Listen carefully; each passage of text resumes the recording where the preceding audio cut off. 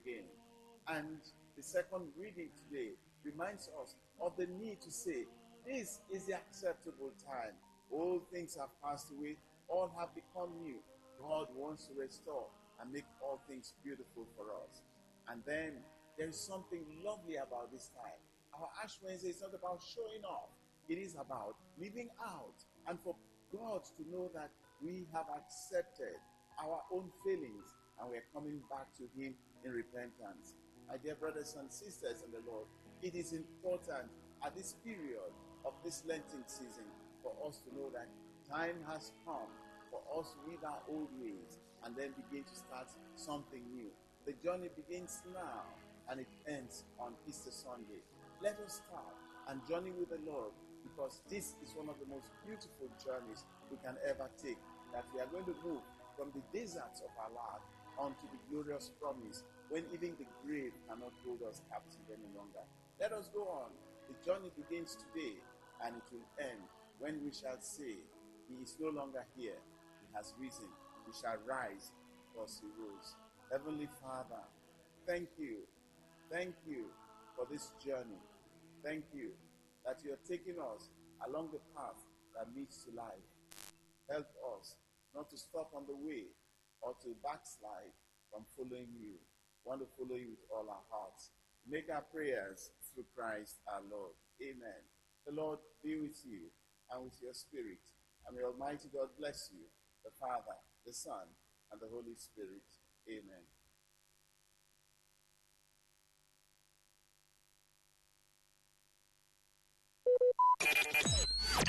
Talk radio. I listen to a lot of talk radio. 95.1 FM. Whether it's happening in Port Harcourt, South South, Nigeria, or around the world, we've got you covered. On air, online, delivering balanced news and unbiased analysis. Today, 95.1 FM. Today, 95.1 FM, Port Harcourt. News update.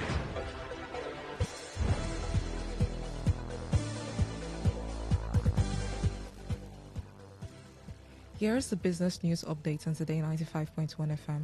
I am Anastasia Benjamin.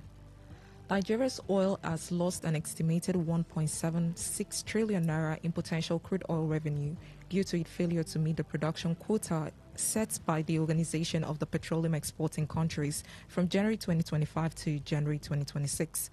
Data from the Nigerian Upstream Petroleum Regulatory Commission revealed that the country's crude oil production fell below the OPEC set target of 1.5 billion barrels per day in 9 months in 2025 and the repeated same in the first month of 2026, even as global crude prices remain moderately strong.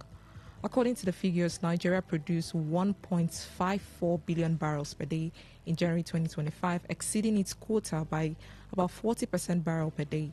Production also slightly exceeded the quota in June and July, with daily output of 1.51 million barrels per day, translating to surpluses of approximately 10,000 to 30,000 barrels per day. However, the monthly shortfall against the OPEC quota ranged from 10,000 barrels per day in April to 110,000 barrels per day in September, with the largest deficit recorded in September.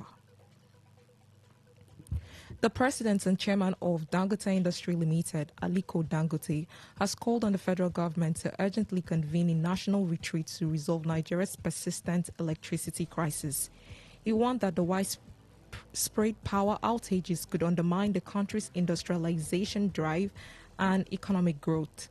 Dangote made the appeal at the official national launch of the National Industry Policy 2025 in Abuja, themed From Policy to Productivity, Implementing Nigeria's Industrial Future. The policy emerged against the backdrop of a weak manufacturing sector, which, due to poor electricity supply, high production costs, limited access to finance, infrastructure deficits, and a heavy reliance on imported, has been constrained. Dangote further stressed that without stable electricity, Nigeria would struggle to create jobs, drive industrial productivity, or achieve sustainable economic growth.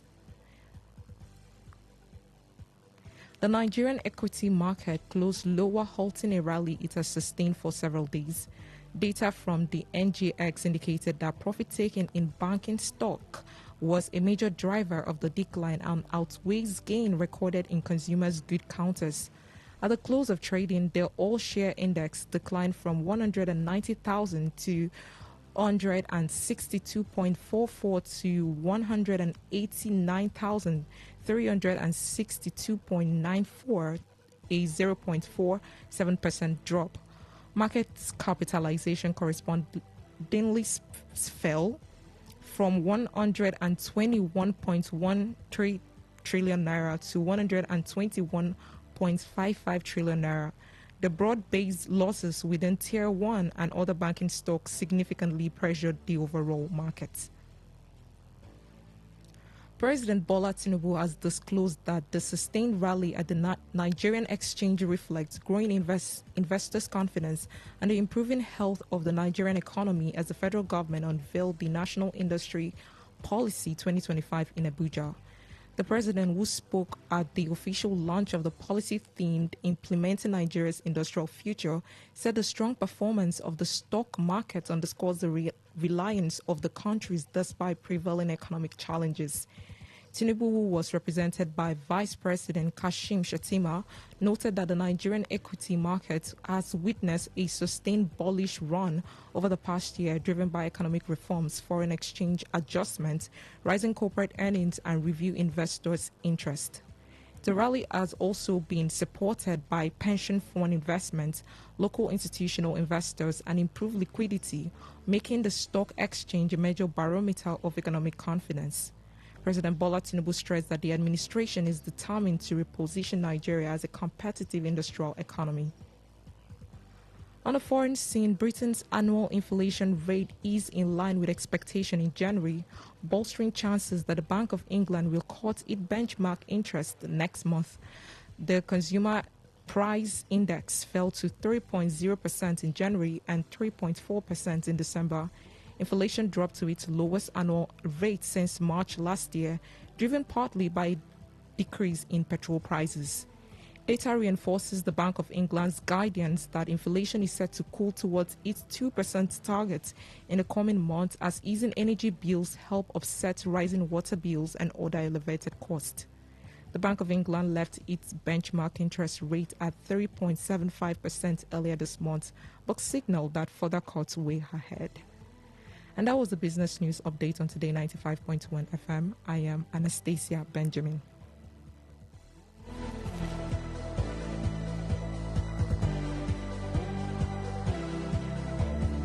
Today's news, today's entertainment, today's sports, today's issues. Today on Today 95.1 FM, Port Harcourt.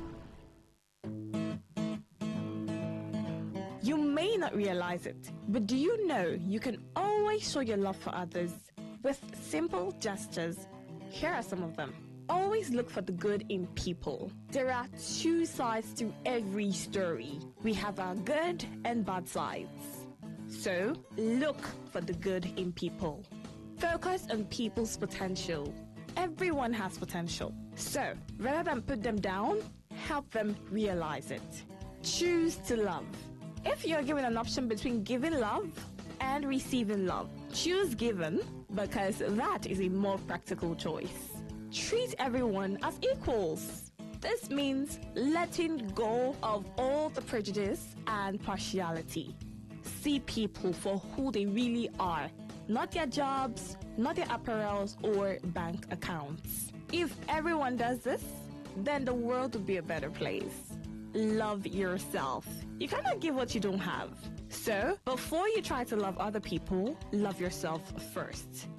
Forgive. We all make mistakes. So, whether it's a family or a stranger, the best way of showing love is forgiveness. Everyone deserves a second chance. Show compassion. Care for other people. Care for what they are going through. Do what you can to help. Give back to the community. Remember that a single drop of water can cause countless ripples. That donation, no matter how small, can inspire others to do the same. Smile, even to strangers. Remember that you're never fully dressed without a smile. So, do not underestimate the power of a smile. Not only does it lighten up your face, it will also brighten up another person's day. Be the spark of positivity you want to see. When you smile, the whole world smiles with you. This message is brought to you by Today 95.1 FM, the voice of the people.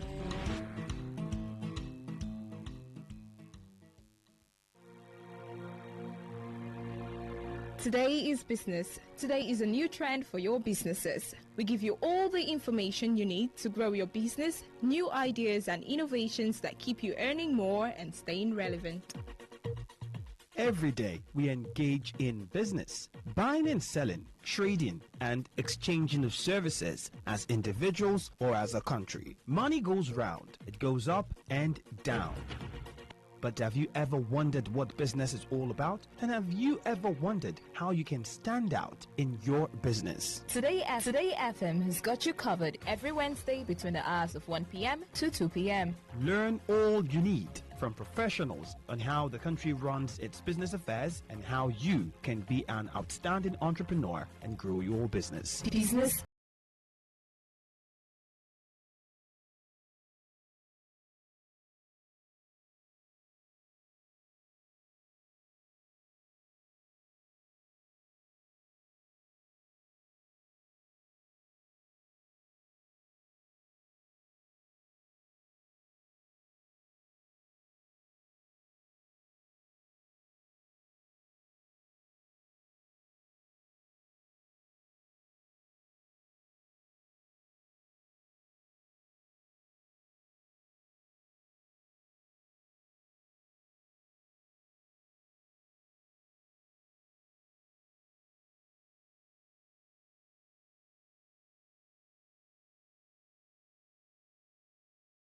Well, today 95.1 FM, Voice of the People. Thank you so much for staying tuned. Well, if you just tuned in, thank you too. So you're probably just, what station can I listen to now? And you're here. Yes, welcome. Don't go nowhere. Stay here. And if you've been here since morning with us, thank you so much for staying with us. Ride or die. Yeah, and for fanning us. Absolutely. It's 10 minutes past 1, Wednesday, February 18, 2026. My name is Queen Chima. And I'm Miracle Emmanuel. Welcome to Business Today. So every Wednesday from 1 to 2, we talk business. If you are regular on the dial, you know that, yes, every Wednesday, 1 p.m. to 2 p.m., we'll talk about business, from government policies to mainstream business, side hustles, everything affecting business, buying and selling, money. Right, we'll talk currencies, we'll talk investments, we'll talk how to take your business from one level to the other. We also get to talk about certain sectors in the economy that affects businesses, small and medium enterprises. And at the end of the day, it's basically learning something. Today, we decided to take a trajectory that I think is very important. A lot of people talk about it. I saw a friend of mine who started putting out videos, or she's a customer service representative and expert. She started putting out videos on customer service. And I really found that impressive because I remember something that happened I'm going to share in the course of the program. When we talk about customer service, we talk about customer loyalty, the fact that you're asked to keep your customers. Right. And some people say, how do I do that? That's the question a lot of people ask. Some other people think that they have the skill to do that. But we're going to be talking to an expert, a business expert this morning, because in today's business environment, customers have more choices than ever. And we think about it. From vendors on the street to global brands, online vendors, even physical stores. Absolutely. Right? So even if you are producing this particular thing, there's just a number of other people who have that same product. Same line, yeah. If you're rendering this service, there are a number of other people who are rendering the same service. So with new brands, online options, and aggressive promotions, loyalty is no longer guaranteed. So businesses must go beyond just selling products. They must create meaningful experience that keep customers coming back. And that's why we're going to be looking at building customer loyalty in a competitive world. Well, interestingly, we have joined us virtually Revolution Ohio. Revolution Ohio, is good to have you join us on Business Today. Good afternoon. Well, thank you for having me, and good afternoon, everyone. Yeah. It's such a pleasure being we always do in a very professional way. Good afternoon. Good Yes. afternoon. Welcome to the show. Welcome to Business Today. I know I'm forced to begin this way.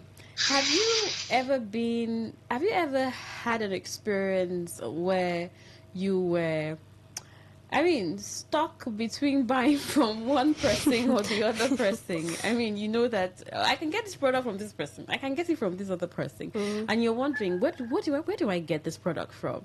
And then one thing just makes you realize or drags you into buying from a particular person.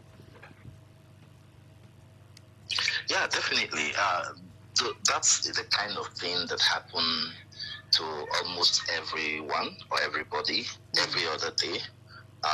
When you want to make a buying decision, you actually have so many choices, in front of you, whether to buy from the man on the streets or to, take a drive or take a ride down the road or cross over to the other side of town, or maybe make that purchase online or even buy from a distant city. These are all the kind of situations we are faced with, and customers across the world, they are faced with the same situation every single day.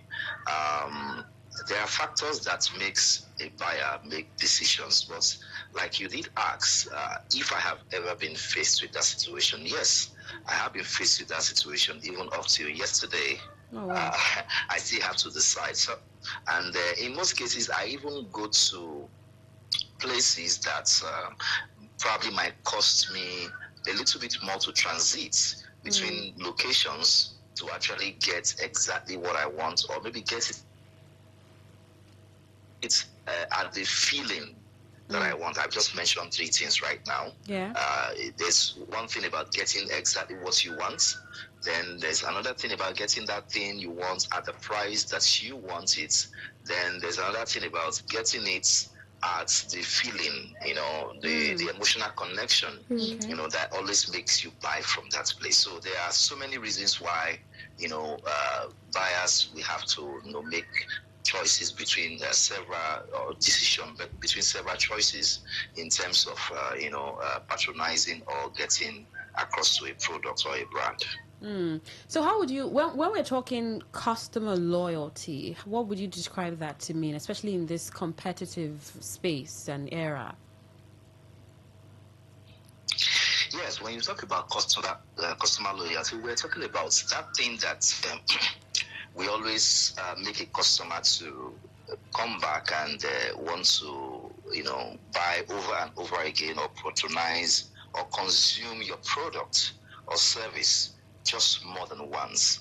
There are customers that come across your business, and they are just one-off customers. And when they are making that purchase, in their mind, they already settled that they are not coming back to this particular place. It depends on several factors, which we are definitely going to be elucidating. Why customers leave one business to the other, even when prices are higher. Sometimes the customer will leave a place where the price is lower and go to a place where the price is higher. Why would someone drive past 5 cheaper shops and just to buy from one particular person? It is not luck, it is not location, it is not even the price. The word is simply loyalty. Loyalty is what makes customers, want to move across divide, move across options, and probably go to a particular place. In today's world, we are talking about something that can make or mar your business in 2026 and beyond.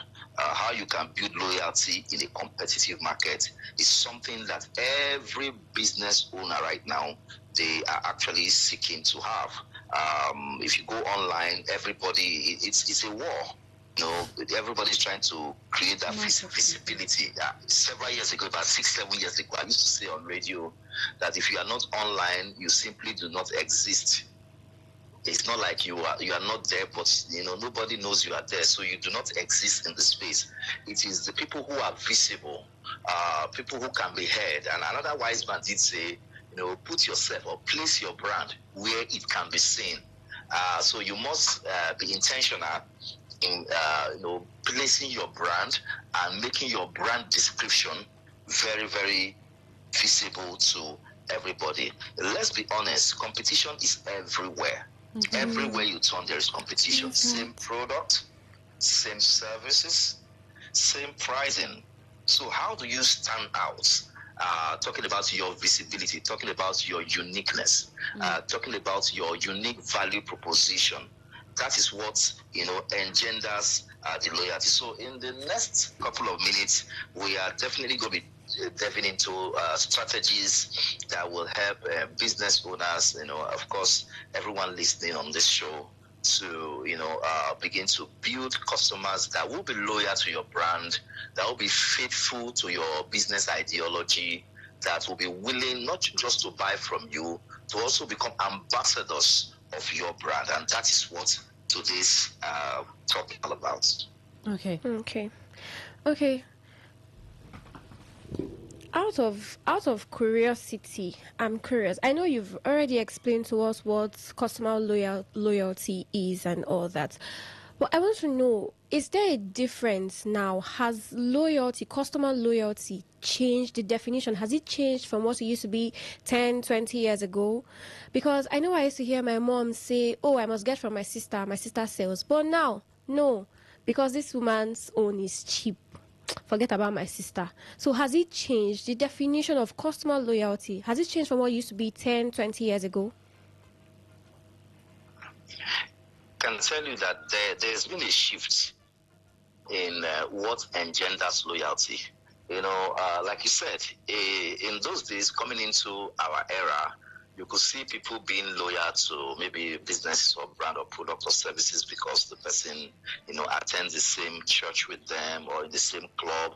Or like you said, in the case of your mom, wants to buy from the sister because of family ties. Right now, the thing that allows or that generates loyalty is not just accessibility, availability, and favorability in terms of pricing.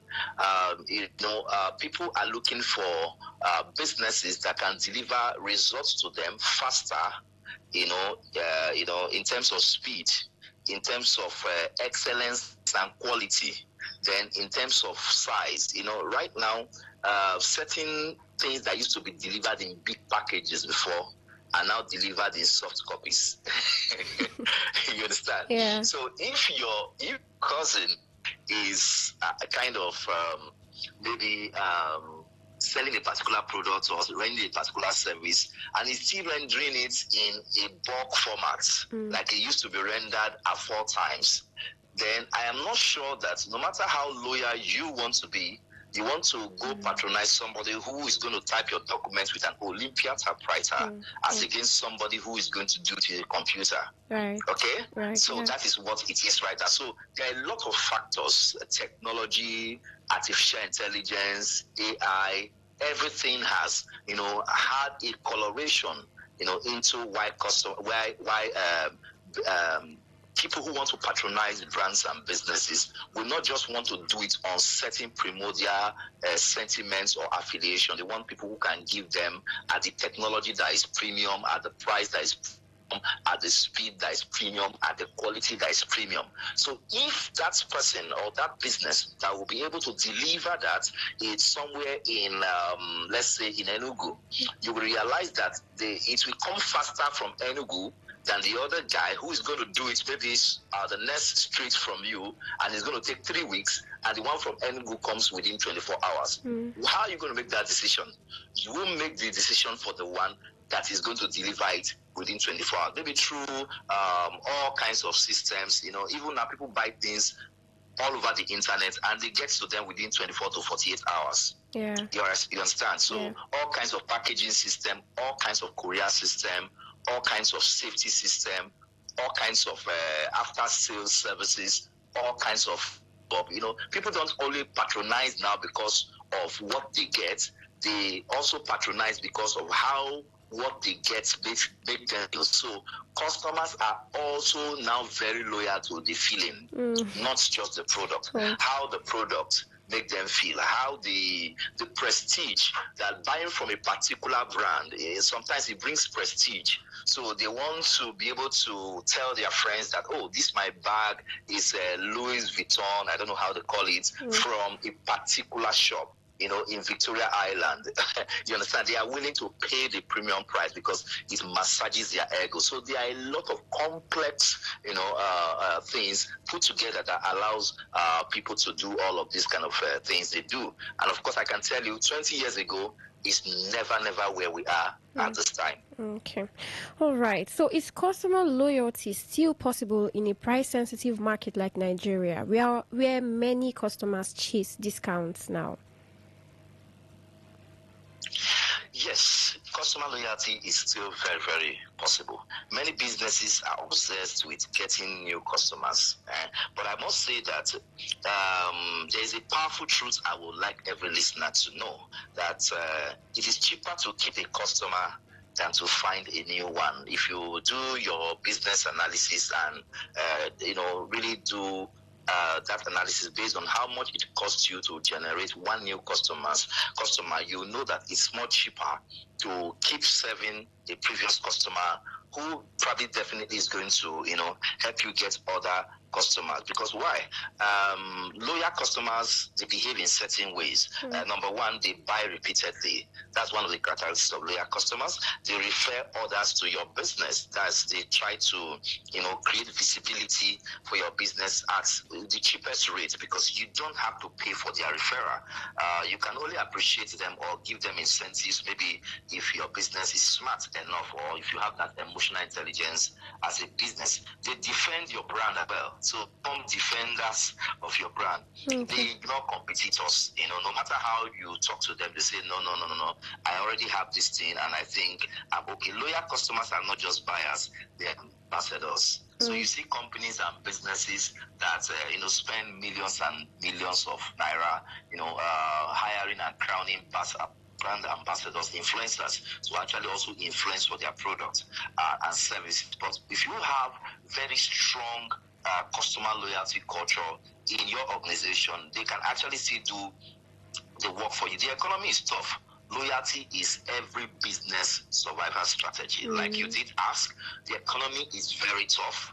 The survival strategy in this kind of tough economy is your ability to build that chunk of customer base that is going to be loyal to your business. If your business depends only on new customers, every month you are building on unstable ground as a business. It will wear you out, because the month that you cannot repeat new customers, then that month you are going to suffer less sales. But if you build loyalty, you build predictable income. So as a business as well, building customers who are loyal to your business and servicing them as well helps you to have a stability in terms of what to expect, especially when you are selling reusable products, products that people have to depend on either every day or every week or every month. You know that by the time they buy a cylinder of gas from your station, it will only last them for 30 days and they are coming back there. For instance, I have that dilemma right now. I have been buying probably something like gas from a particular station, fantastic, for several years. And somebody just dropped in my ears that, oh, there's a place they sell for cheaper, and it's like, this thing of when you even buy it, it lasts longer. See, I am just very much willing to go there, but somehow I've not been able to find myself going to that new place. Though I might still go there, but because of the attachment I have built with the previous place I am currently doing my thing. So you must understand that you must create exceptional experience before you can actually solidify the loyalty of your customer. First impression matters a lot. A wise man did say that you don't have a second chance to make a first impression. So that customer today that is walking through the door of your business for the first time, you want to do everything to give that customer a wow experience. They call it a wow experience. You want to exceed the expectation of that customer from the moment that that customer walks through the door into your office or your shop or visits your page on the internet, either on Facebook or wherever on your website, or you are sending a message on WhatsApp, or you are making a business call. The voice intonation, the timing of the call, the appropriateness of the words, the courtesy that is built into that conversation, all of these things can be felt, though you cannot be seen at that time. So these days, it's not just when you are only curious about putting, people in your business, maybe staffers or whatever, that dress well and are looking very beautiful. Yes, that works. That's why you see the banks and so many corporate organization, they try to get the best of the best at their front desk or at sensitive positions that creates the first visual and entry point to their business and down to the security, down to the car park. But however, there are other businesses that does not require your customers to walk right straight into your physical location. So you must be able to build other soft attractiveness, like the courtesy of the timeousness of the call, the courtesy of the caller, and the appropriateness of the chosen words that are going to be spoken, the response time. All of these things are very, very important. Experience determine whether they come back or they walk away. So you must ask yourself, do I respond fast and timely enough to my customers? You want to ask yourself, is my voice intonation polite and professional, or whoever? Some people now resort to artificial intelligence. So those things can now even be created by bots on your website. Those things using technology. Is your process smooth and stress-free? How many steps do a customer needs to go through to get at a result? Let's say somebody comes into your business, or people come into your business, they require maybe some kind of documentation. Do you give them a booklet to fill? And 10, 15 minutes time, they are still filling a booklet. I want to give an example of maybe going to the bank to open an account. I used to go to the bank. I will mention some of these old generation bank. By the time they give you the account opening form, and the lines are so small, I just sit down there, I'm looking at how do I fill page 1, page 2, page 3, and probably as you are filling, you have to read all of those things, and all of that. Is there any way you can simplify that process and let it just be a one-page document? So today you see businesses that will just tell you, can I have your NIN? For instance, if it's a bank, can I have your BVN? Just put your BVN here. They put that thing, they put it into the system, and it pulls out all your information. That saves the time and the stress of having to fill a document. So they just say, okay, just sign here, no problem. Just put your date here, put your signature here. We just mark 2 or 3 points you have to just touch, and in less than a minute or two, you have done with that process that could have taken 10 to 15 minutes. So how are you able to simplify your processes when a customer comes into your space? All of those things, ties up to whether those customers, because we are talking about whether somebody is going to stay or walk away. Not. All right, customer loyalty is about staying. Yes. So I'm sure that for someone listening now, the person is already saying, "Oh, Revolution Ohio, I want you to begin to outline this. I have a pen and a paper. I want to ensure that every customer I have already does not leave. So I want to know those strategies that I should put in place to keeping every of my customer." If you just tuned in, it's Today 95.1 FM. The program is Business Today. We have been talking customer loyalty in a competitive world. We have Revolution Ohio on the phone, that is virtually, and we've created a background to this and how important customer loyalty is in this age. I mean, 10, 20 years ago, you may not have bothered, but now that we have brands, we have people rendering the same service that you're rendering, selling the same products that you're selling. So the onus is on you to ensure that you don't just sell, but you sell and keep your customers. So Revolution Ohio, let's look at those step-by-step strategy that one can engage to keep their customers and get that customer loyalty. Okay, number one, we have mentioned previously, and we're going to reiterate that first impression matters a lot. So you want to have the right branding. You want to have the right visibility. You want to have the right location. You want to have the right color in your brand language. You want to have the right people because a wise man did also say that if you do not train them, do not blame them. So in terms of customer loyalty, training is very key to everyone who represents your brand.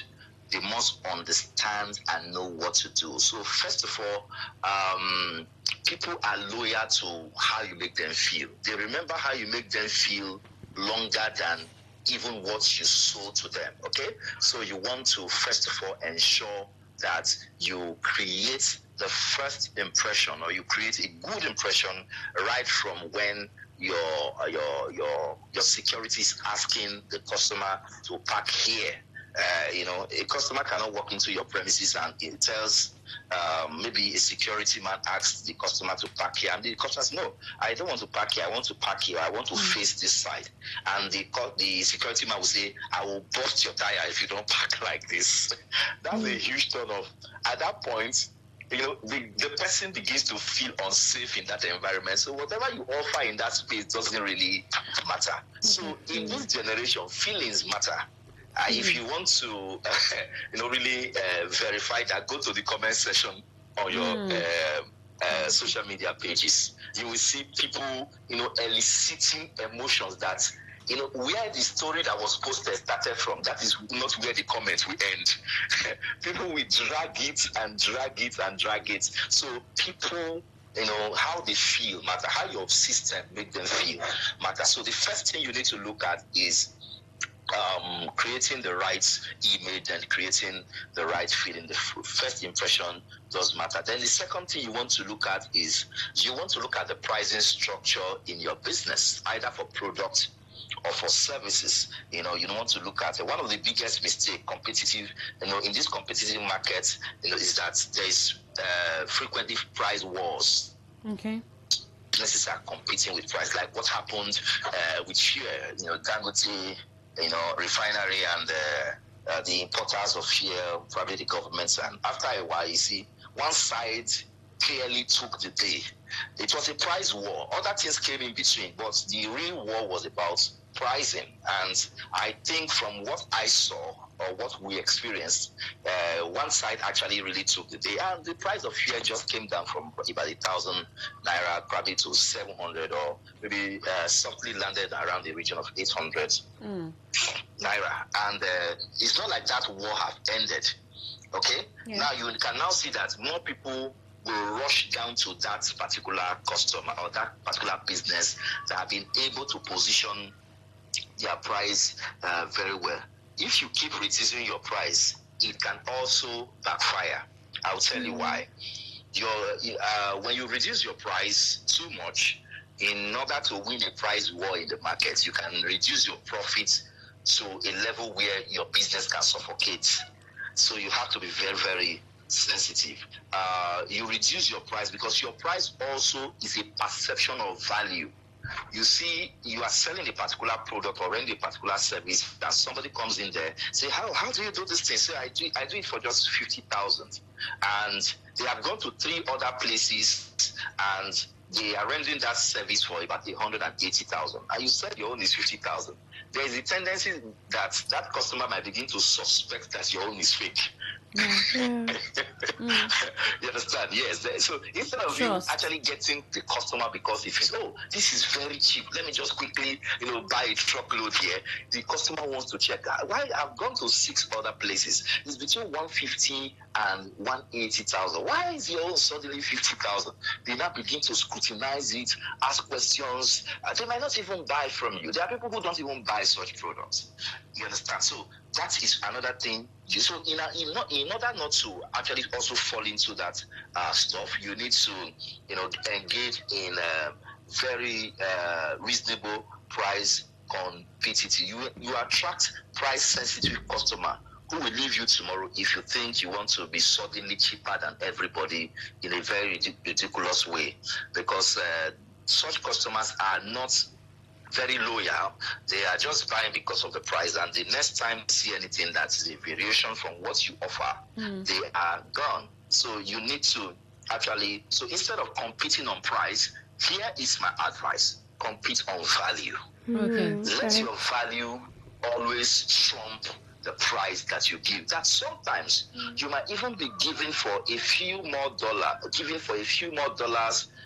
above your competitor, but because of your service delivery and your value is premium and cannot be controverted, you realize that the customer will always want to stay with you.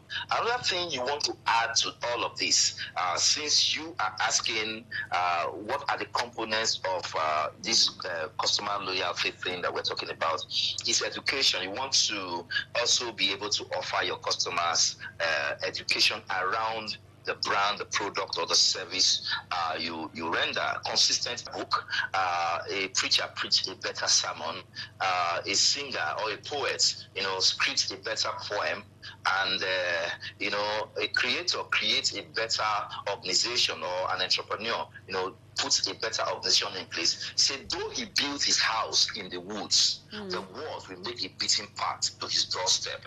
So if you render premium service, your business does not have to be at the city center. People will create the paths to come and meet you in the bush path where you are, because you are giving them exactly what you want. Now, that is not to say you will not be sensitive when you are locating your business, because business location is also a factor. Yeah.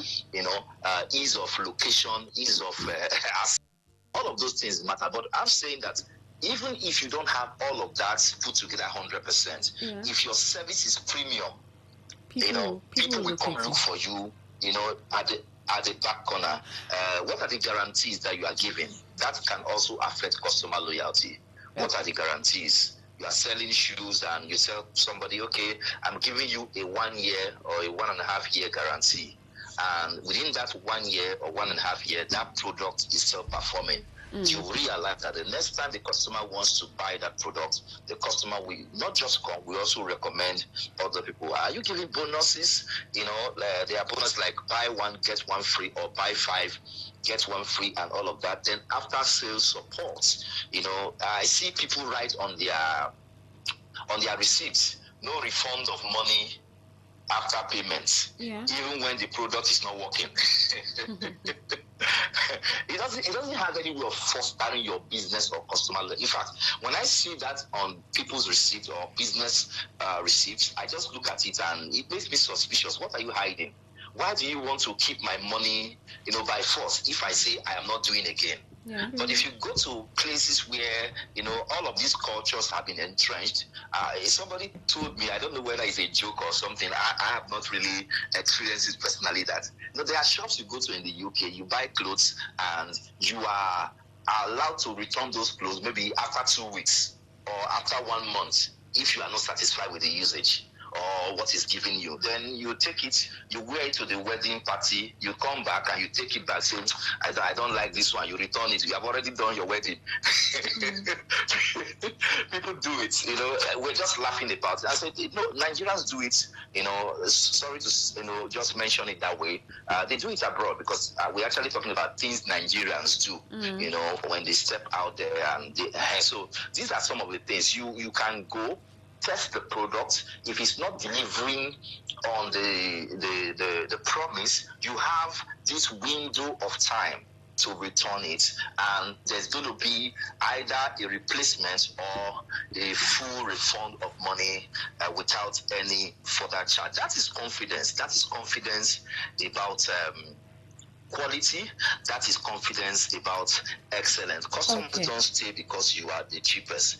They stay because they trust you. Yes. So customer loyalty also extends to trust. They have to trust you. All right.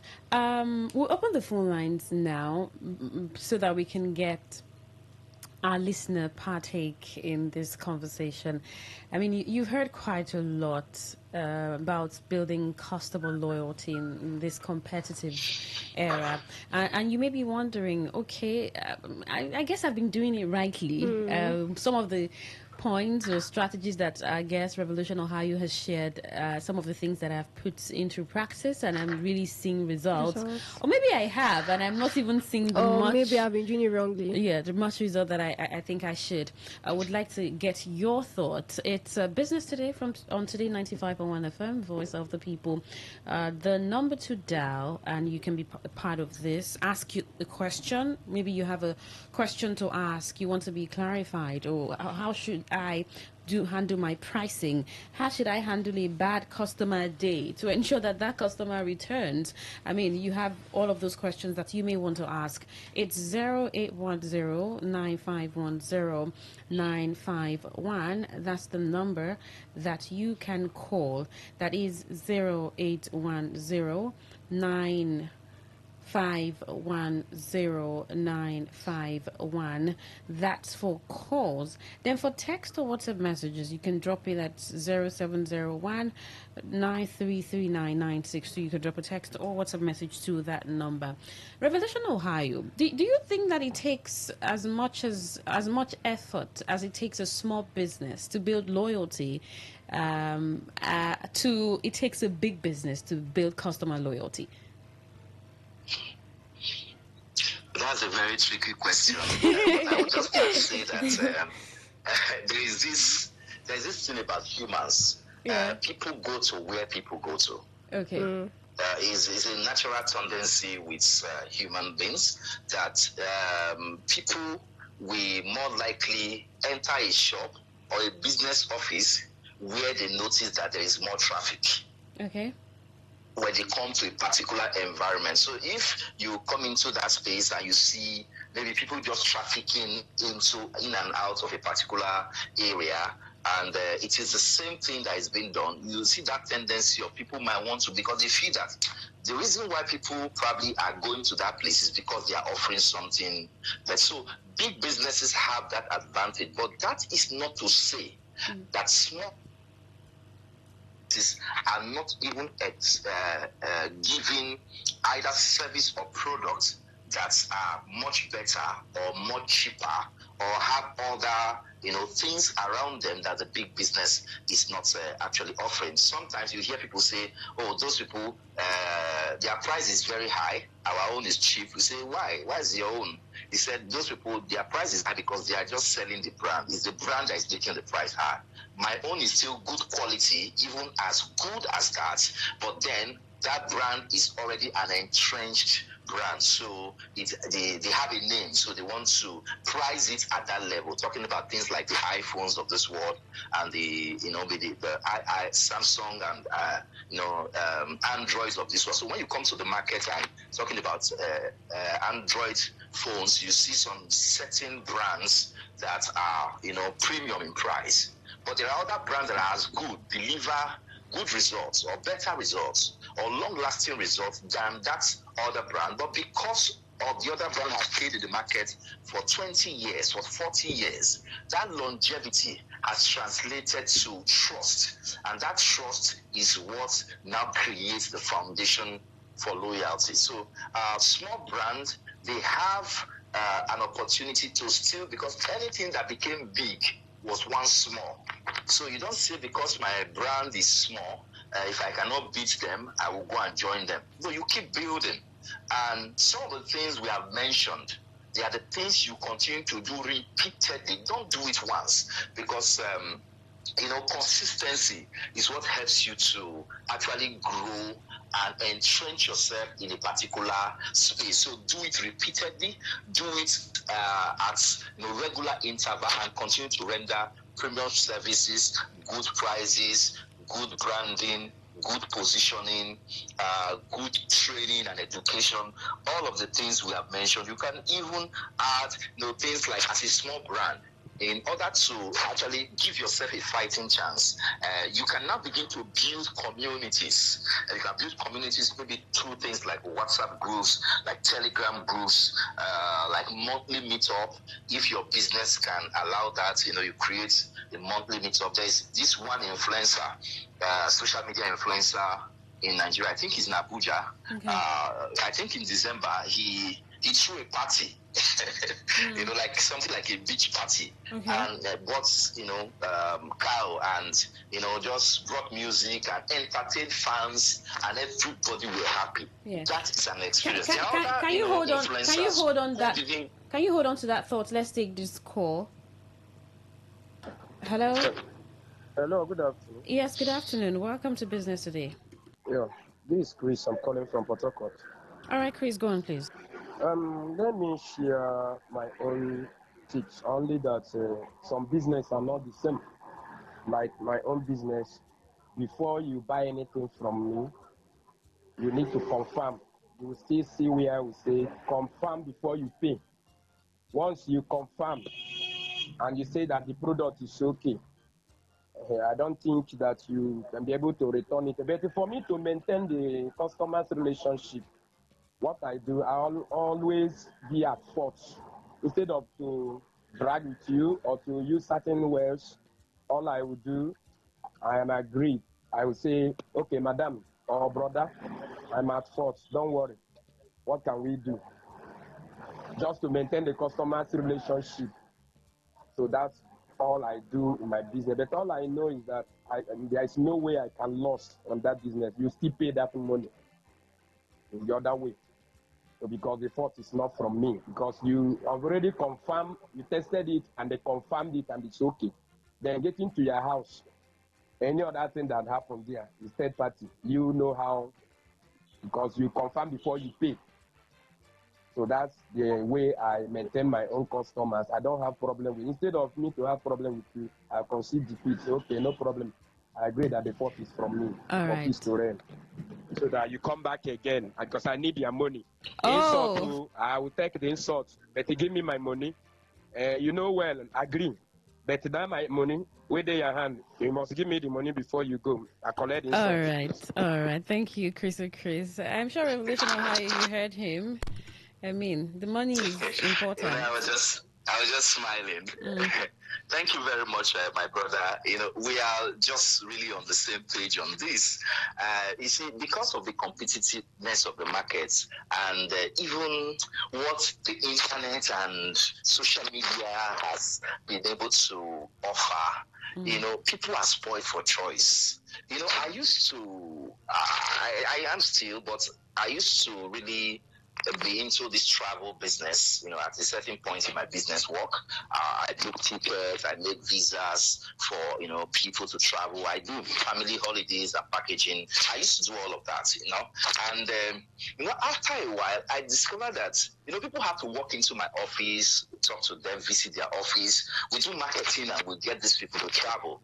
Before I knew it, in about 10 years, 12 years now, we realized that the same tickets you are booking for people in your office, they can actually just on their phone, they book it on a booking portal or directly from the online website page. And, everything, hotel, they just go to booking.com, they book the hotel. So the package, you are claiming that you are a professional, that you can do it for them right from your office, that makes you a business. These people can actually now access it at their fingertips, so they don't need you. Yeah. Now, as travel companies, we now have to innovate and ensure that we move our services to borders that these customers will not be able to fully access online or have something we are adding that is a fixed figure. So I developed the concept of destination management travel, or the destination management tourism. And one of the things I did for myself is that I traveled to some of those locations like Dubai and so many other places. I traveled myself. I saw some of those things, the recreation sites, everything, the hotels. I visited a lot of hotels. I saw these things. I got a lot of correspondence. I got partnership that you cannot get online. I got prices that you cannot get online. And I came back. And that was how my business, began to expand. So for every businessman, you must know what to do. And from what the caller said, when you try to just sell something to somebody and you make the person feel that once I've taken your money, it doesn't matter what happens when you get home. If that works, companies will not be giving guarantee, 1 year guarantee. So it doesn't matter what happens when you get home. For 1 year, bring it back. I bought a phone from a company. I bought that phone close to ₦1 million some few years ago. And I used that phone for about 7 months. And it kept giving me the same repeated problems. I took it to them, and they changed that phone after 7 months and gave a brand new phone. Okay. That's what we're talking about. So if they say, you cannot return it, even with that, after they gave me that new phone, I didn't open the packet. I sold it, and I left the brand. I went through. You got another brand. Okay, got a phone from another brand. Because the way yes, because you know why I left the brand even after they changed the phone for me? No. I left the brand because of the way the customer service, the manager of their repair center.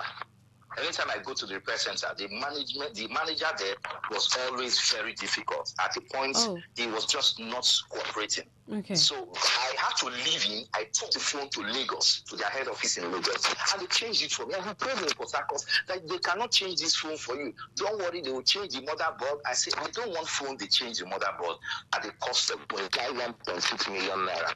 I don't want to put that kind of money in a phone and you'll be changing, today change battery. I say, no, I want this phone. He said, no, you can't change it. I took flight, I went to Lagos, and I got the phone replaced. And when I took that phone, I sold it and I left the brand for another brand. And I'm cool. Now that is how people, and I've been using that brand for like almost 8 to 10 years. Yeah. That is how businesses lose loyal customers. And we are talking about loyalty here.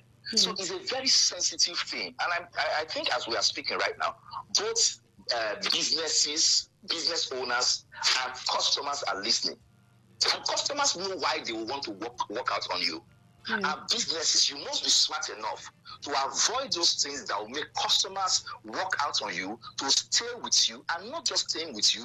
They want to become ambassadors, spokesperson, voices for your brand. They want to be proud, associated with your brand because everything seems right. The feeling seems right.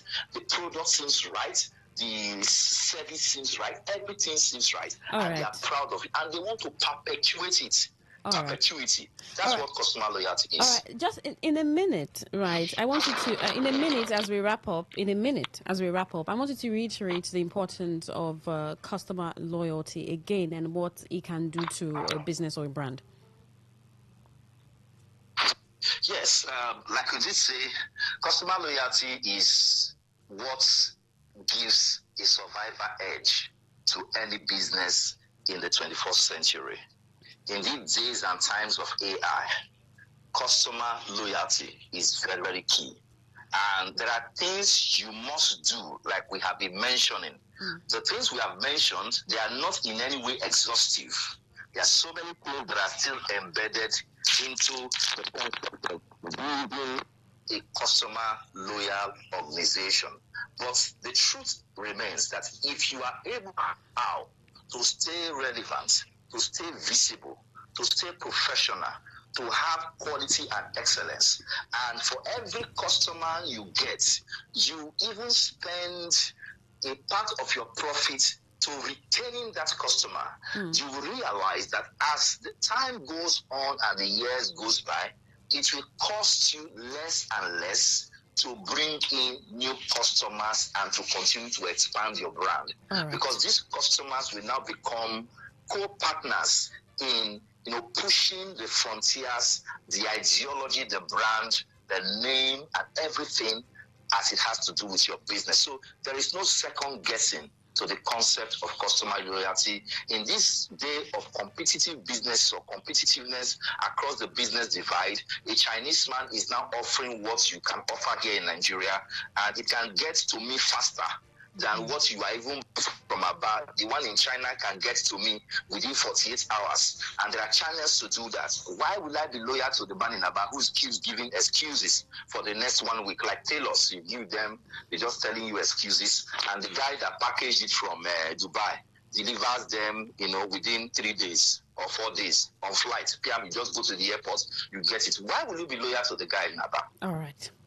So these are so Nigerian businessmen need to understand that they need to position themselves for this competitiveness and continue to build this loyalty, satisfy this customer, and make them happy, and you smile to the banks with your profits.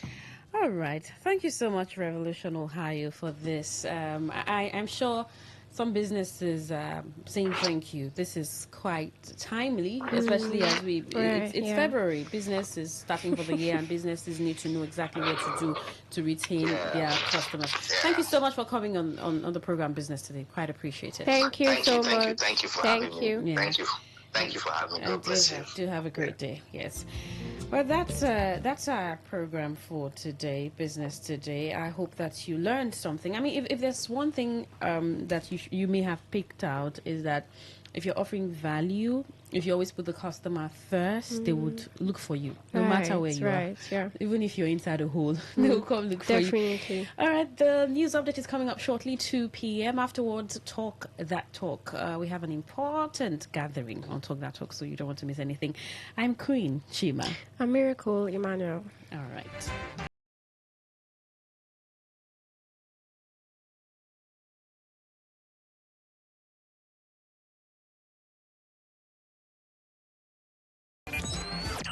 Talk radio. I listen to a lot of talk radio.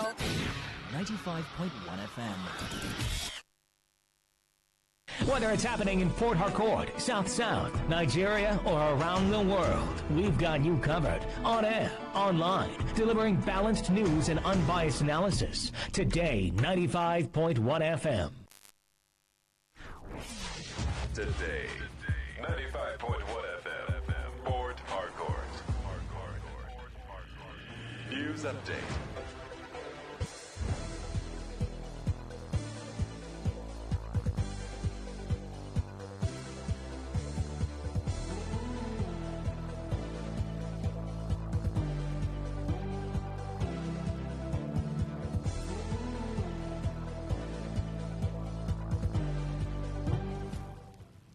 Good afternoon. Here's the news update on Today 95.1 FM. I am Anastasia Benjamin.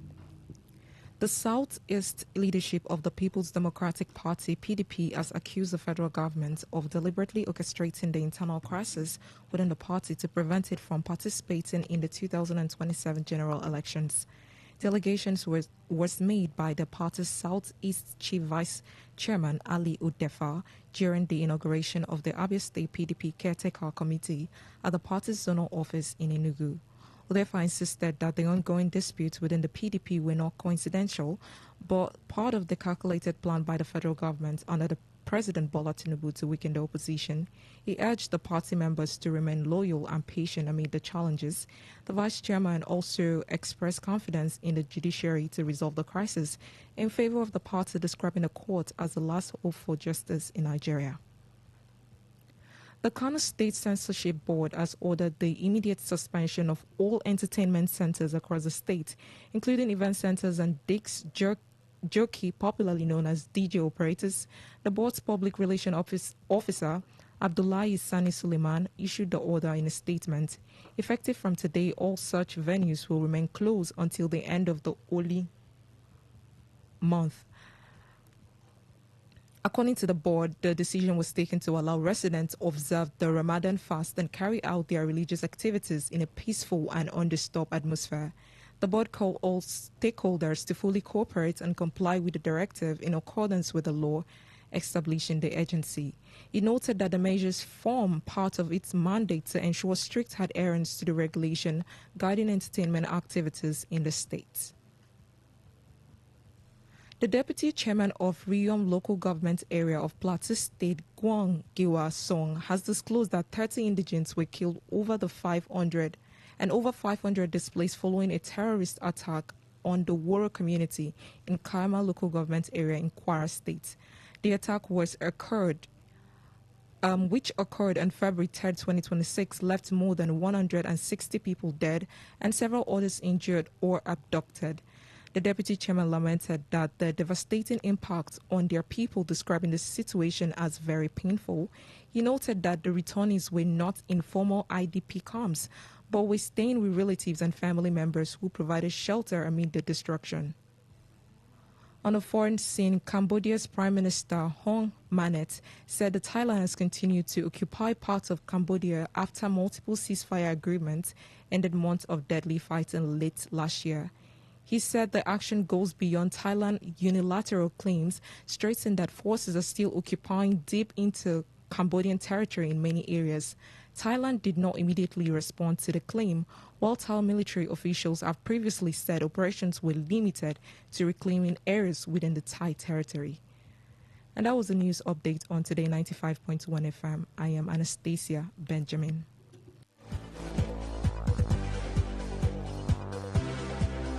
Today's news, today's entertainment, today's sports, today's issues. Today on Today 95.1 FM, Port Harcourt. You may not realize it, but do you know you can always show your love for others with simple gestures? Here are some of them. Always look for the good in people. There are two sides to every story. We have our good and bad sides. So, look for the good in people. Focus on people's potential. Everyone has potential. So, rather than put them down, help them realize it. Choose to love. If you're given an option between giving love and receiving love, choose giving because that is a more practical choice. Treat everyone as equals. This means letting go of all the prejudice and partiality. See people for who they really are, not their jobs, not their apparels or bank accounts. If everyone does this, then the world will be a better place. Love yourself. You cannot give what you don't have. So, before you try to love other people, love yourself first. Forgive. We all make mistakes. So, whether it's a family or a stranger, the best way of showing love is forgiveness. Everyone deserves a second chance. Show compassion. Care for other people. Care for what they are going through. Do what you can to help. Give back to the community. Remember that a single drop of water can cause countless ripples. That donation, no matter how small, can inspire others to do the same. Smile, even to strangers. Remember that you're never fully dressed without a smile. So, do not underestimate the power of a smile. Not only does it lighten up your face, it will also brighten up another person's day. Be the spark of positivity you want to see. When you smile, the whole world smiles with you. This message is brought to you by Today 95.1 FM, the voice of the people.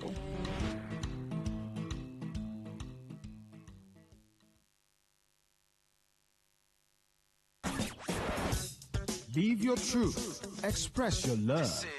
Share your enthusiasm. Take actions towards your dreams. Talk your talk. And walk your walk. It was years ago. There's a statute of limitation on this stuff. Make today worth remembering as we discuss issues as it affects Nigeria moving forward. Talk that talk. Weekdays, 2 p.m. Exclusively on Today 95.1 FM Port Harcourt. Voice of the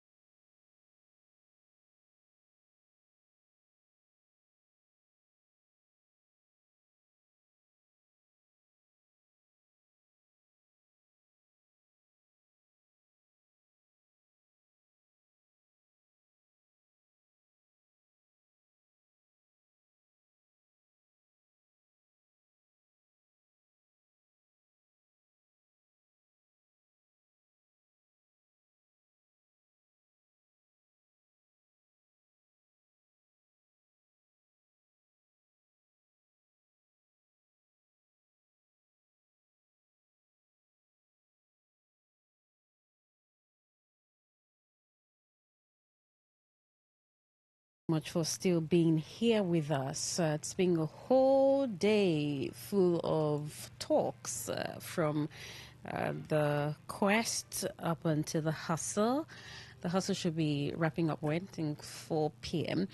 And all of the programs from one to the other, you've stayed here and got your contribution. I know that sometimes you just don't, you may not be saying anything, but you're listening keenly. Thank you so much. It's 8 minutes past 2, Wednesday, February 18, 2026. My name is Queen Chima. Welcome to Talk That Talk. If policy matters, if governance matters to you, if politics matters to you, then this is where you should always be. 2 p.m. Monday through Friday, 2 to 3 p.m. on Today 95.1 FM. Now, I've been seeing the screens, and also the last time I checked the papers, there's been a number of reactions to what happened at plenary yesterday, the National Assembly.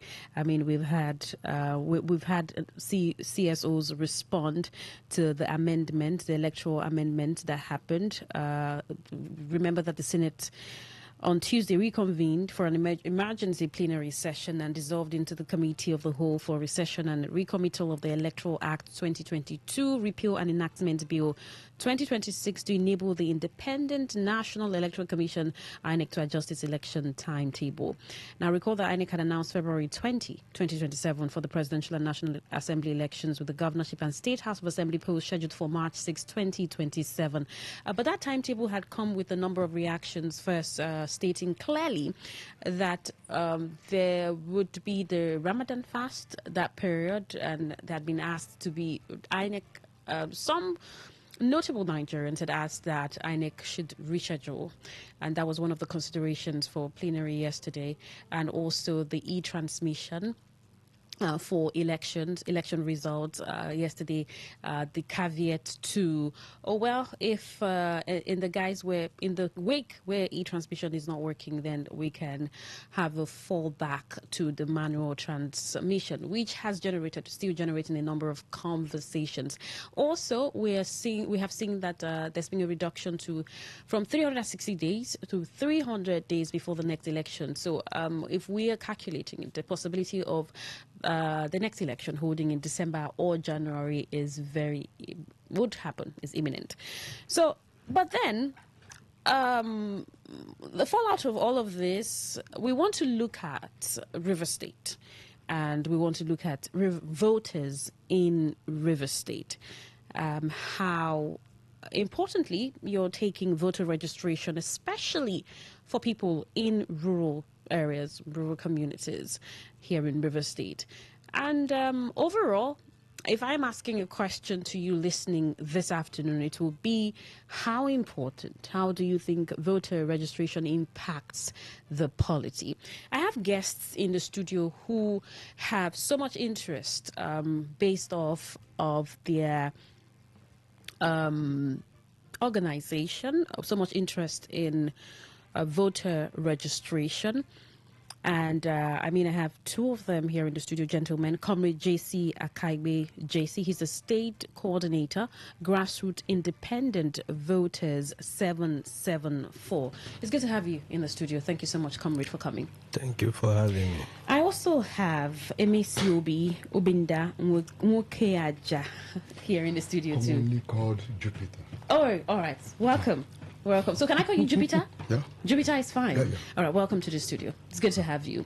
Let's begin from here. Your reaction from plenary yesterday. Do you have reactions? Are you excited about all from from plenary yesterday? All that happened yesterday, none is actually new in the political trajectory of Nigeria.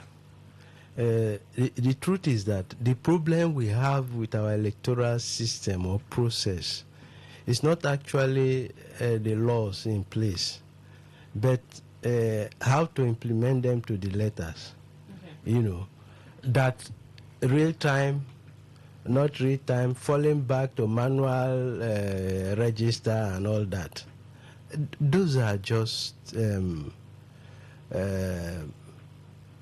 expressions that don't actually hold any relevance to free, fair, and credible election in Nigeria. Okay.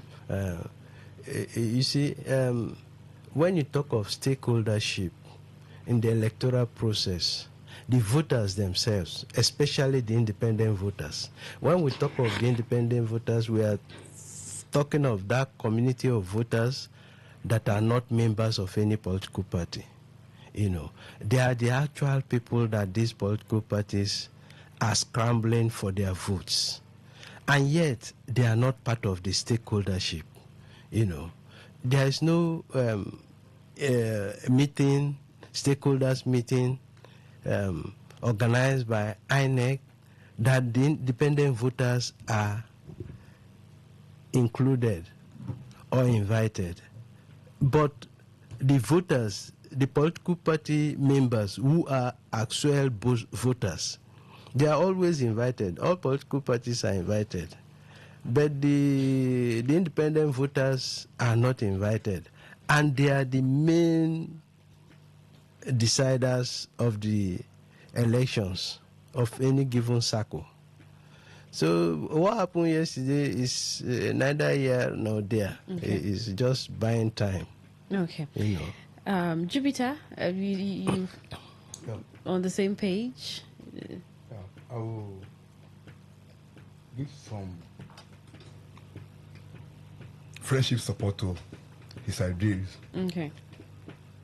He has very fantastic observations of the Nigerian parliamentary process, Okay.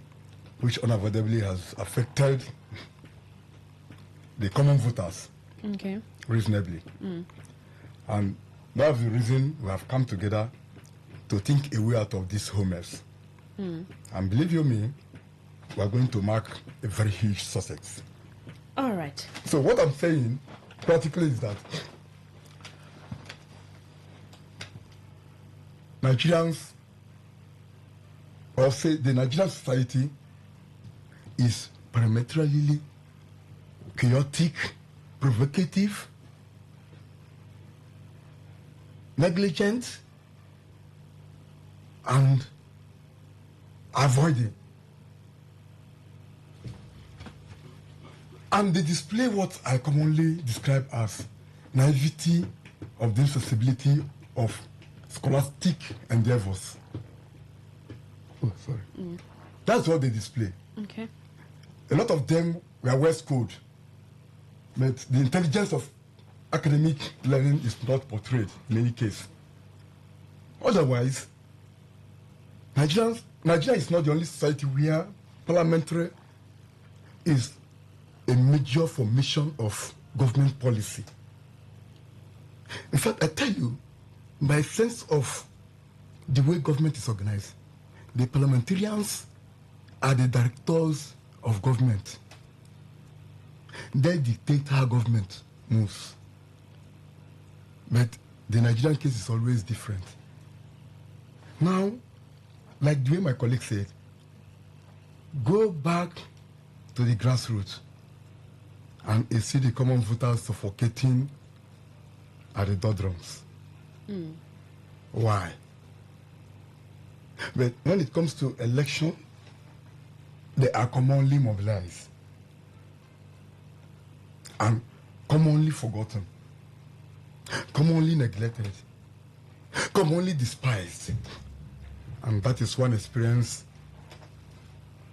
we have come to stand against. All right, Jesse Akaibe, for River State, I mean, the past 3 years, amidst the whole political tension that the state has experienced, if I had a guest yesterday and he said, I mean, the only solution is for the voter to get armed and register and choose. Well, that seems to be what a lot of people talk about all the time.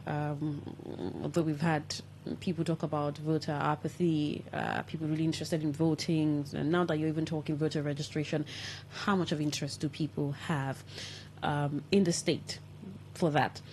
So let's look at the importance of grassroots voter registration to the polity? JC. Okay. Grassroots voter registration. Politics generally is grassroots. Okay. Those that reside in Abuja, those that reside in Port Harcourt, on election date, they will still go back to the grassroots to vote. Even registration, they go back to their various, units to vote, to register. So the truth is that the voter apathy is not without a reason. The reason is that there is a conscious effort by the government, not this particular government anyway, to be sincere to them, all governments, subsequent governments, to keep the grassroots voters in the dark, so that, one, they will not be able to understand government policies and programs. Two, they will not be able to contribute to government policies and programs. You see, one thing with voter apathy is the same thing as people with so much to contribute, and you're denying them that right to contribute. Government sincerely should be like a construction company where everyone's contribution counts and also account to the overall success of that piece of construction, in this case government.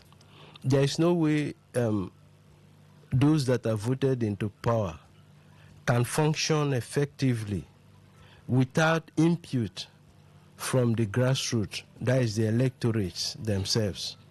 But most often, after election, these electorates are abandoned. They are not carried along. What I mean by carried along, they are not being informed of government programs and policies. Okay. Why this is so is because not that government does not know what to do, but they want to keep the people in the dark so that they will not be able to set agenda for them nor ask for accountability. That is why the apathy is not stemming from the people not knowing their right per se, but the people being disillusioned over the period. Those in corridors of power always ensure that the grassroots voters are not part of decision making. Ideally, like the River State scenario, people will say they want to impeach governor. Governor will say, I've been trying to set peace and the people are not forthcoming. But you see, even the problem of River State, the right people that can settle this problem once and for all, I tell you with all sincerity, are the grassroots voters. Because all that they are struggling for, structure, this and that, they want the vote of the grassroots voters. They are not aiming at the vote of their members. Of course, their members ordinarily would vote for their parties. But the vote that they will use to win elections is that of the grassroots voters. And one paramount thing is this. Voters, after voting, they go back home. Ideally, they are supposed to set the agenda for every government to work on. Because every grassroots voter is not voting for himself alone.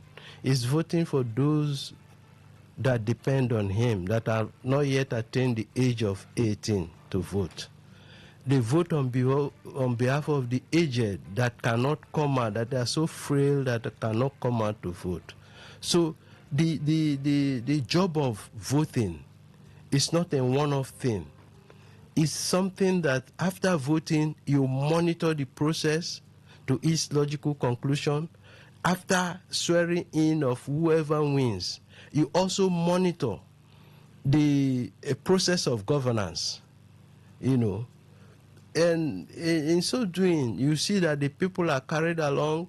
Then the government also is feeling the pulse of the people, and the people also will feel that sense of belonging. Now, that thing we said, the governor has carried out this function, has carried out our concern and all that, has addressed it. But you see, Nigeria, the whole thing is different. Jupiter, do you think that with the experiences that the people have had in River State the past years, I mean, since the beginning of this administration up until now, that there would be any influence it would have on grassroots voter registration? Negative or positive? Negative influence. Well, I will always tell you that our experience will remain the same. Okay, because for some people they think we've not had it worse as this. I'm coming. I said I will always tell you that our experience will remain the same as a grassroots voter. I belong to the grassroots. Okay. My colleague here belongs to the grassroots. We know how coherently we have mobilized the grassroots to a life-staking point. When the paymasters are not there, who pays the grassroots for mobilization? Those that represent the leaders. Okay, I don't want to be selfish, and I don't want to be friendly. Now, the grassroots is always defined to mean the first port of call of the political bearing of any given society. As a politician, your first place of mobilization is the grassroots, because that is where you get your bulk votes. That is where you have your familiar votes. That is where it does not discriminate, because the grassroots is a home base for the politician or for the aspiring politician. Now, be it as it may, it is consequential that what always belongs to the grassroots voters is what I consider to be negligence, complete discrimination. There's always demarcation between the politically favored and the common voters, who I refer to as the grassroots voters. That is why it has become an onus. It is an onus on us to see to it that something is done fast to either rejuvenate the system or recapitulate the system to the extent that we'll be able to redeem the voting values of our various communities. Okay. We're going to look at how that can be done, right?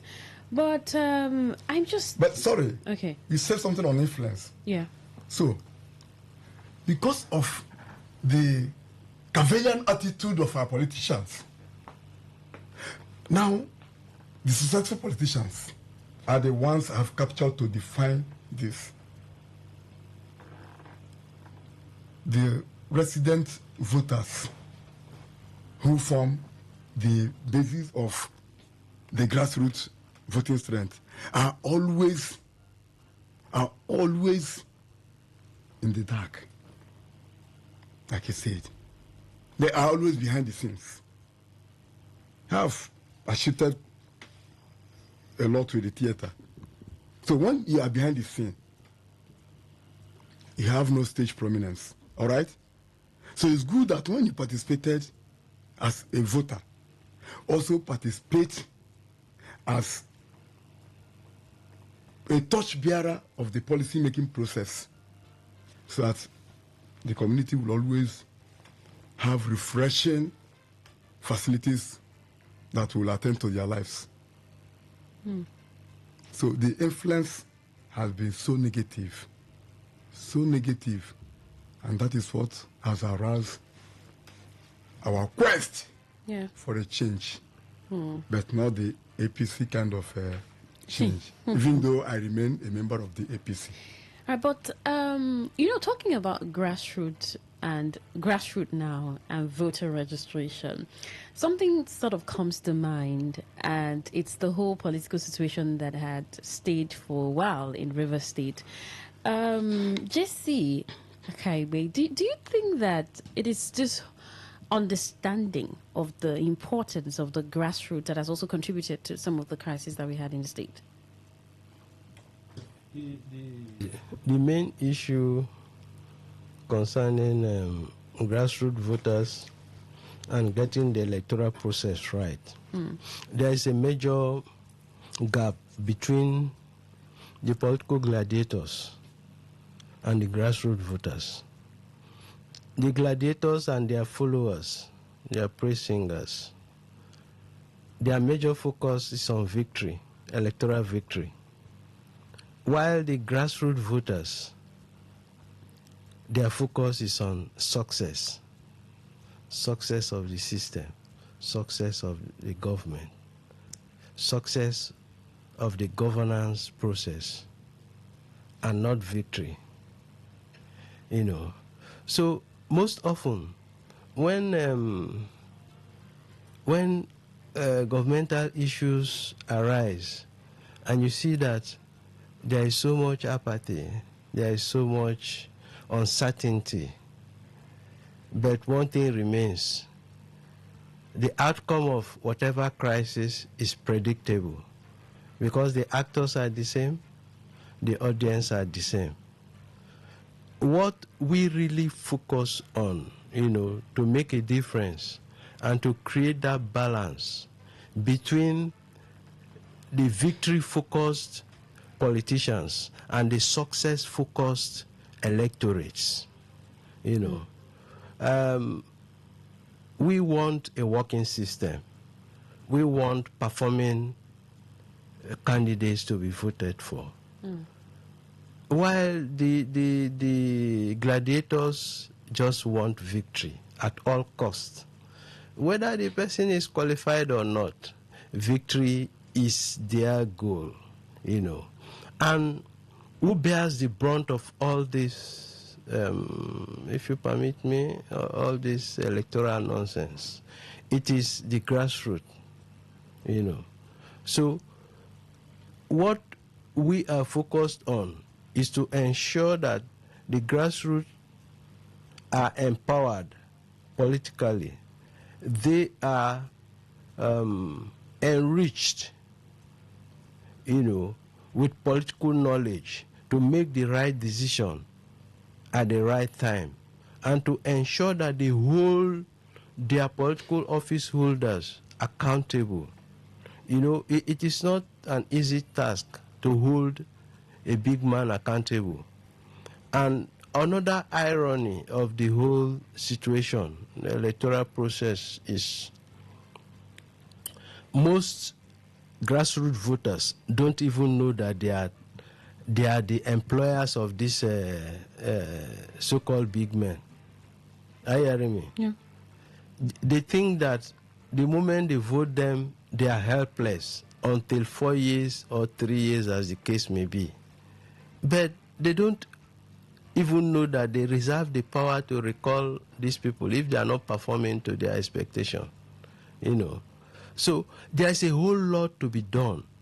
This job of enlightening, enriching the rural electorates should not be left to NGOs or the independent voters alone, because the bulk of the independent voters are not well schooled. And the government, I will tell you, Queen Chima, yes, sir, that it is a deliberate action, a deliberate ploy to ensure that the rural voters remain rural, even in their thinking. You can be a very social rural dweller, but In this case, they will want the rural dwellers to be rural, not only in their environment, but also in their psyche. So that is what we stand out to eradicate. The moment you give the rural electorates this needed, political education, Queen, I tell you, in the next political circle, you will see people will stand up for their right. You will see people go for the real candidate, not for any form of inducement, And that is exactly what we stand out to stamp out and establish the power that belongs to the people. So we have been interfacing with communities, groups that are poised to enlightening the people, but we cannot do it alone. The media, like media personalities like you and even your outfit, have to come on board to make sure that this tax is actually won. Because like our slogan goes, grassroots independent voters 774 for the good of all. What we are standing out for is not for the rural electorates alone. It's for all, including the oppressive gladiators. Okay. Because at the end of the day, they will also gain from it. If not them directly, their dependents or their descendants.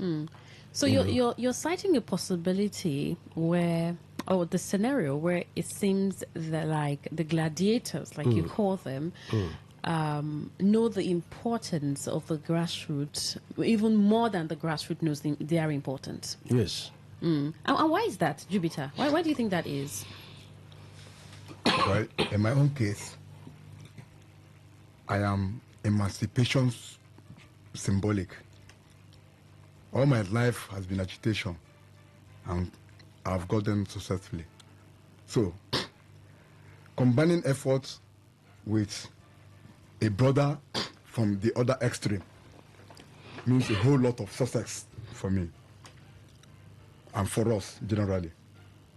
So, why it will be possible is because we are systemizing a platform that recognizes the realities of the polity that affects grassroots independent voters. Okay. And we've been able to do that successfully. It's a simple statistics. He is an ardent mobilizer of his own region, and I replicate that in my region. So this friendship is coherent and not to be undermined by any person. I'm coming. So not to be undermined, no matter the constraint, we will remain independent in our quest to show our obligation to redeeming or showing the emancipation process that will remove those independent voters, grassroots independent voters, from their mental haulage to what I call freedom. Okay. The moment they have been relieved of this kind of hijack, and they will begin to think independently, the way we are doing. Independently and mindfully of their direction. When you know your direction, then you know how to bargain and rebargain. So that is the content, that is the whole story. We want them to come back to a normal platform where they will realize that they are important in the struggle of resource control. That is the politics of Nigeria. Who gets the position controls the resources. Even when your community does not have any resources to produce, but your position elsewhere can massively influence the lives of the entire people. Look at the way it is playing at River State. No, I'm not here to malign integrities or personalities. I'm just here to give you a format, the platform that is so required for our suffering independent voters to realize so early that they are the one that should be directing the politics. Therefore, at the end of the case of process, then when winnings come, let them also be important in deciding who gets what.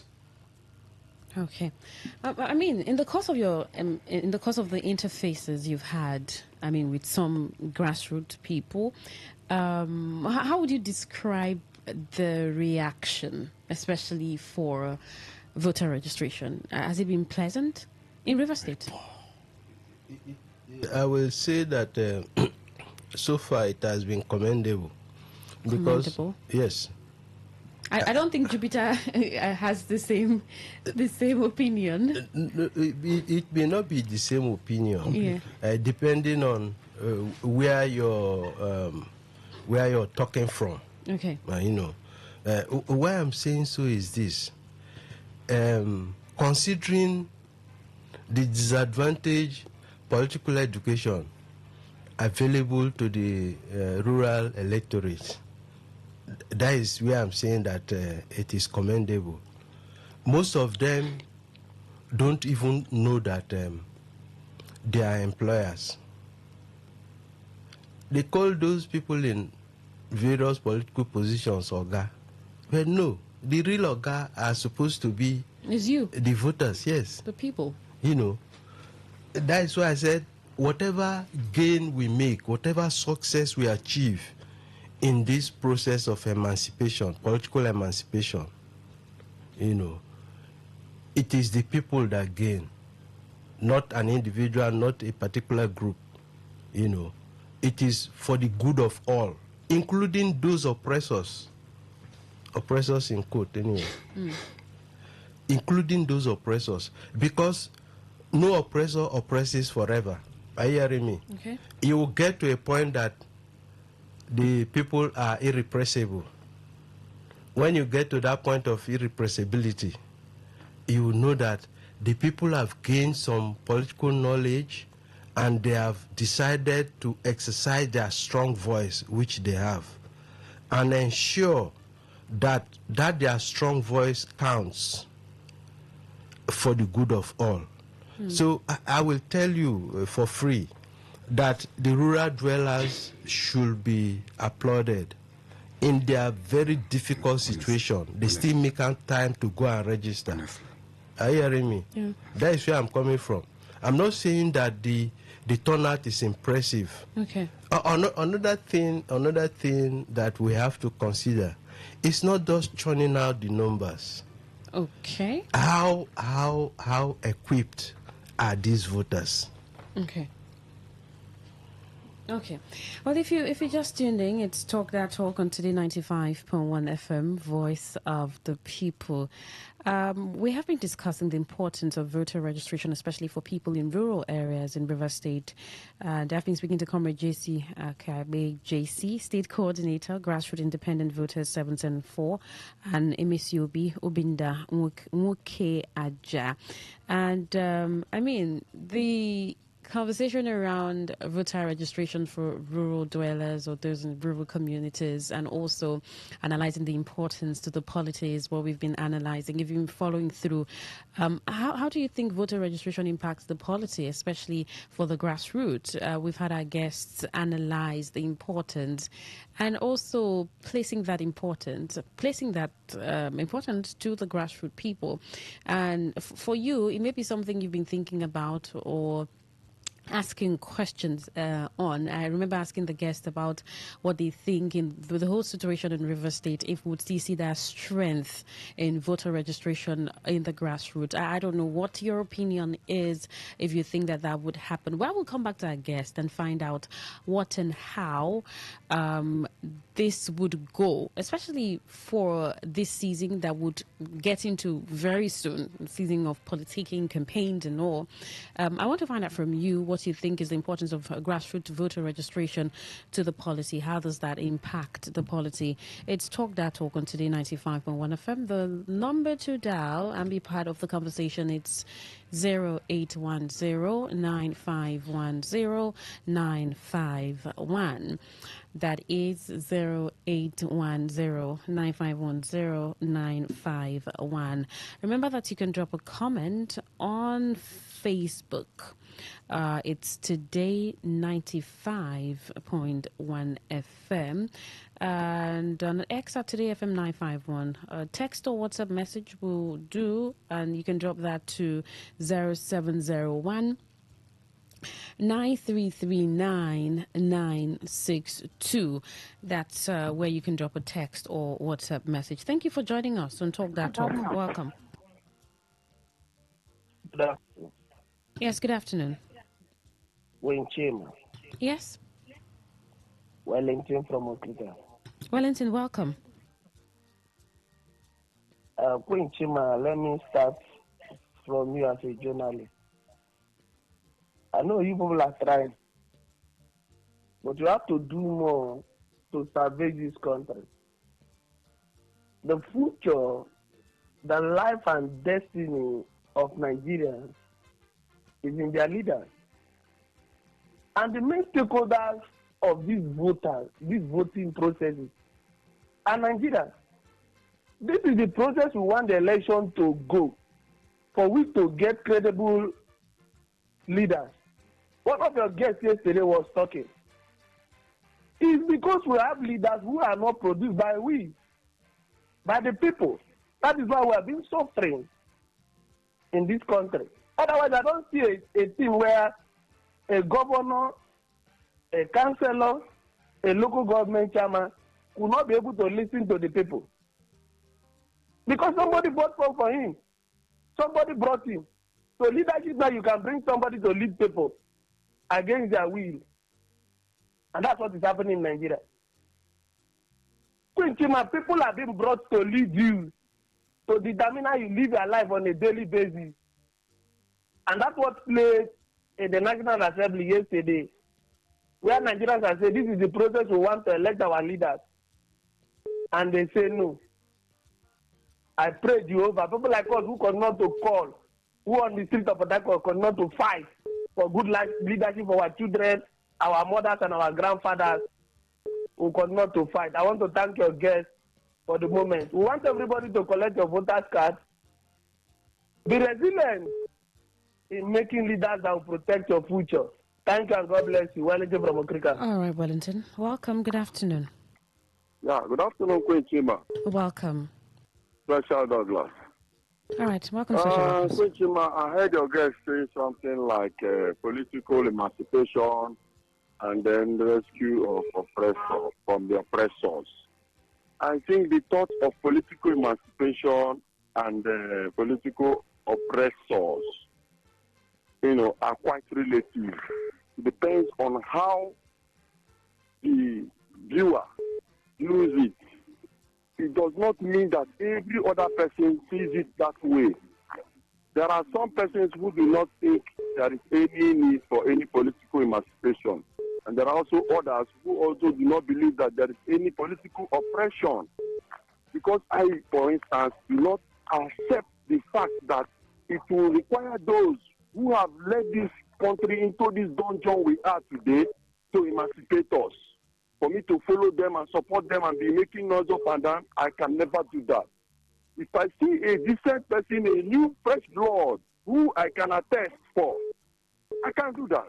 It is not people like David Mark, who have stayed in the National Assembly for over 20 years. They could not do anything. Today they are the ones telling me that we require electronic voting, real-time electronic voting system. When they were there, they couldn't do it. Or people like Rotimi Amechi, or Peter Obi. These people who are angry that they are not in power, they want to come to power, but they want to do it through me. So that I will support them with the guys that they are coming to emancipate us from oppressors. Who are the oppressors? Douglas, are they different from the Special oppressors? Douglas. Yeah? So yes, I asked the importance of grassroots voter registration to the polity, and I wanted to give a response to that. Okay. What that aspect is required now is for us to put on our thinking cap and go and get registered, because it depends on us. This attitude of coming after somebody has brought somebody, like for instance, the governor we have today, somebody brought him, and we think that we did not contribute a dime to him getting there, can direct him on what to do. It will never happen. If we want to direct a government on where to go, we should start now, go and get registered, get ourselves involved in political parties, so that we'll join in the decision-making process. All right, Douglas. I'm just coming from my word now. We just did something today. If I was not part of it, how will I be part of those who will make decisions tomorrow? So everybody should go and get involved. Thank you so much. Welcome. Good afternoon. Yeah, good afternoon. Good afternoon to you. My name is Christian. Quite unfortunately, our level of consciousness, particularly the local voter, is not there. We have not owned the process. We don't even know how to own the process. So it's quite difficult for we to make any change. We don't even have the understanding that power belongs to us. I'm sure that a lot of narrative is being sold to them. Maybe if you don't take your card, we'll be denying one or two things and all that. It's not because they want to make any positive change. The level of consciousness is very, very low. And the politicians know this, and that's why they are still hanging on. If people realize that power indeed belongs to them, there is no need for we to one man begin to say, we select somebody. This will be the governor, this and that and all that.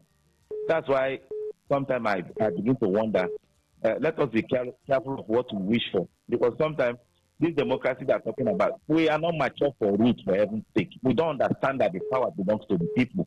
So all these things, for me, is just a process for us. Perhaps all this rude awakening will begin to consciously awaken us from our slumber of not understanding that power indeed belongs to people. We are still very, very down. And the same process will still happen as it happens, quite unfortunately. Thank you. All right. Welcome. Good afternoon. Yeah, good afternoon. My name is Honorable Chris. I'm calling from Port Harcourt. All right, Chris. Welcome. Chris. Let me just say this. Since 1980 till now, you know how many years? And you know, when I started voting for Nigeria election, I don't think that no Nigerian politician can mess me up. I'm a man enough. Let me say this. For the fact we have some polling units in some landlords, their compounds, and those people, you give them, some of them are returning a neck or picker or grassroots mobilizers. How do you think that you get it right on the side where most people that live in that area are afraid of so person? By if you don't vote to the particular person, choice of the landlord, you might be whipped from his house. So until we are ready, I have learned my lesson since from how many years till now. I have an opportunity to have one polling unit close to my yard, close to my window. I picture what is going on there.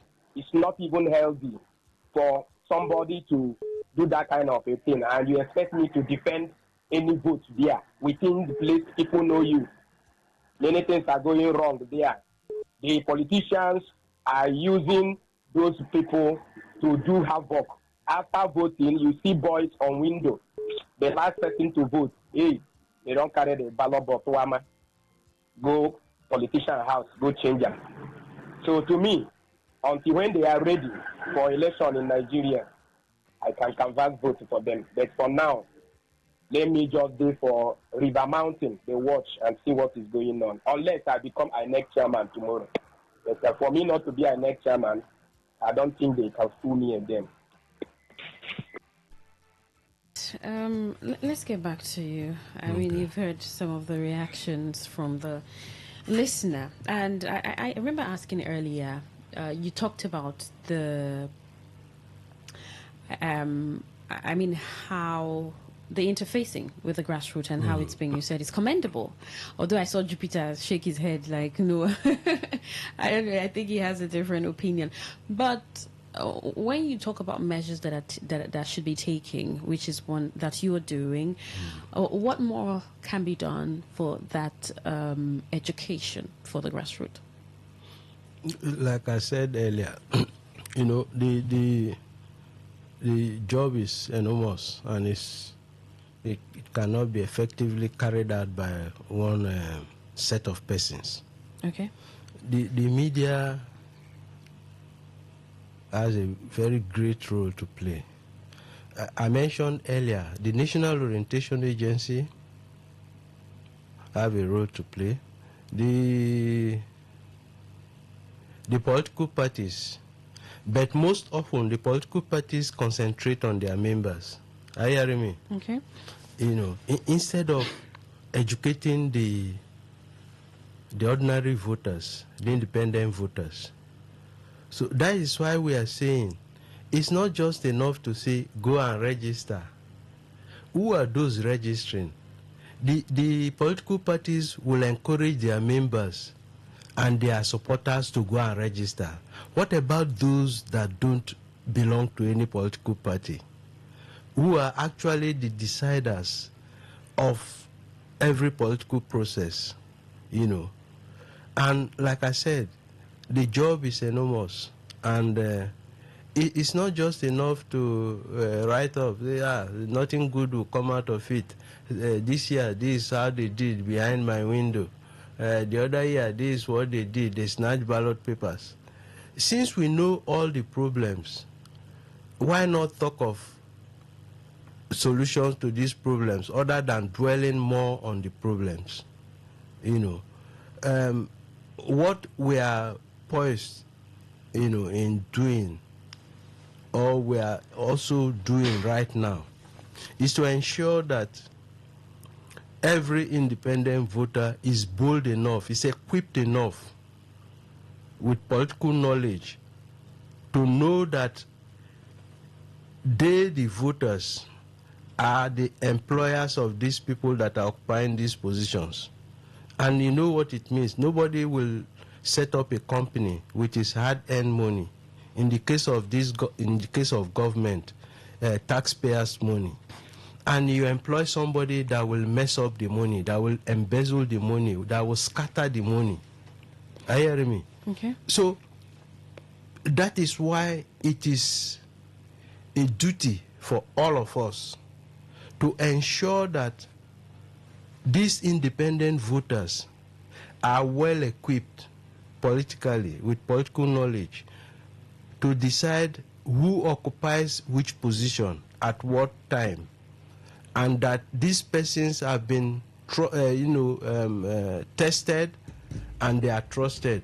They know that they can deliver any day, any time. Instead of doing trial and error, any person the leaders, the so-called leaders, bring up, that is the person they will vote for. And when the chips are down, you will not go and tell these leaders that, look, the person you brought is not delivering. Of course, most of the rural voters don't even know that they are employers. You know, it is this impression that we want to correct. Yes, we want to correct, and want the rural voters to imbibe, so that at every voting circle they are well equipped to choose those that will deliver what they really want. Okay. And before and after every election cycle, the voters should set agenda. Okay. Set agenda for these people, and also follow through. Make sure that the agenda is followed strictly by those that we have voted for, and ensure that at every point that they go astray, we call them to order. Right. That is accountability. You know, the voting community is not only empowered to vote, they are also empowered to set agenda, as well as to demand accountability from those that occupy those positions. You know, if we don't do this, then whatever we are doing, whatever role we are playing, is a disservice to the society. All right, let's take some text messages that came through. This person says, we're wrapping up in a minute. Queen, let the truth be told. There's nothing wrong with our electoral system because it's the same electoral system that removed Jonathan from office. So for me, what happened in the National Assembly was not necessary. Chris, Palmview, Port Harcourt. Okay, this is a text message. You cannot emancipate someone who doesn't want to be emancipated. The people themselves are not ready to be emancipated. You see, it's their reaction and engagement with the government. Most people have preferences, so to talk about independent voters is just on paper. They all have those they sympathize with. This is why instead of holding the government accountable, you see them singing praises. Yet the same people are suffering. Flat Earth from Port Harcourt. Queen, my beautiful sister, please help me ask our guest if he's aware that there is ongoing business now where those grassroots men have started a long time ago buying some people's voters card. Some are being paid 20k for one card. I am Chris O. I'm sure you got, I don't know where you got this information from, Chris O. On Facebook, Chairs Decor says, Nigerians are, why not ask for electronic voting to solve transmission problem? Voter apathy, ballot box snatching, queuing in the sun, vote buying. It is cheaper, no police or dogs, no pulling goods, building, etc. and all. We have to wrap it up here. I mean, in 30 seconds, Jupiter, you think the would see massive voter registration from the grassroots with the whole education and everything that you're doing? Positive or negative about it? Yes, first, give me the opportunity to quickly clear the impression that connects. 30 seconds, please. Yes, the impression that connects commendable and not commendable. Yeah. Our process is absolutely commendable. All right. But the process of the government is not commendable. All right, we'll wrap it there. We'll continue these conversations. I mean, it's we're headed towards an election year, and we just cannot stop but have conversations like this. It's important for the people. Thank you so much for coming to the studio. It was quite a pleasure talking about this with you. Thank you, JC Akaibe, JC, State Coordinator, Grassroots Independent Voter 774. Thank you so much for coming to the studio. And thank you, Emesi Obi Obinda Nwoke Aja. Thank you for coming to the studio. That's it, Talk That Talk. The sports crew already in the studio for updates in the world of sports. I am Queen Chima.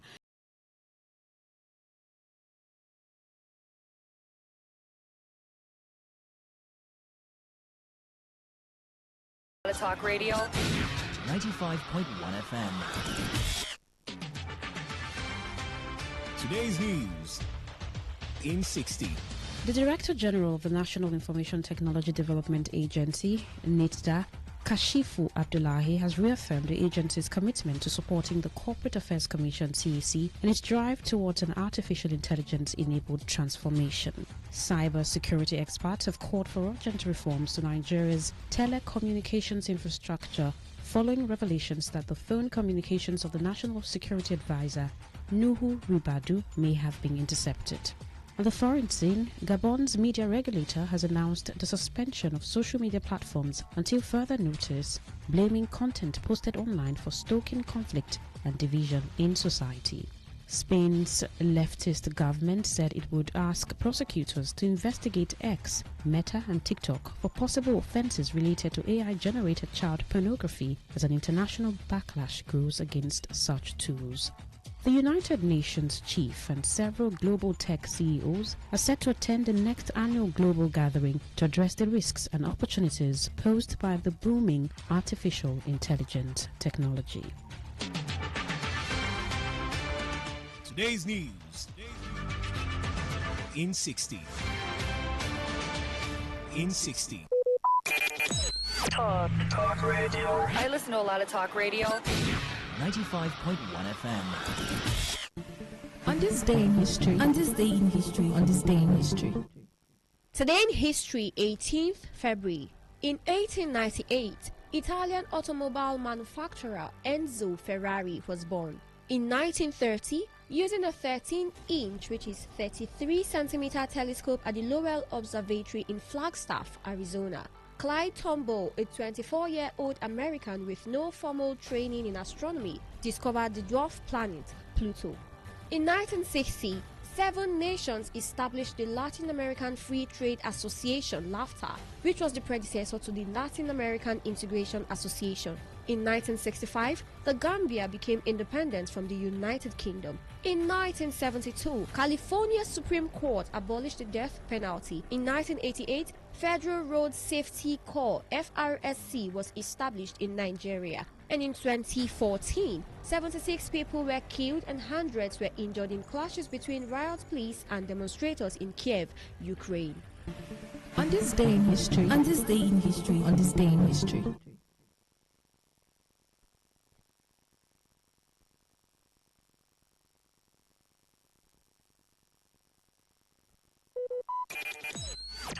Talk radio. I listen to a lot of talk radio. 95.1 FM.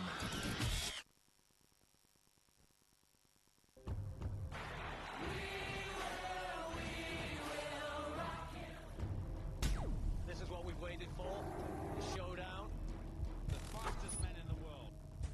Hearts racing. 1 light, 2 lights. They're backing off and backing. Pulse rising. Who will come out on top? Who'll take 3 lights, 4. Who's ready to be the star? The anticipation. Powerful, strong. There's Beckham. Tyson gets rolled all the way. The heart stops.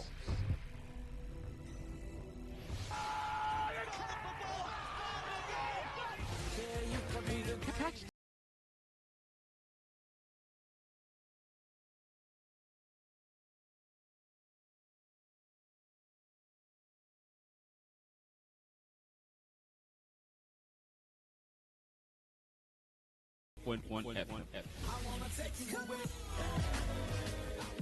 Hello, my name is Kanwanko aka Papilo. For the latest and trending sports stories, always listen to Today Sports Live on Today 95.1 FM Port Harcourt. My name is Gianni Infantino, FIFA president. For the best of sports, always listen to Today Sports Live on Today 95.1 FM Port Harcourt.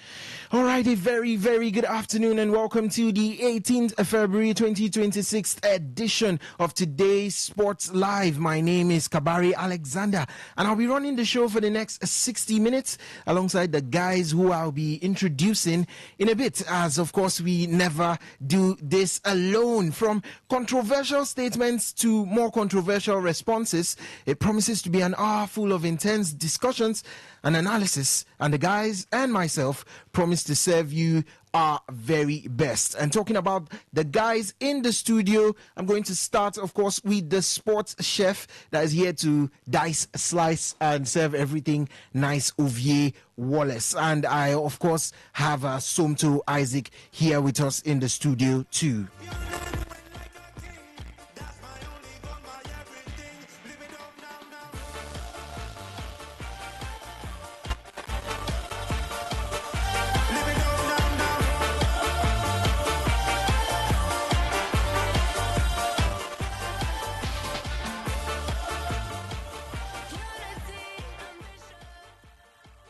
As I did mention, we have the sports chef in the house, Ovie Wallace. Ovie, good afternoon, welcome. You, Alexander. Good afternoon to Somto Isaac. It's always nice to be on the show as always. And Wednesday, things did switch off, but it's a lovely Wednesday. Talking sports, we saw the Champions League playoffs yesterday. Benfica versus Real Madrid. That was the highlight for last night, and it turned out the highlight. For all the wrong reasons. Yeah, for all the wrong reasons. But we'll see what the second leg brings. We saw Borussia Dortmund against Atalanta. We saw other fixtures as well in the playoffs. It continues today as well. You have to look at that. We have to also look at the tennis, the world of tennis, things are happening. Formula One as well. They've done their photo shoot for next year or for this season starting off. Everything is set and ready. So everything is set and ready. So let's talk about on the show this afternoon. Good afternoon to you, Alex. Good afternoon to you. And we also have Somto in the studio. Somto, welcome. Good afternoon. Good afternoon to you, Alex. Good afternoon to you, Ovie. Good afternoon to everybody listening to us. It's a lovely Wednesday afternoon, like Ovie said. A lot of things happening in the ever-exciting world of sports, and the Champions League playoff continues today. And I mean, the world is always happy when the best team in the land, in humanity's existence right now, takes to the field by 9 p.m. Who would that be?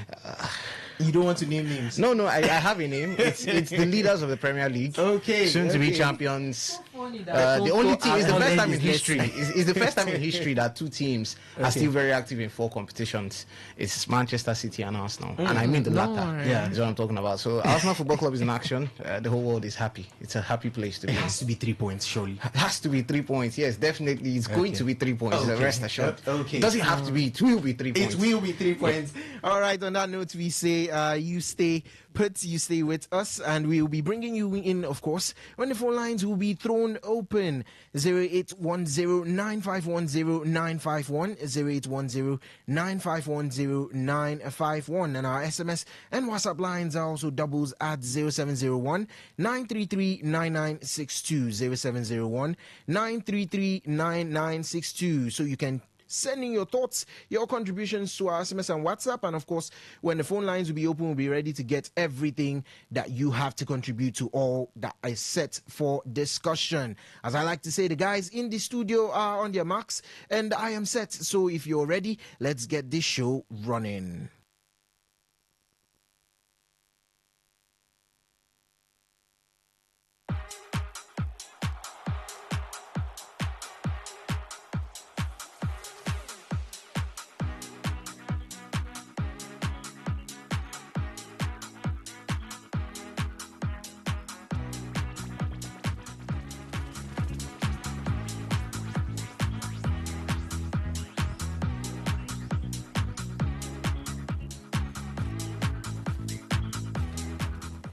Well, as the guys did mention, there's a lot on our palette for this afternoon, but we are going to kick things off in the world of tennis with the WTA, as they have established a new tour architectural council to propose significant reforms to the women's tennis calendar and tour structure amid growing player concerns about its unsustainability.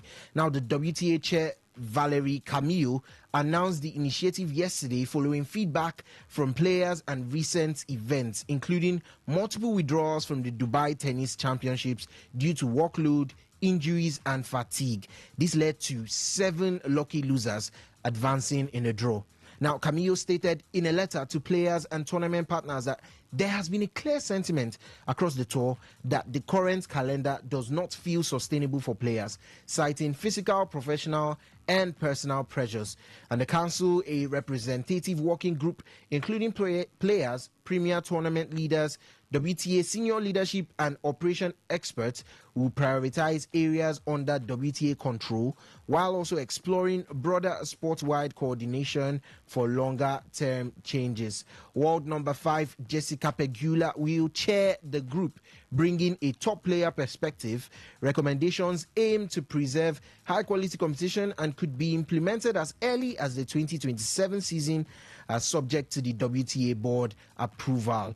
We could see that in world number 4, Coco Gauff, as she highlighted the issue in Dubai, noting burnout concerns and the difficulty of playing all events now that many are 2-week tournaments. For this point in the schedule, she said, it's hard to play all the tournaments now that they're 2 weeks. Ovie, I'm going to start with you on this one because it's definitely what we've been clamoring for a long time. Their schedules look to be very, very tight and very filled with events. You're going from a Grand Slam and you're going straight to either a WT or an ATP 1000s, 500s, and everybody's trying to keep their rank up. So this is definitely a welcome development, you would say, to the WTA side of things. Yes, definitely a welcome and overdue development. You have to talk about it. We just talked about the players' health. We saw what happened in the last Grand Slam, players burning out and all, and now shifting to more 2-week events made the calendar unsuitable for players. We've seen earlier we saw Sabalenka pull out. We've seen Pegula as well pull out of the Dubai withdrawals as well. So players are pulling out of various big tournaments because of all this. And I have to say the WTA Tour Architectural Council has actually done well with this. The disadvantage I'm just looking at is how it's going to affect the small players. Because at the end of the day, this tournament is still going to be dominated by the big players. Well, because when you have a variety of tournaments, it favors different people, because now that we have various tournaments, there's enough prize money at least to go around. We saw who was the person that won this last 1000, was it Muchova and Victoria Mboko that were in the final. She won the 1000 event. Now it's not every day you see Coco Gauff. I say Coco Gauff, you see Victoria Mboko and Muchova in a final of a 1000 event. So you just have to look at how it's going to affect all these mid and lower ranked players. It's going to affect their ranking opportunities as well. It could affect how they are going to earn their money as well. So I think that those are the only disadvantages that I'm looking at. But the big players always be the big player. So there's definitely always going to be a disadvantage when it comes to wages and how much they earn. And of course, it also depends on if the big players are going to be in that tournament at the same time. So in that tournament now, you might look at it, okay, I might still try best, because you know how the pool works. The more you advance, the bigger the prize, the prize money is. If you're in the first round, like in Grand Slams now, if you get knocked out during the first round, there's no prize money. I think the prize money start counting from maybe the third or fourth round, I think. So so you have to look at all these tournaments, and you have to push yourself that far. We know how much Coco Gauff ends. We know how Sabalenka ends. We want to compare that with the likes of upcoming or mid-level players. It's not going to be the same, and then they now have to compete on the same stage with them, which is not actually going to be possible. As you've said, so maybe they're going to find a way to work it out. Maybe they're going to be more remunerations for lower for maybe the starting rounds. Maybe there's going to be more remuneration, because you have to find a way to accommodate the mid and the lower rank players, because if not, I think they will too start shouting that it's unfair, and before you know, we have to divide. Yeah, definitely. I mean, when you look at it, there will definitely be some disadvantages for the advantages to walk through. But also, Ovie, just very quickly, do you think it's about time that the ATP also embraced the same, considering the fact that they actually play 5-set tournaments at Grand Slam tournaments? I think maybe they can embrace it. I think it's long overdue. You said they only play 5 tournaments, 5 sets in a Grand Slam, and we already know the injury risks it brings. We saw how many men pulled out of the Australian Open this last time. We saw Yannick Sinner was almost injured. We saw what's his name as well, Carlos Alcaraz. The man was also vomiting on the stage. You can also see the weather too. Is also one of the factors there, but it's not easy going for a 5 set. That's why you try to end it as fast as possible, and then you now see you have to extend to a 5 set. So I think it magnifies the injuries and the injury risk and the fatigue, especially for old maybe fragile players. So I think small reduction won't really affect the player, and I don't think it will affect. Some might be saying maybe the quality of the tournament, the quality of the tournament. It might affect the quality, but I think when you also have to look at things nowadays, I think players' health should come first. Yeah. But then at the same time, I mean, you're also thinking quite obviously how many people are going to come out, or what is the crowd going to look like in a game that does not have any of the WTA top 10, top 20 attending, because all of them had to skip it to rest, and then you're seeing a lineup of from, let's say, WTA 50 and beneath in terms of their ranking. What is that going to do in terms of the tournament's name, the prestige, and what they are trying to carry on? Well, for prestige, I don't think there's going to be any prestige. I don't think there's going to be any prestige when you look at all those what we have.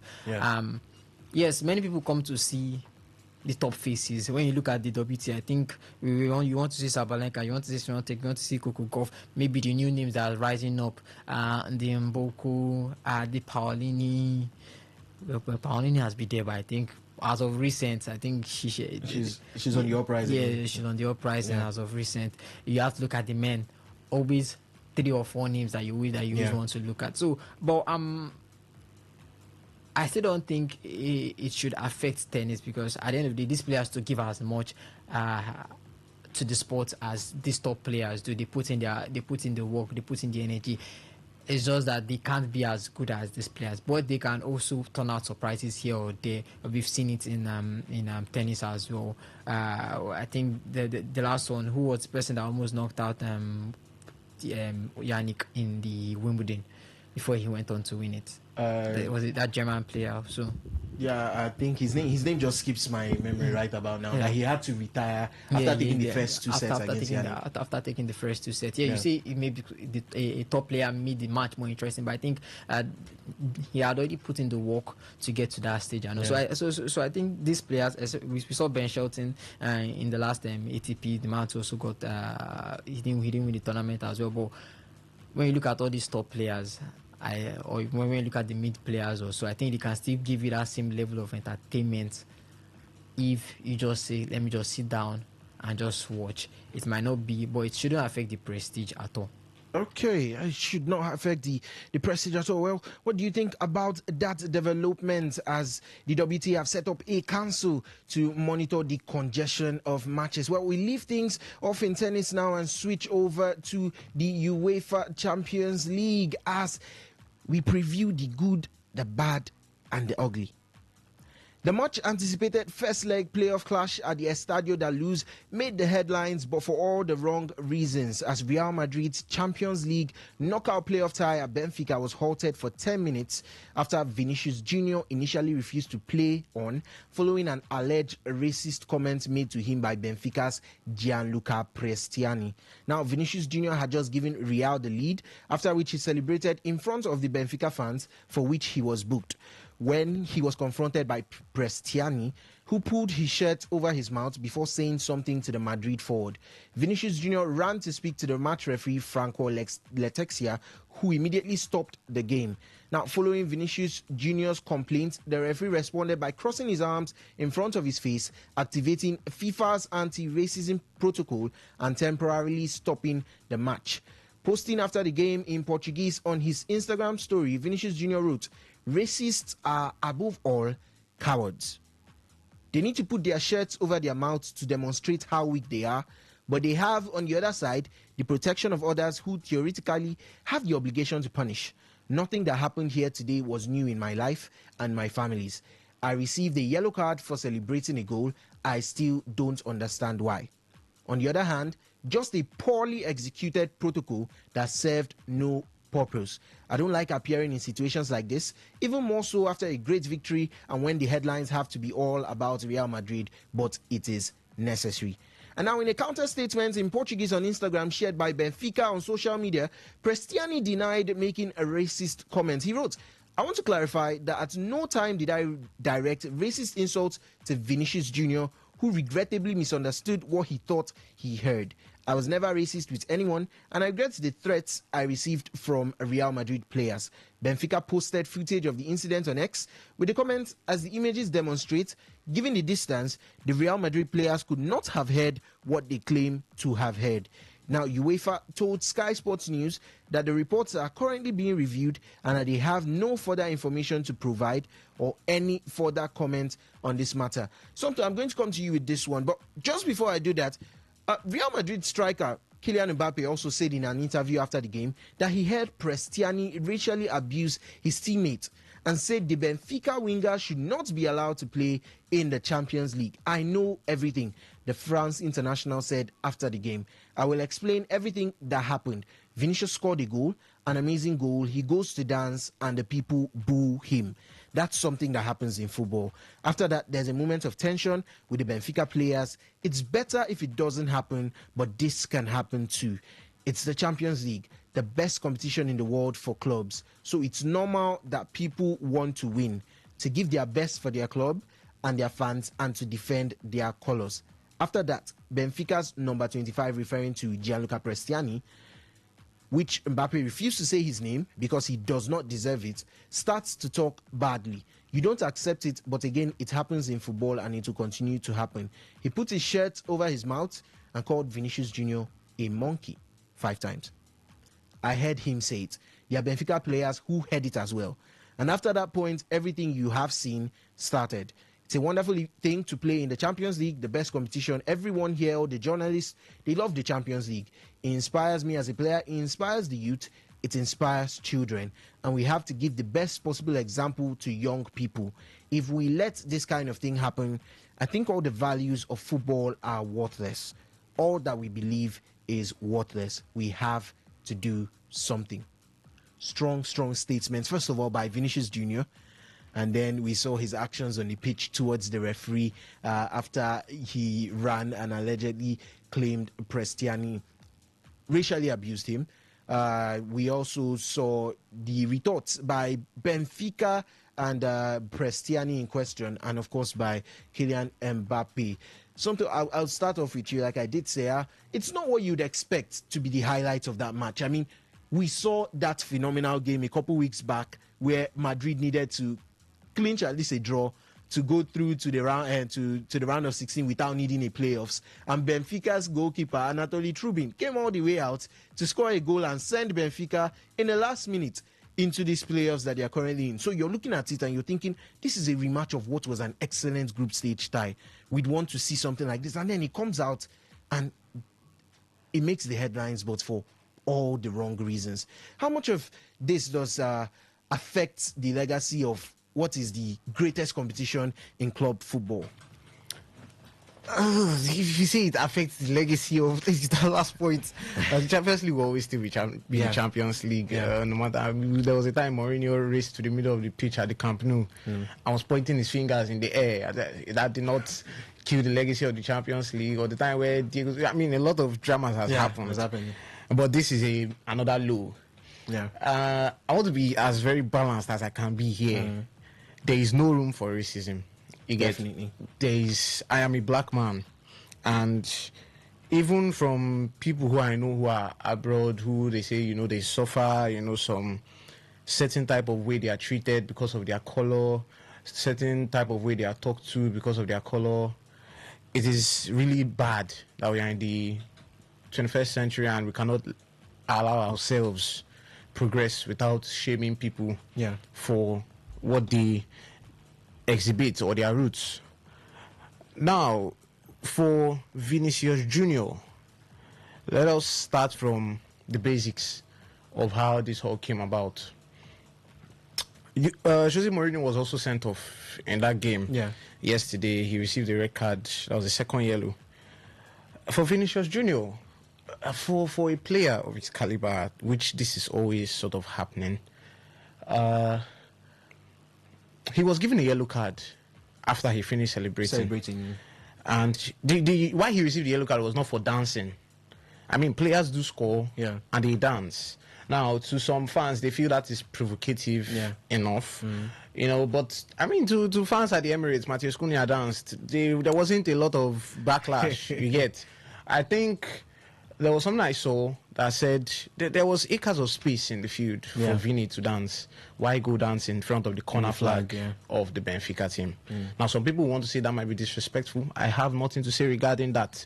Where I want to put my point is, even IFAB introduced that, IFAB, the people who make laws for the game, introduced a caution from the referee to players if celebrations are excessive and provocatory.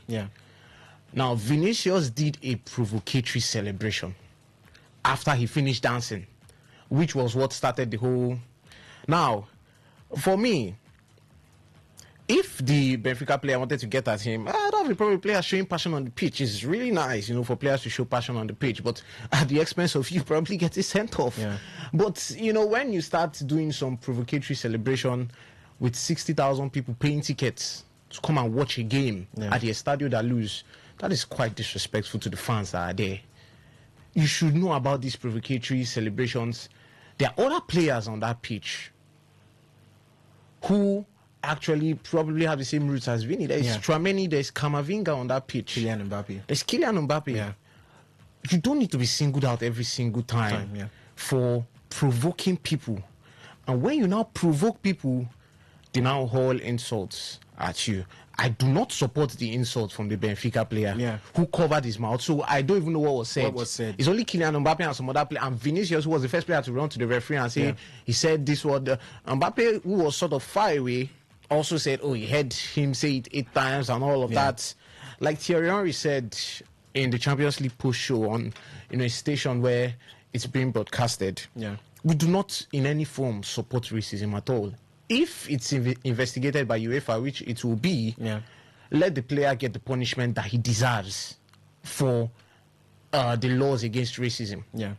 If it's to suspend him for a certain number of games in the competition, that is fine. You get? So, like I said, I want to balance on two sides. One is the side of the Benfica player, which he should be punished if at the end of the day, I don't know what other evidence Real Madrid might bring out to prove he did say that, because I don't think the referee heard that. He did not hear it. He covered his mouth. Vinicius was the only person who heard it. So I don't know what case Real Madrid might present to UEFA. Now, like I said, me too. Vinicius is a black man. So if somebody actually insult him with racism comments, he has a point. Because he will not be provoked too, on the other hand, for being not being insulted racially. So him being insulted racially, according to him, for me, that is a law that players still go that far. You know, if Vinicius can provoke you, provoke him back and score now and celebrate your own in his front, in his face now. And you know he will react. So you do your own on the pitch, not with your mouth. So on the other hand too, Vinicius too, I mean, we see this. We know him. We see this over and over. I don't know, even with Xabi Alonso, when Xabi Alonso was there, disrespecting Xabi Alonso too, where, you know, you just, Vinicius and his whole attitude, sometimes he just needs to take a chill pill. And when you do this constantly, you provoke people. Some people have been provoked to an extent where, you know, I mean, in normal life settings, where they do what they don't like or they regret. And he was provoking the Benfica players, the Benfica fans. Now, for the Benfica player to say whatever he said that the Real Madrid players have said he said, we do not support that, and he should get punished if that's it. But like I said, I don't know what evidence they're going to bring out. So, in all, I like I said, I tried to want to balance this whole thing.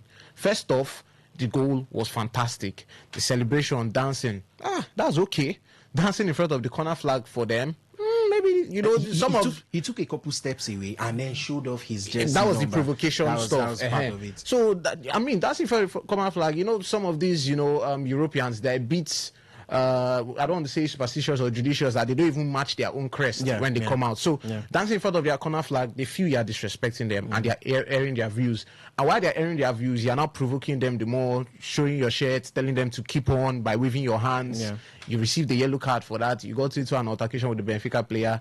He insulted you, which the Benfica player, I feel like he must get punished if that is truly it. And in all of that, and down to Mourinho, I started with saying that he got the red card. Fede Valverde, during that game, smacked somebody in the face while he was running. I don't know whether we're playing handball now or rugby, but he smacked someone in the face. I think it was on a yellow card in that instance or so. I can't vividly recollect. I'll confirm it right now. But Fede Valverde literally smacked somebody in the face while he was running. What Jose Mourinho said after the game, which just like I said now, that, Mbappe said this person said this, Vinicius said this person, all of them are saying it because me, I was not there. I'm not in Portugal to know what happened. I didn't see it, and the guy even covered his face, his mouth. That's the same way I'll tell you that Jose Mourinho was saying that in the referee's notes, he saw that there were specific instructions that don't book this person, don't book this person, don't book this person. That was Dean Howson, Alvaro Carreras. Okay, players who are eligible to miss the second leg. Yes. Alvaro Carreras, I think it's Valverde that is the third person, or Tchouaméni, one of these players added to those two players I mentioned initially. And he said that was what he was shouting at, that you've been told not to book this person. If Valverde was even booked a yellow card for that thing, he was going to miss the next leg. Tchouaméni and Carreras were having tackles flying and all that kind of thing. They did not get a yellow card. And Mourinho was saying he was airing his views that he knows Real Madrid. He has worked in Real Madrid. I have clearly seen in Champions League games where Real Madrid, there were some questionable calls in their favor. I'm not saying everything goes in their favor. Yeah, I did see a part of the match where Carrera simulated a dive that automatically should have been a yellow card. Should have been a yellow card. Why that was not awarded to? I mean, we've seen Real Madrid in Champions League. Make I talk about the Real Madrid Bayern game where Ronaldo, was it Benzema who was clearly offside? No VAR then. But the linesman should see that. So I'm not saying Real Madrid get everything in their favor, but that is what Mourinho is saying, that he has worked there, so he knows how. Real Madrid could do some of their stuff. Me, I don't know. That's what he said in his press conference. Me, I don't know. That's what he said. So he said this was what he was telling the ref, and he got sent off. So it was a game of drama and all of that. Not the same drama that we saw before, which I would have liked to see, but a different one. Maybe that's why Real Madrid actually came out to prove a point yesterday, and 1-0 they lead into the second leg. They go. Oh well, and we also very, very quickly over here, I'm going to look at Vinicius Junior. We saw the actions of the referee after he ran to him to complain, where he crossed his arms almost immediately to signify UEFA's protocol against racism, suspending the match temporarily. And Vini described that reaction or that demonstration as a poor protocol because it did next to nothing. The only thing he did now was take it into the UEFA notes for them to review, investigate, and see if Prestiani indeed somehow, allegedly, racially abused Vinicius Junior. So from all of that Vinicius has said, it is obvious that alone is not enough deterrent from players and fans who want to commit these kind of derogatory remarks against players. So how exactly do you expect UEFA to go about this in terms of pointing out a way or serving a deterrent to others who want to try and take after this, so that, as Vinny did mention, the demonstrations, which he called the poor protocol, cannot just be seen as a lazy action, but more as a stance that has players actually afraid to make remarks like that? Well, as you said, the protocol was totally toothless last night, as you said. It did absolutely nothing. After 10 minutes, Prestiani was still on the pitch, was still defending and all. So, but the thing is that the rules were mainly designed for fan abuse, fans to player abuse. They've not done they've not done anything. Valverde's what something was talking about. Valverde's slapping that Benfica player. Okay, he's on our screens here. But it was designed from fan abuse to player. They've not done anything as in real time. We do player to player and racist abuse, because I think maybe this might be the first time I'm hearing a player do this while on the pitch. And also they've not done anything like this now, and you can't just make a decision like that on the pitch. I think it's something that you have to go back and review. As we've seen, they are going a full investigation into it before they are going to put their FIFA are going to put their verdict and all. So it's something that takes time, because it's two different sides. Yes, what's his name? Vinny and Mbappe said he covered his mouth and said something. We do not know what he said. We do not know what he said. Prestiani said he misunderstood him, and also you can't just make a call as the ref on the pitch and just try to just disorganize everything like that. So it's to do the investigation and find out who is to blame. So it's going to be something I don't think FIFA will be able to kind of solve player to player, like player to player racist abuse right on the sports. It's going to be something that they'll have to look into. They'll have to look into it, because when is a fan, it's easy, just walk him out of the stadium. Just we have the Jose Mourinho red card incident on our screens right now, the double yellow card too. So I'm sorry, just to also add, there was a lot of questions about the Senegal players leaving the pitch, which some of them receive fines. In the protocols, I don't think Vinicius is supposed to leave the pitch. He's not expected to leave the pitch. Just report to the ref. But he left the pitch. He left the pitch, and I think that's after he halted. The action to halt after the X, right? After the X, so he left after the action to halt the match. So I mean, in some of these scenarios and everything that played out yesterday, like I said, the guy who racially insulted Vinicius should be punished if after investigation is done. But like I said, I don't know what they can present to the desk after all of this. But for me, it wasn't really nice seeing all of this yesterday. And then, I mean, even Mateta too at Crystal Palace. I think it was against Aston Villa away. He did that his normal celebration of kicking the corner flag. He was yellow carded by the referee. So let's I just hope the best decision comes out for everybody. We do not support racism. If the guy racially insulted Vinicius, he should be punished. But Vinicius, to me, try to calm down sometimes. I was going to come to that, Somto, particularly since you had already made mention of Jose Mourinho, because after the game, Mourinho suggested Vinicius had provoked the abuse with his celebration. I told Vinny, when you score a goal like that, you just celebrate and walk back. They, referring to Vinicius and Prestiani, told me different things, but I don't believe in one or another. I want to be independent. When he was arguing about racism, I told him the biggest person in the history of this club was black, Eusebio, referring to Benfica's history. This club, the last thing that it is racist. Mourinho then appeared to comment on previous incidents, like Somto stated, in which Vinicius has been subject, or should we say targeted, at racist abuse in stadiums. The Brazilian has spoken out multiple times against racism. He has been subject to inside stadiums. In June 2024, 3 Valencia fans were jailed for 8 months for racially abusing him during a La Liga game the previous year, in the first verdict of its kind in Spain. And Jose said there is something wrong because it happens in every stadium. A stadium where Vinicius plays, something happens always. And then countering that, former Madrid midfielder Clarence Seedorf, who was working at a pundit, said, I think he made a big mistake, referring to Jose Mourinho, to justify racial abuse. And I'm not saying that was the case today, but he mentioned something more than today. He said whenever he goes, these things happen. So he's saying it's okay when Vinicius provokes you, that it is okay to be racist. And I think that is very wrong.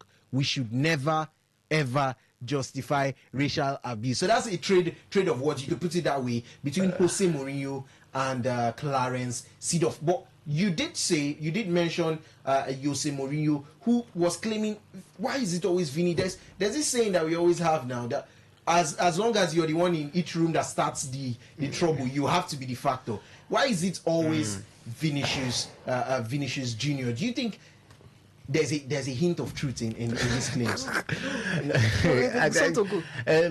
Alex, you're trying to put me on the spot. I don't want to go into that trouble with anybody maybe that calls. This is a very sensitive topic. You understand? And even I don't know if you follow Coach Bai on Instagram, and he also made mention of this topic, and he has been subject of serious, banter back and forth on social.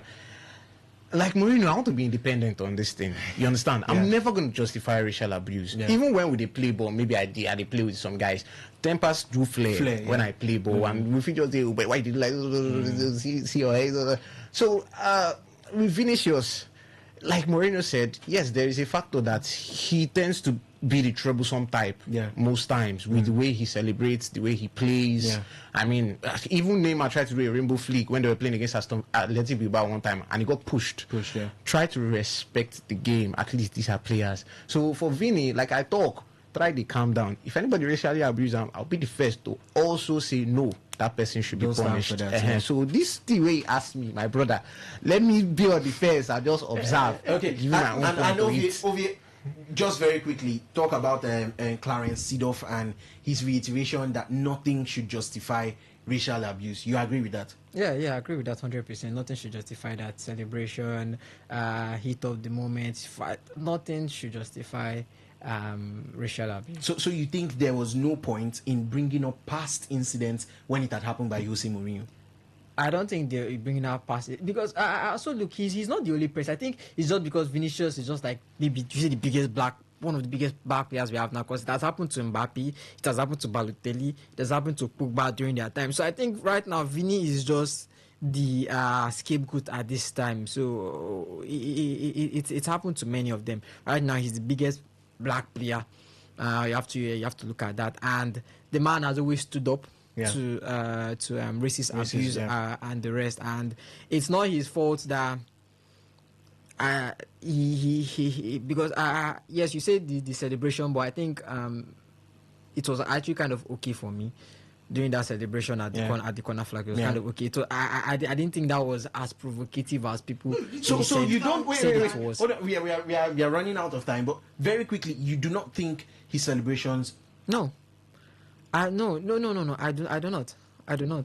You do not think he deservedly got that yellow card? You think that was a bit too much? I don't see. I watched that. There was nothing wrong with just walking and play, because they were throwing things at him, and he was throwing things at. They were throwing things at him. They were hurling insults at him, and man just raised his shirt up I'm Vini, and the ref started to that was provocating them. I don't think that was provocative. I don't think that was you can do your celebration and get the yellow card. That's fine. But even players there knows, even Kamavinga pushed him away after the ref gave him that yellow card. So this is why I say you don't think it was provocative. You can take the risk and do it to collect your yellow card and rest. You understand? Because he was but like I also said, do your thing. You get, if racism comes in, we'll condemn it 100%. Like I said, the Benfica player can also go and score and come and celebrate in Vinicius' face too. So why can't he take that clap back instead of a racist insult?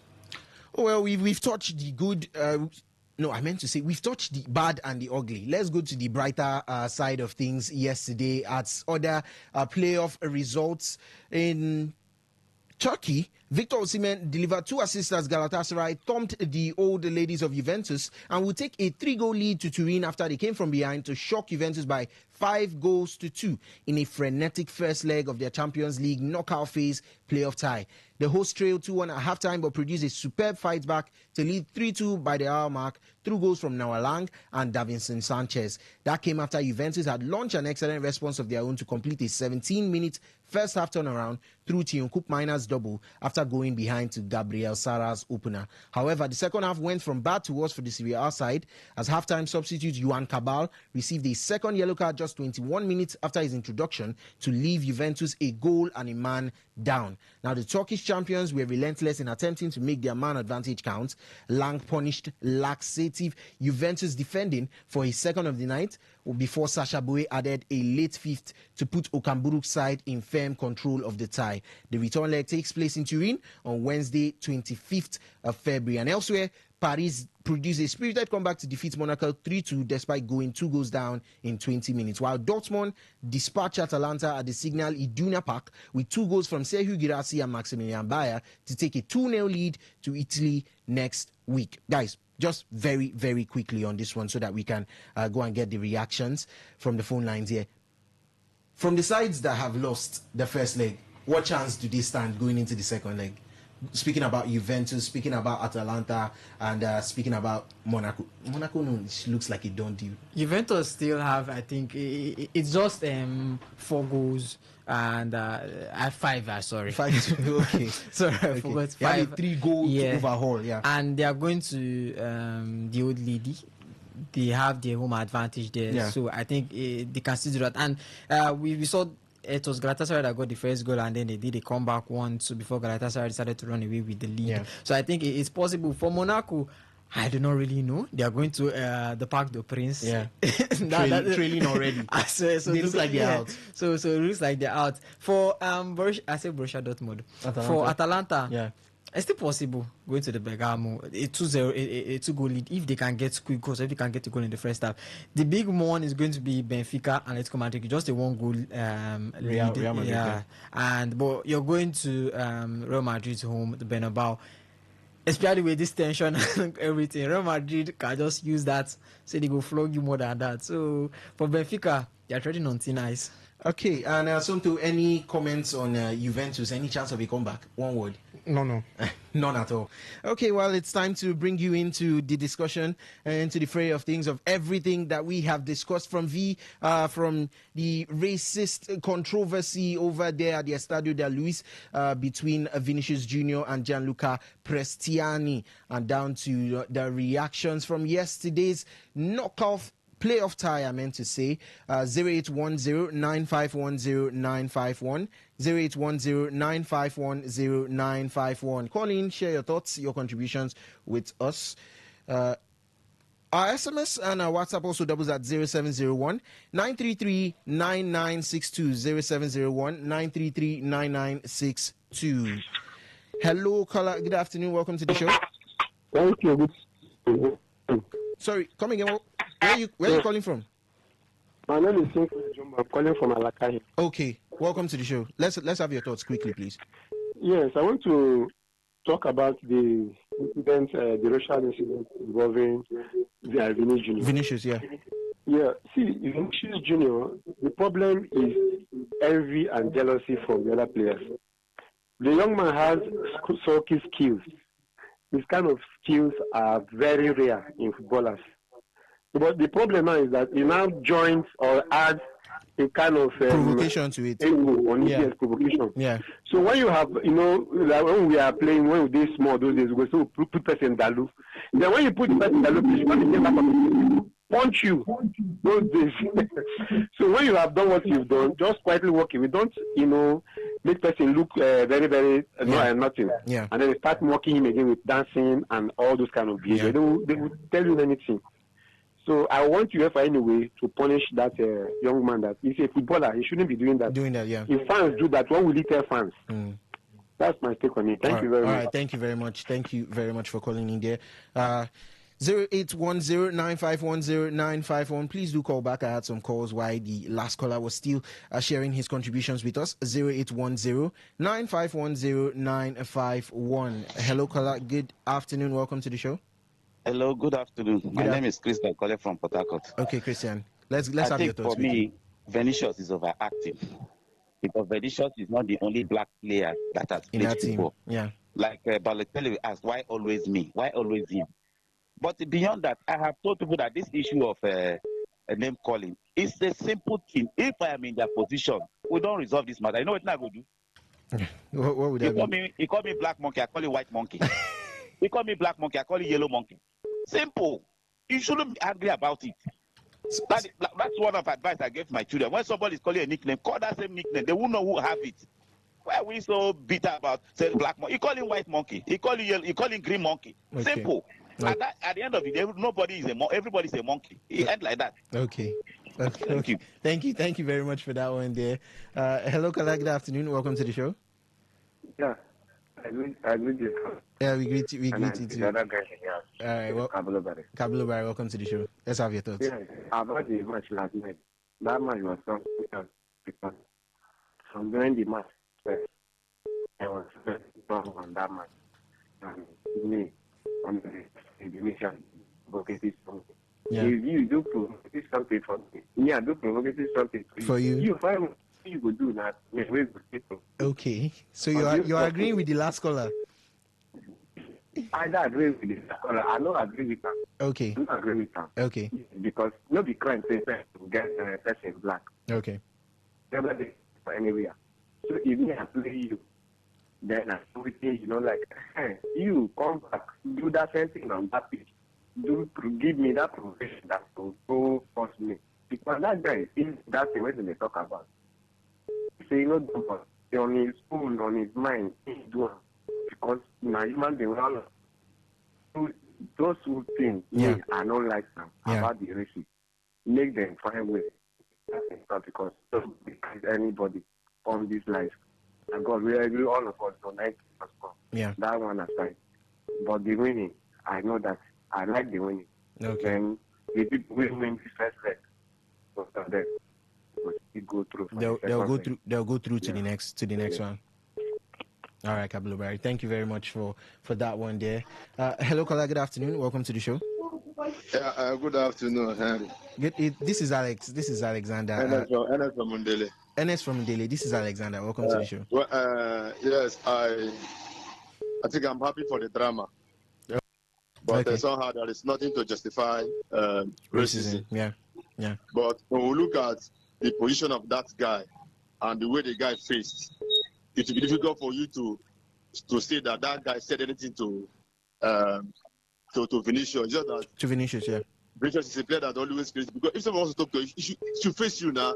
That guy was backing him. Yeah. So how did he know? And the distance with the noise in the stadium will be difficult for you to hear what that guy has said. So I just think he's getting a where there's no sin. But my interest for this match is what Mourinho said about Madrid. Because as a person that has worked there, he knows what they how they do in a match of such intensity. Yeah. You understand that? So that should be the interest of football fans. Why should Mourinho say anything like that if there is nothing in their cupboard? And we'll be saying that Madrid in almost all their matches, especially in La Liga, you see calls that are not meant to be. But when it happens to others, they wouldn't do that.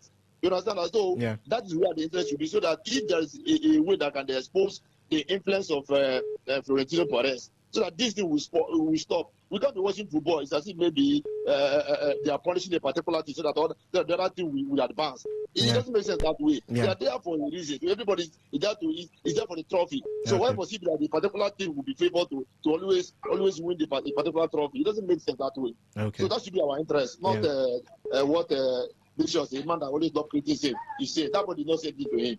Thank you very much. All right, Dennis. Thank you very much for that one, dear. Hello, caller. Good afternoon. Welcome to the show. Good afternoon, my brother. Good afternoon. Welcome. Your name and your submission. Hello? Okay, that seems like a drop call situation. Please do call back. Hello, caller. Good afternoon. Welcome to the show. Yes, good afternoon. Good afternoon. Please let me ask a question. Okay. What is the meaning of racism? It derived from the word race. Yeah. We have black race, we have yellow race, we have a white race and all that. Yeah. If a black man is discriminating against a white man, is it not racism? Yeah, it is. So why black people they take it to themselves as if no lead them where they take and cost them? Why should it be a problem to us? Just like I said earlier, all of us are different races. You call me this one, I call you monkey the white. For me, this is a simple matter. Because when black people begin there, it's like when you're giving somebody a name, every time the person is getting angry, the person going to call you up continuously. Now you now own the name as if it's you they are talking about. Yeah. We are humans. The color differentiation of pigmentation does not matter. You get any other feature where you forget or will not get, apart from the color. So if they call me that name, I call them the one where suit them. I'm not a song. Okay. Okay. All right. Thank you very much for that one, there. Hello, caller. Good afternoon. Welcome to the show. Good afternoon. Hello. Please do call back.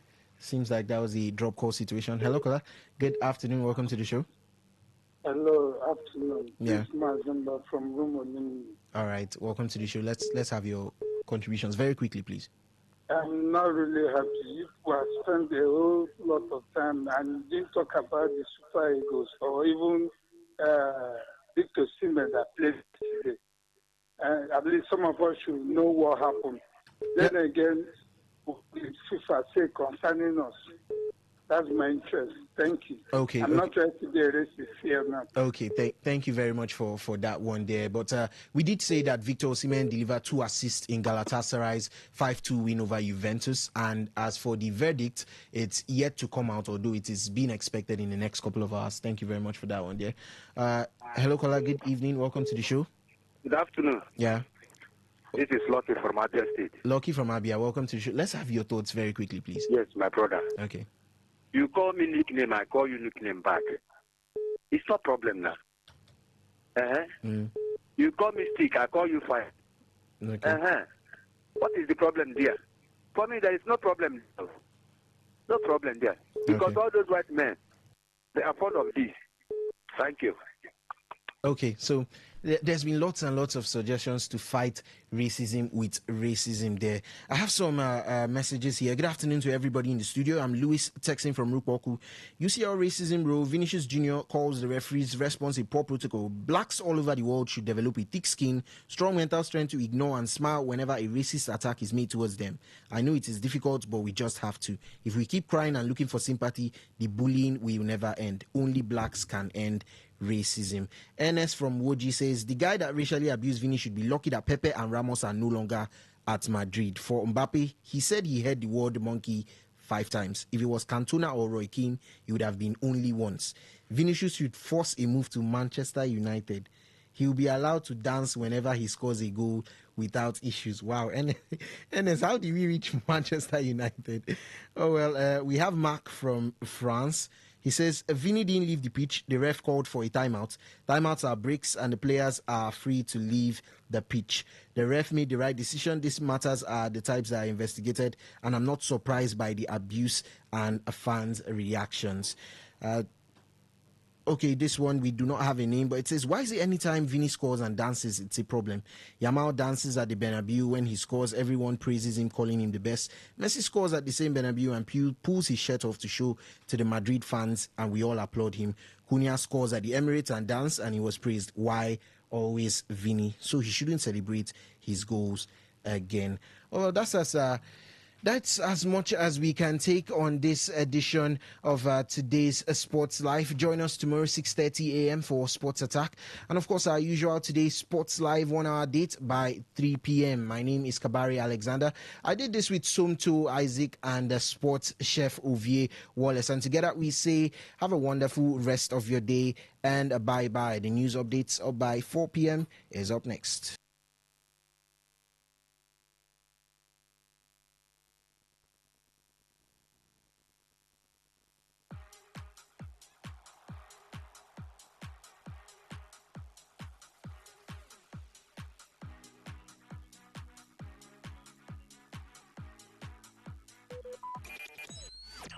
Talk radio. I listen to a lot of talk radio. 95.1 FM. Whether it's happening in Port Harcourt, South South, Nigeria, or around the world, we've got you covered. On air, online, delivering balanced news and unbiased analysis. Today, 95.1 FM.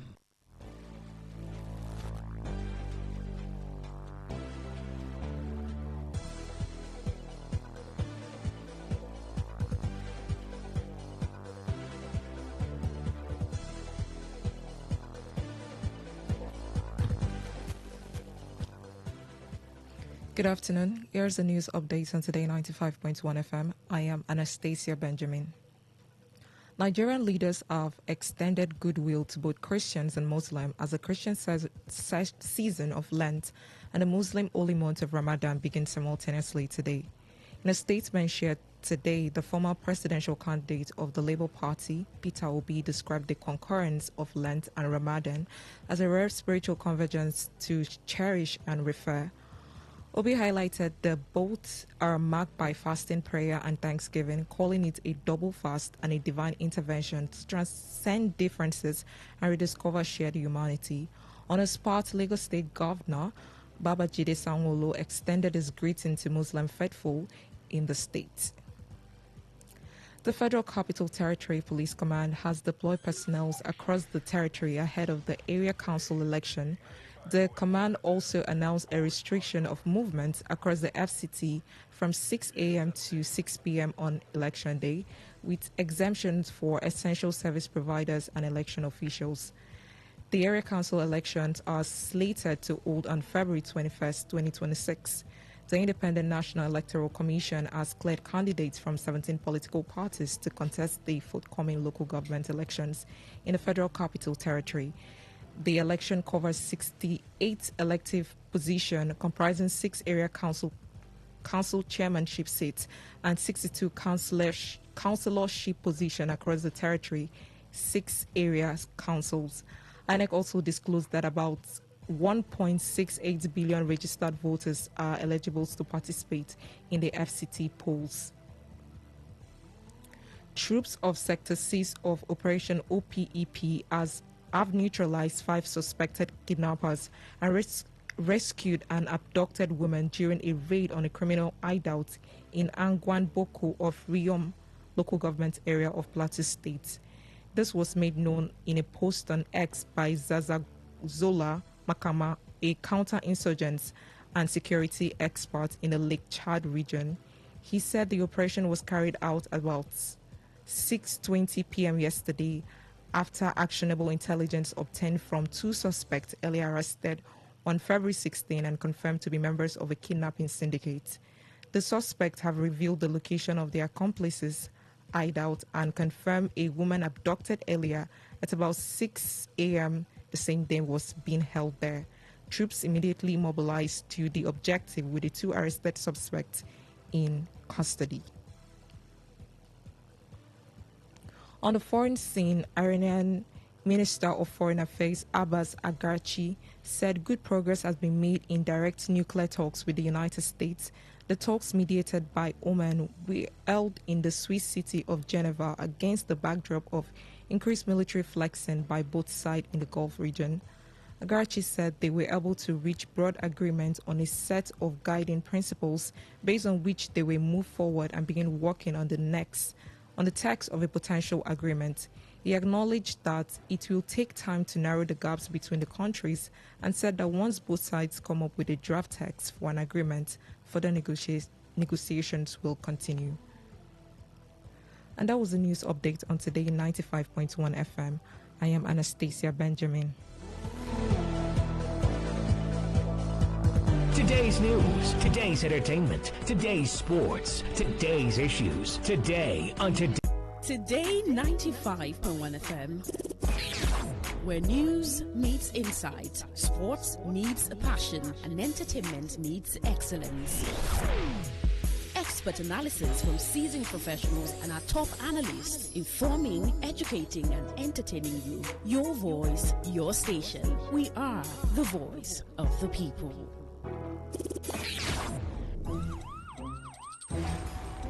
It all begins with breaking news. Now make no mistake, this is a difficult mission, and it will remain difficult for some time. Then it keeps trending. Events, issues, personalities, all struggling to gain attention.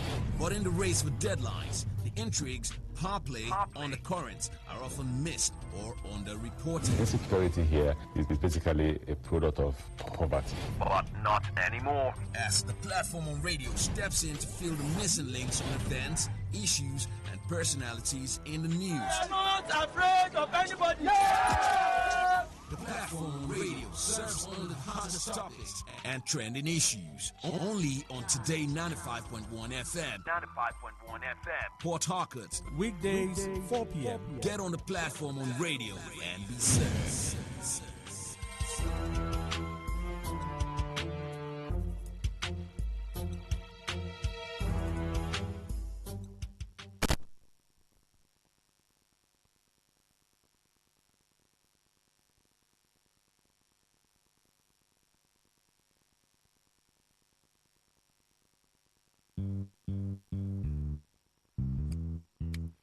All stands, greet. Good morning, sir. Good morning. You're welcome to Jagbajantis High School. My name is Sound Sultan, your new mathematics teacher. By the way, do you understand Pidgin English? Yes, sir. Okay, now what we go use henceforth? Okay, carry your paper. Carry your paper. Hey, them for my class. People of this world, them plenty.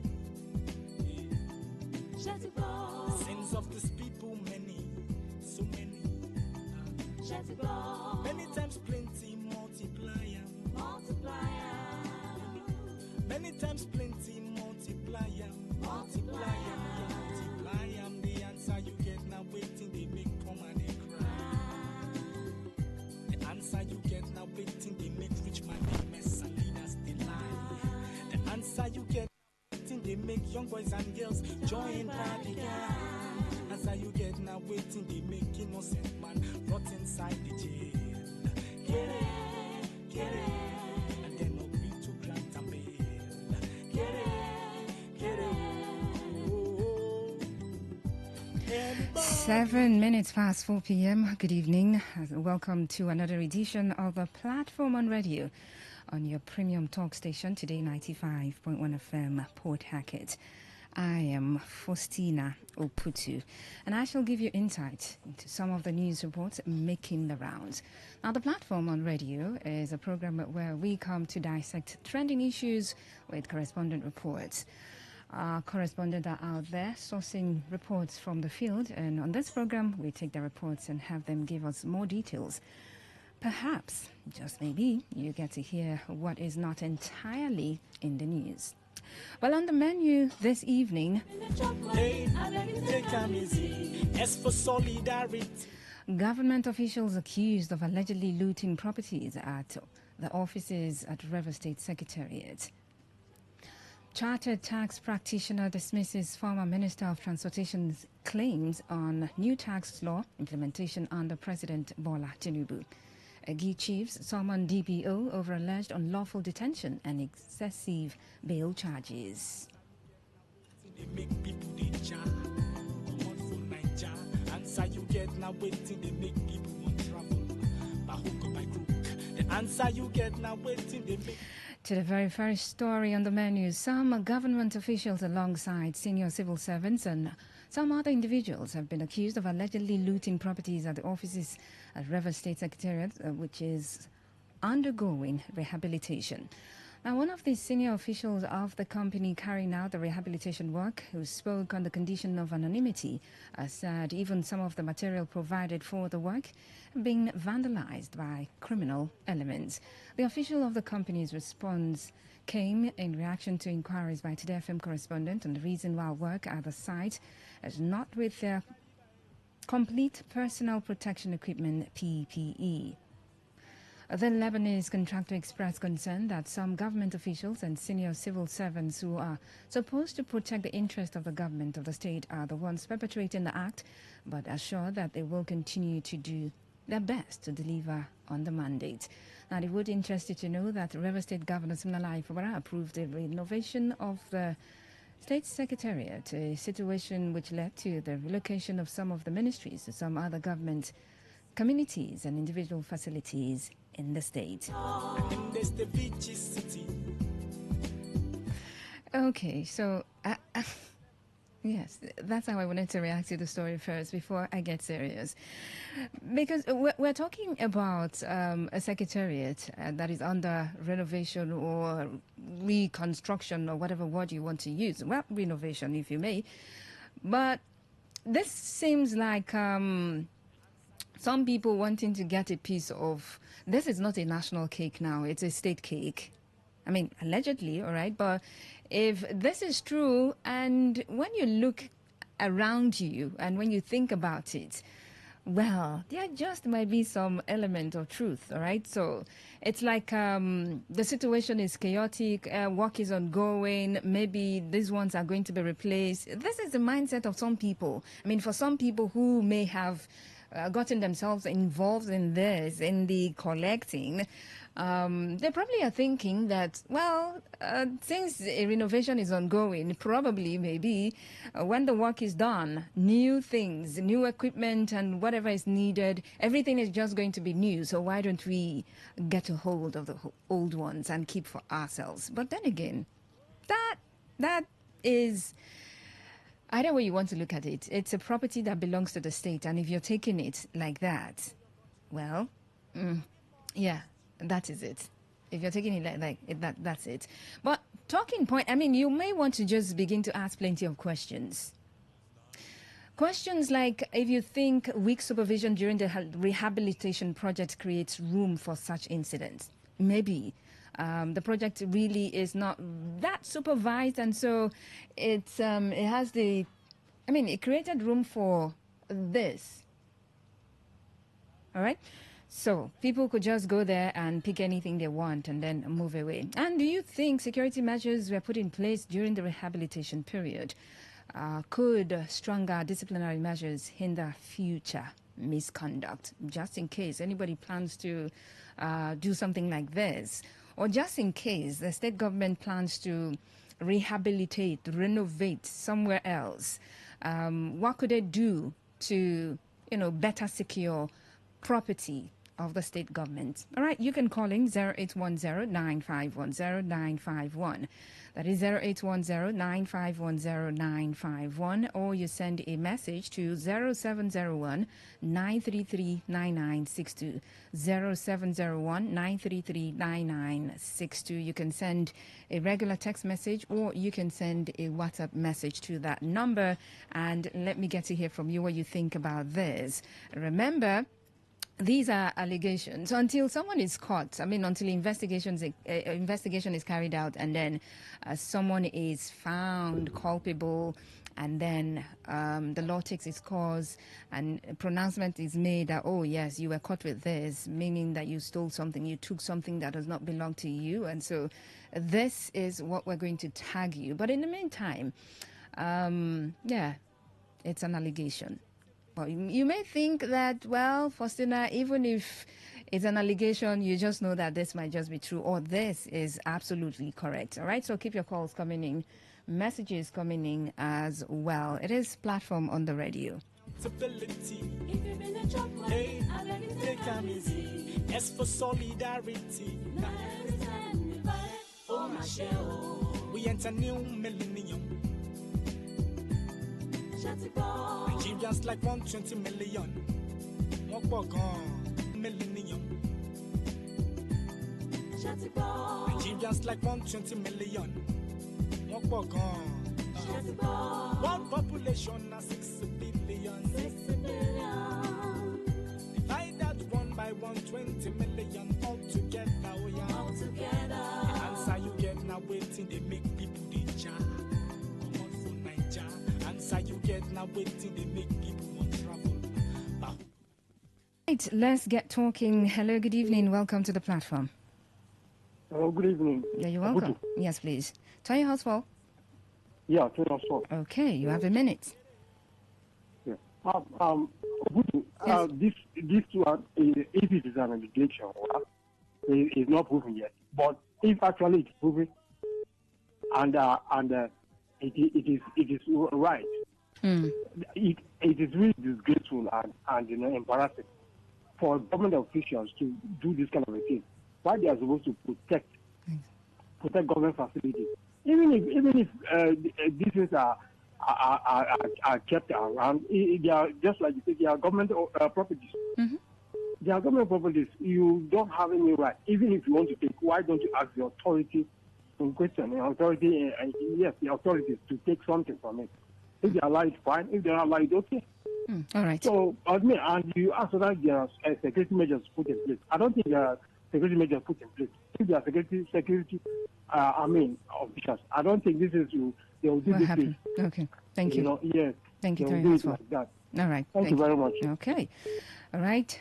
Welcome. Hello, Faustina, good afternoon. Hello, Miriam. Good afternoon. Thank you. Faustina, look, what is happening now is the same thing that happens all over government, both at the federal and state. When they come into power, the government, what they call it, car being given to them, even residential apartments, some persons, at the expiration of their tenure or other things, they want to they will just go with all these things.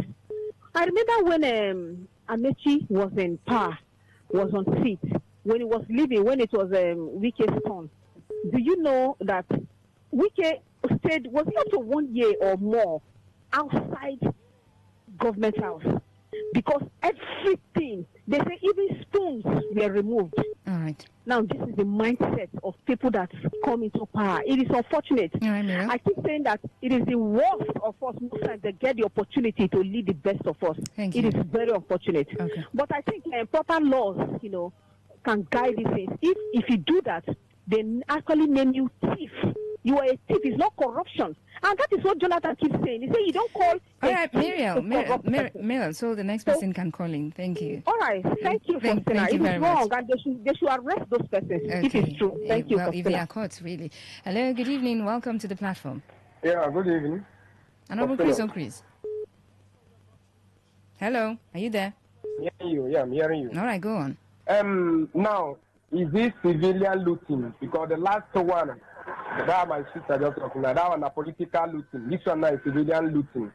The political looting don't teach the civilian looting. Had it been that they carry out arrests during that time, arrest those politicians that looted motor and plasma, maybe by now people for learn. Because where I come from, when he or she goes, the children go they watch now. So the civilian now learn from the politicians, vice versa. Right. Go and arrest politicians first before you talk of the civilian own. Okay, Chris, thank you. Thank you very much. Hello, good evening. Welcome to the platform. Yeah, good evening. I'm Salawat from Bodakode. Mr. Salawat, you sound low. The people who blow the alarm are the Lebanese people working on the side. Maybe they are targeting the property by themselves. So what if they're not targeting and they saw it like they feel like, wow, this is odd. Do they know where they are taking the property to? They say they are relocating. They are relocating. Would they relocate without property? You see, sometimes we are very, very sentimental to they are targeting those property to loot. Unfortunately for the civil servants, yes. So don't listen to this. Okay, so you think that the civil servants, because they move to different areas. But if you know these Lebanese people, I don't really know them. If you know these Lebanese people, they are not people you get trust on. I'm telling you.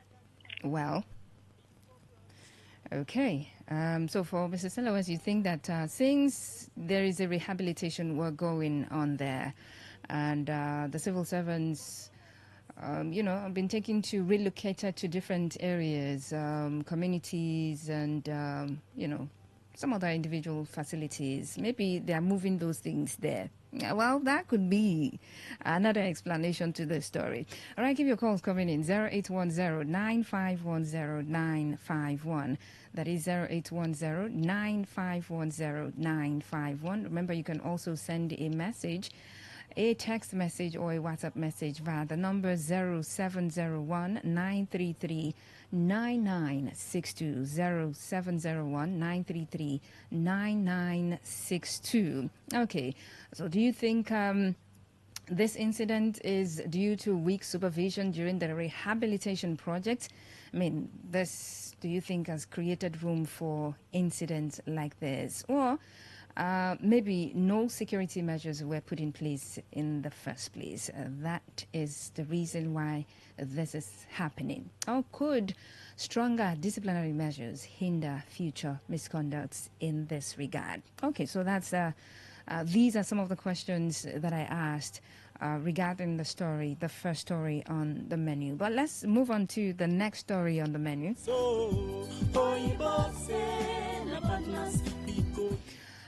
Chartered tax practitioner Henry Eberichi has dismissed claims made by former Minister of Transportation Rotimi Amechi regarding the implementation of a new tax law under President Bola Ahmed Tinubu. Amechi had alleged that the new tax policy has not been implemented and will not take effect till after 2027 general elections. However, speaking in an interview with Today FM correspondent Deborah Adamu, Eberici clarified that the tax law has taken effect and is being implemented. Now, he said the former minister's remarks suggest a lack of adequate information about the current status of the policy, just as he described the statement as misleading, noting that politicians often use propaganda to advance personal or political interests.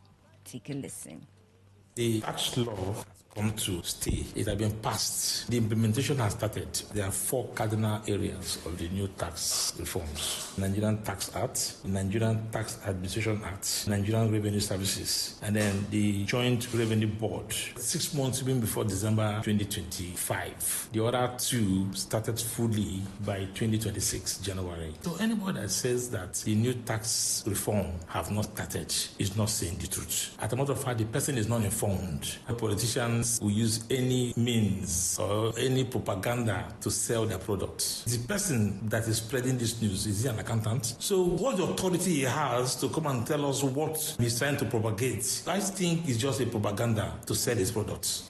Now, he dismissed claims that small business owners are required to pay a flat 25% on tax on their sales, stressing that taxation is based on taxable income, not gross sales or capital. Eberici had added that the proposed tax is structured to accommodate small business owners and low-income earners, and its objective is to create an enabling environment for small businesses to grow into medium and eventually large-scale businesses. Take a listen again. Tax is taxed on taxable income. Turnover is not taxed. The company income tax now is taxed on the taxable income. And for you to get a taxable income, you first of all have what they call the turnover. Turnover, you subtract the cost of sales. You remove all the other expenses like the operational costs, the administrative expenses. By the time you deduct this, you have what they call the profits. It is on that profit that the tax is now applied on, not on the turnover. So the 25% is not on sales. It's going to be on the profit for small business owners. This new tax reform is actually skewed to help the low-income earners and the small businesses, to encourage them to grow into medium and large. You know, someone told me when this entire tax thing became an issue that, well, there's a lot of noise, and noise is what it is, and that people should just lessen the noise so that professionals can just come out and say something. Now, you're a politician, yes, fine. It doesn't mean that you're professional in certain fields. And, you know, till this moment, a lot of confusion. There are lots of issues surrounding this tax. And sometimes, it is really, really confusing. And especially when it does seem like politics is being dragged into it. Oh, well, you might say we cannot separate other issues, you know, from politics, especially in Nigeria. But you know how if you sprinkle politics on some other issues, it becomes, if it was confusing ordinarily, it becomes more confusing. But then, well, do you think the criticism on the new tax law is based on facts or political opinion? Do you think that, well, we have put in politics into this criticism? And, well, in your own opinion as well, this tax law, do you think is in the best interest of the country? I mean, you may not fully understand it, but from the level that you understand it from, do you think, well, if you understand it fully, congratulations to you. Hello, good evening, welcome. Hello, good evening, my sister. Good evening, my brother. Yeah, my name is Chimadiki and I'm talking to you from Mokita. All right, welcome, Chimadiki. Amechi has been known for this mantra that each time he is out of office or power, he brings one kind of propaganda that will begin to tell the people, and that has been his tactics of coming into power. If I would take you through history, that's what he did at the time of Jonathan, when he came with his brother Buhari, the former president, and they brought a lot of propaganda against Jonathan. In one of them, the target was that this subsidy something, they removed it. And when they got to office, they remove the subsidy. And all this thing went on for 8 years to suffer the hand of Amechi and Buhari. And now they are back again. And this time it does this when they start saying it's on power. And it's not good. So I want to say the people should regard Mr. Amechi's statement that he is just a politician and a lawyer by education. He's not an accountant, neither is he anything else to do with finance. All right, thank you. He just want to spread the news. My name is Chimadije for Lokuta. All right, thank you. Okay, thank you very much. Hello, good evening. Welcome to the platform. Yeah, good evening. Last time I checked, my name is Honorable Chris Okrish. Okay. And the APC government. Are you there? Oh, the call dropped. Do well to call back. Hello, good evening. Yeah, good evening, my sister. Christian, welcome. Yes. I just want to believe whether that's in an AI. When I saw it, I was so ashamed. I say, wow. How is it that a former governor will begin to say this thing? I just felt that people in state manage that video, because if it is really true, it's quite disappointing, honestly. It's just like what we are having about this issue of transmission and no transmission. You know, when this tax law came on board, the whole idea was that, the people, every month they collect your money from bank. Is it not? They are telling people, go and get a particular tax number. If not, your money will be deducting your money from bank. Misconception. Most of us are look at what this tax law is all about. And I ask one question. If you look at what the tax law talk about, if you're doing any business and you're not making even 5 million in a year, you are exempted from the tax. Tell me how many of these businesses will make 5 million every year. And besides, I ask one question. Why is it that anything is even targeted among the people who are making money rich? But now the poor people go to cry on behalf of the rich people again. All right. Thank you. I beg, how could they get knowledge before they begin to talk about issues, please? Okay, thank you very much. Hi, good evening. Welcome. Yes, Sister Faustina Kutu. Good evening. Good evening. Hello. I can hear you. Go on. Good evening. What's your name? Emmanuel Mudu calls from Port Harcourt. All right, Emmanuel. For the statement made by Amechi, if you carefully investigate that statement, you will see that Amechi is not far from the truth. But the problem now is that the statement has been made, they will tag now that... Are you talking about the implementation period or some other part of the statement? Yes. But I mean what you just said concerning what Amechi said. Hello? I'm listening to you. Okay, so now it will be tagged that is maybe propaganda, it's just propaganda, just like that. But if you investigate it, you see that it's not far from the truth. So that is the thing. Okay. So thank you. Okay. All right, thank you. If you investigate him, he's not far from the truth. Okay. It's all right. Hi, good evening. Welcome. Yeah, good evening. Yeah. Okay. You call back. My name is Chris. I'm calling from Port Harcourt. Yeah, go on. Yeah. Like what I was saying before, if the APC I know, and even the man that are defeating the allegation from Amechi, I believe is working for them. If what Amechi says is lie, you say you believe he's working for them. So you heard the title. Either is working under this administration. I don't see. Unless if you don't know APC government, I know them. So you think that implementation is going to be after the election of 2027? No, let me tell you what is going on. If what Amechi said is lie, APC will know for those sue them. Why they never sue them now? Why did they rush to the media to counter? Drag Amechi to court now for lying on oath, or he said that what he's saying is lie. You run to the media to debunk. Go to sue Amechi if you think that what APC, the reason why they stopped the pedal, not to implement it now, according to he said that they have implemented. Where is the proof? Who? How did you show any proof? Leave Nigerian APC. If they agree to good, run.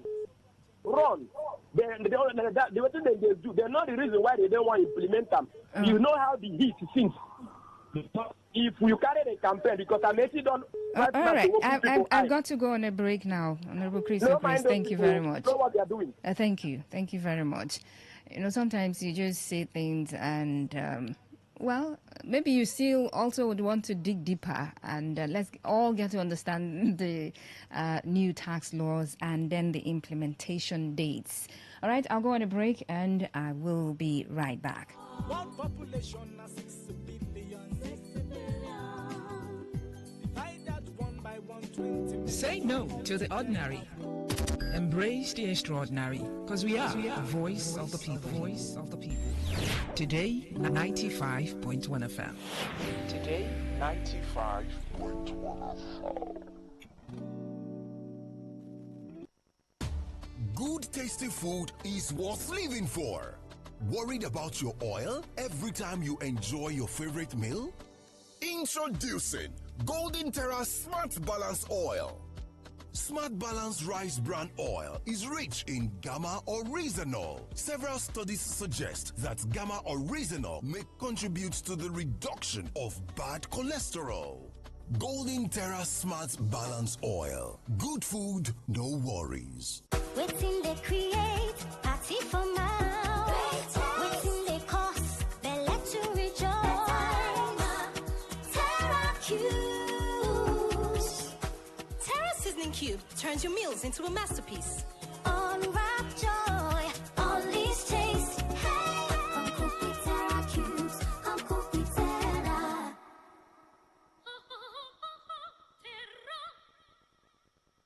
Mom's love is pure. It's so she does. Mom's special jollof puts a smile on your face. Mom's gonna be fine. Cheers you up. Mom tasty stew. Nourishes the family. Golden Terra oil. Tasty. Golden Terra oil. Nourishing. Golden Terra oil. Golden Terra soya oil. Golden Terra Oil helps mom pour her love in the tasty, nourishing meals she cooks for her family. Golden Terra Oil, pour pure love. Talk radio. I listen to a lot of talk radio. 95.1 FM. All stands, greet. Good morning, sir. Good morning. You're welcome to Jagbajantis High School. My name is Sound Sultan, your new mathematics teacher.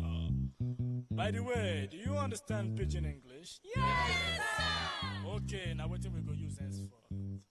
Okay, carry your paper. Carry your paper. Hey, them for my class. People of this world, them plenty. Hey. Sins of this people, many.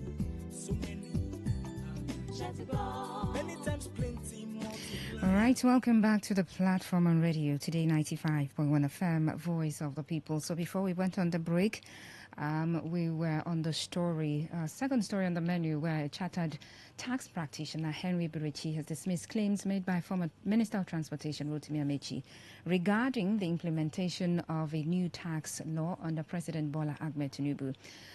If you recall, Amechi had alleged that the new tax policy has not been implemented and will not take effect till after 2027 general elections. However, speaking in an interview to the FM correspondent Deborah Adamu, Eberichi clarified that the tax law has taken effect and is being implemented. All right, so that's the story that we're on before we went on the break, so you can call in and still comment on that story before we move on to the next story on the menu. Number to call 0810-9510-951. That is 0810-9510-951. You can also send a message to 0701-933-9962. Hello, good evening. Welcome. Yeah, good evening, First Nation. Special Douglas, you have a minute. Special Douglas. I have always said it that gullibility is what's making us, argue over what we don't even know. Some of us have idea of what we are saying, but because probably the people who are involved are people we don't like, we will start spreading all kinds of propaganda. That is what I see Amechi do yesterday or day yesterday when they went to protest. The tax law, if some of us who are calling, listening, will attest to the fact that it has started. They have started implementing it. If you do transactions, you see they remove 7.5, you see they remove 5%. If you send money, for instance, you have 100,000 in your account, you send out 50,000, you will notice that 3.5% leaves at a stage, 5% leaves at a stage, 10%, because of this tax law that is on. But people want to think that it is about politics just because Amechi says so. Okay. That we use our brains sometimes to know that these people are sometimes instigating us to be confused so that we will support them to actualize their ambition. All right, Mr. Douglas, thank you. It's already in implementation. Okay, so Amechi is totally wrong. All right, thank you. Thank you very much. Hello, good evening, welcome. Hello, good evening, the one and only beautiful lady Faustina. A blessed one to you and a bad one to all the bad politif and shine. And ole tiffy people with a fool all over city they represent us. 30 seconds gone. You have 30 seconds left. Lady Faustina, you see, when people don't know things and they begin to criticize a senior elder statesman like Amechi. Now, I think it was Aline Dume or Anna Baribe. They came out and said those Senate people are tinker with that electoral whatsoever reform of tax whatever. These things that Amechi say is 100% times 5 correct. Because let me tell you, there are so many deductions that is going on in our transaction today. Now, if you want to say Amechi what he's saying is like those transactions now, some people don't do things with big cards. They don't know how much they are deducting from their money, whereby there is no any better explanation. Now, was those things now, was it written in that tax law? Amechi said they have not implemented it all, and it is true. So many billing will keep coming up. All right. Every day, and you know when that, but God will not allow that time to come. All right, in Jesus' Mr. Sam, name. thank you very much. Oh, you're thank praying. Oh, say in Jesus' name. Hello, good evening. Yeah, once again, good evening. Tell you also, go on. Yeah, very useful. Yes, Faustina. Yes. You see, politicians are all the same. I'm not saying what Ameki has said is the wrong thing. But this is how they do. They argue, they tell something against each other, the incoming regime, and before you know, they come up and they do even the worst. But Amechi, the Amechi I know, during his time, he was, when he talked about administratively, he was above average. You can see all he did. He did it well in Nigerian context. He did well compared to other administration. Okay. But I don't know what will happen next, because anybody that goes to the Asoro seems to be, different things happen. We don't understand.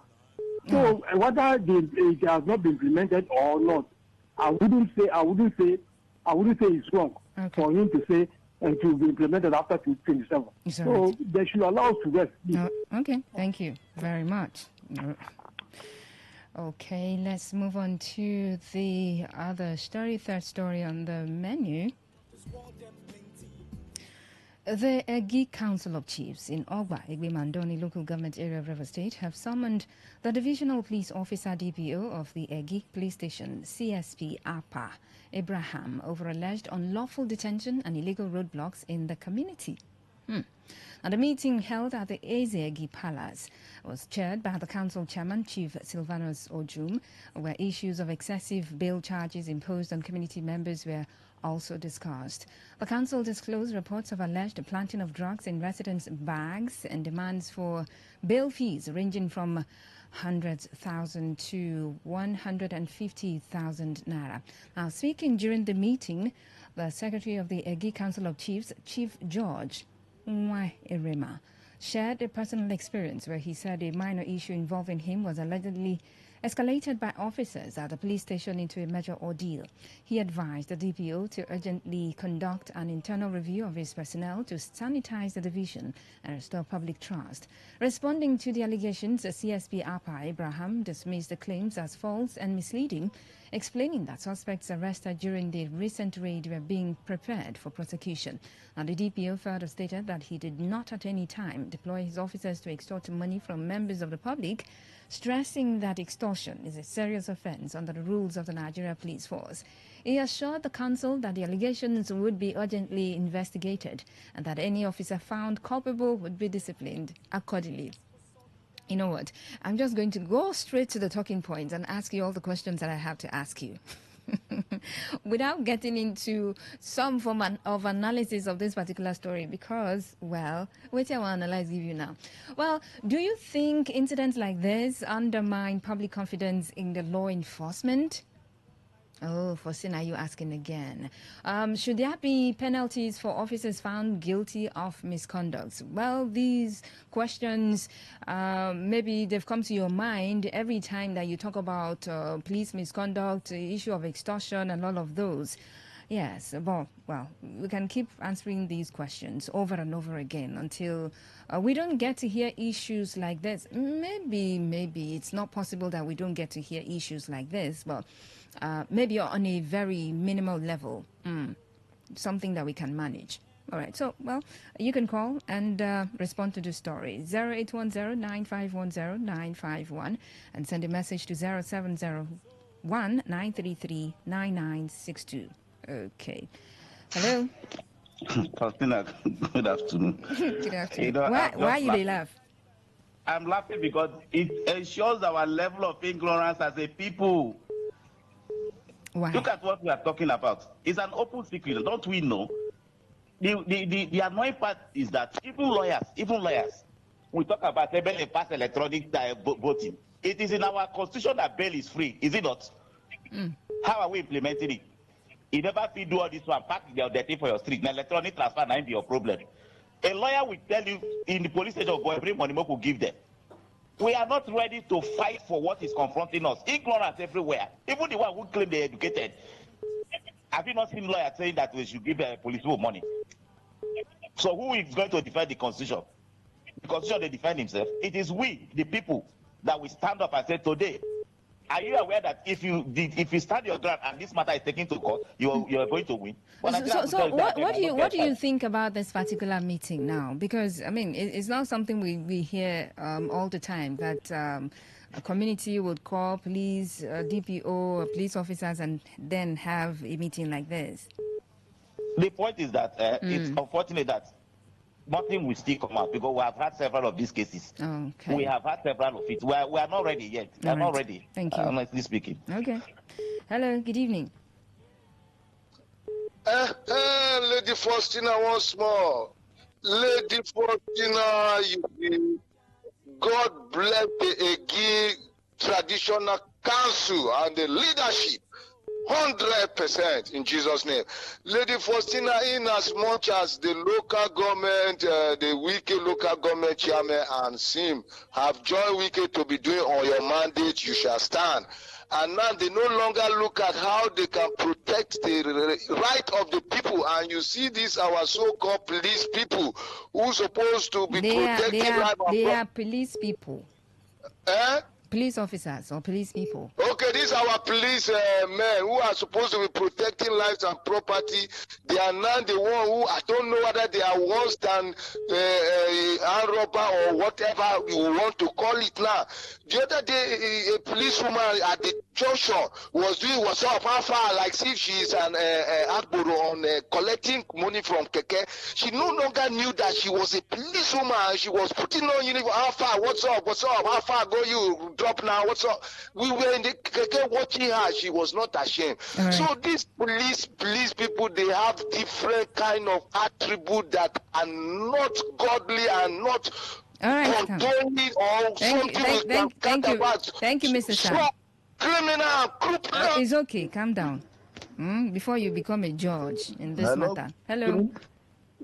Yes, Obina is calling from Port Harcourt. Welcome, Obina. You know, when they talk about this electronic voting, no, we're not talking about electronic voting now. Yes, but I want to join something with what somebody is telling that we have the right to. No, just stick to the story. Hello. Stick to the story. Okay, Can you hear me? Can you hear me? Can you hear me?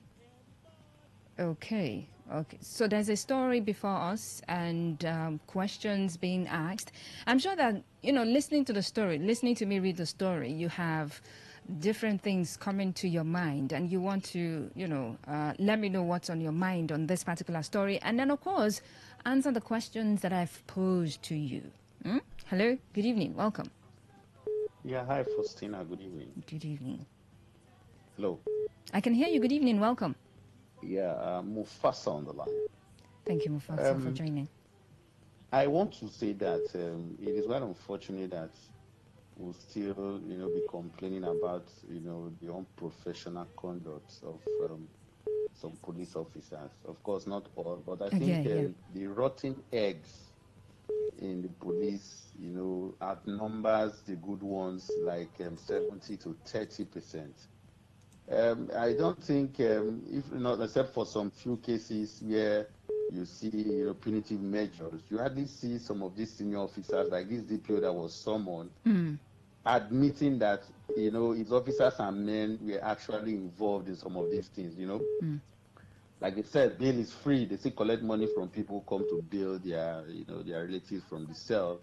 I see them, mounting illegal roadblocks, extorting money from motorists. And so not until the overall system, there has to be a total overhaul, because you need to see the kind of audacity, the kind of boldness that these officers, they exhibit on the road. So if somebody is not backing them somewhere, I'm not sure they will stand on the road and begin to extort motorists and people. All right, thank you, Professor. It's not enough for the DPO to come and start defending his people. Okay. If his hand is not part of what they are doing, he should conduct a thorough investigation and ensure that this thing is put to a complete stop, because the community people are complaining. All right, thank you. Thank you. So we don't want people to begin to take laws into their hands and do things that, people don't expect them to do to the police. So something needs to be done. Thank you very much. All right. Hello, good evening. Welcome.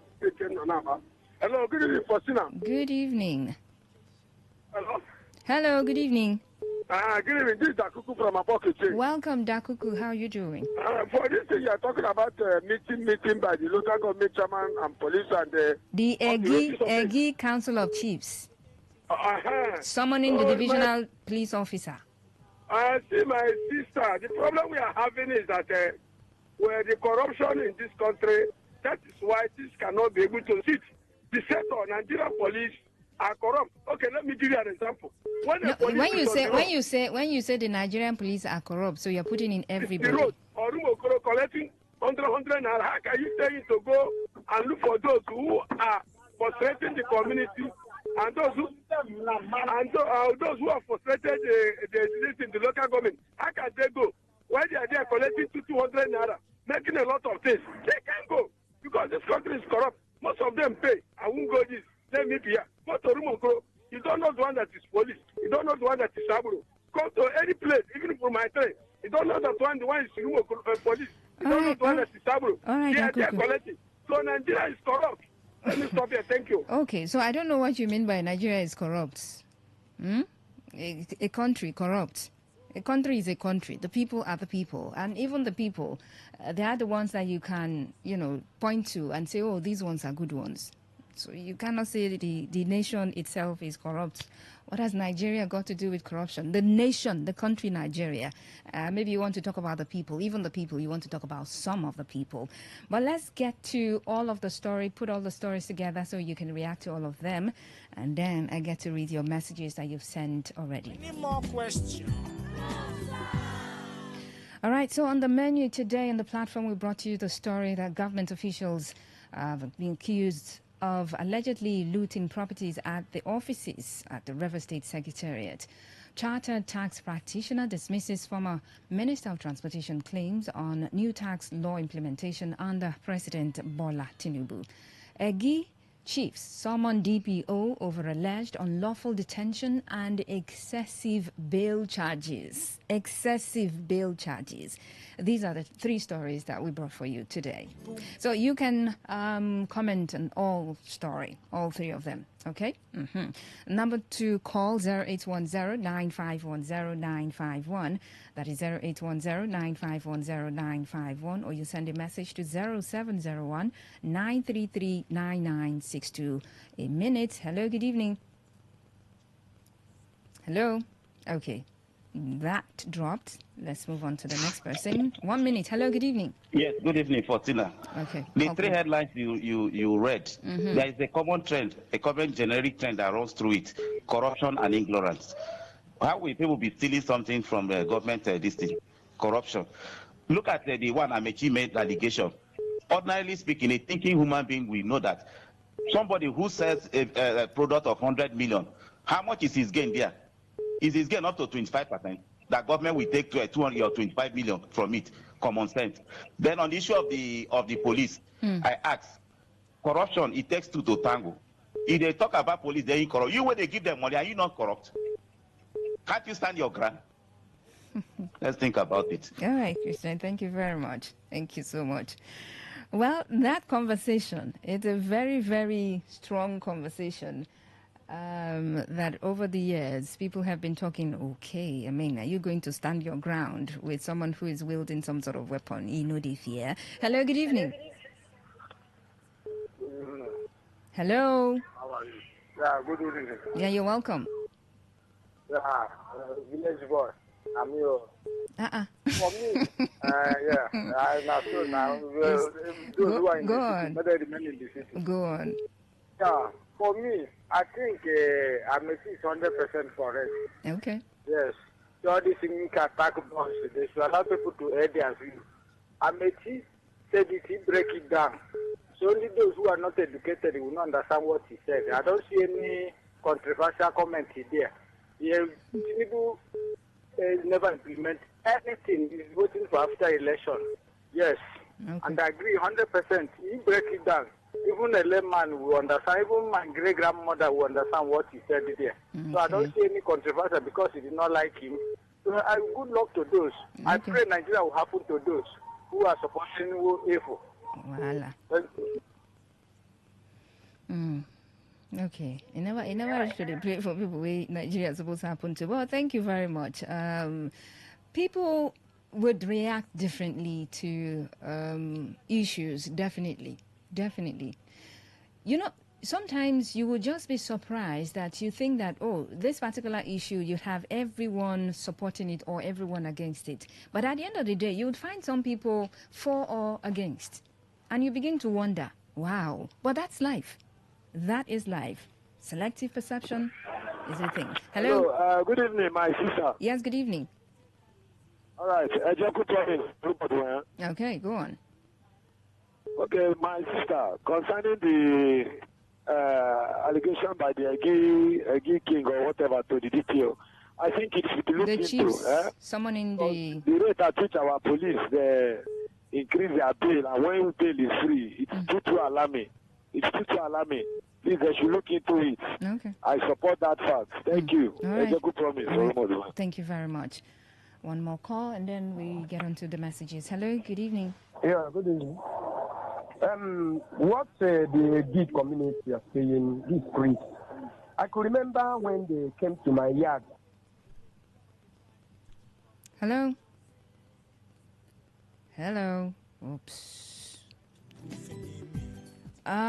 If it's true, the people taking those property to their homes are stealing government properties, so they are thieves. But why doesn't the government foresee this and put security in place to stop movement of any property out of that place? Mr. Law, you sent that one in. Okay, so I have a commercial coming up in 2 minutes. Okay. Just saw it. Let's see. Good day, moderator. The contractor complaining about things at the secretariat does not. Does those property belong to him? What's his interest? The person defending federal government on tax law implementation, has he also failed to tell us why the controversy? This is Mr. Dennis, right? All right. Thank you very much. Then quickly, one message on WhatsApp, and that will be it. Apologies. Hi, Fosina. What are they trying to tell me? Will they say they don't have security men around the secretariat that's supposed to know what comes in and what goes out? They should stop that and accept responsibility for the stolen things. Eric, you send that one in. All right, so that would be that on the platform today.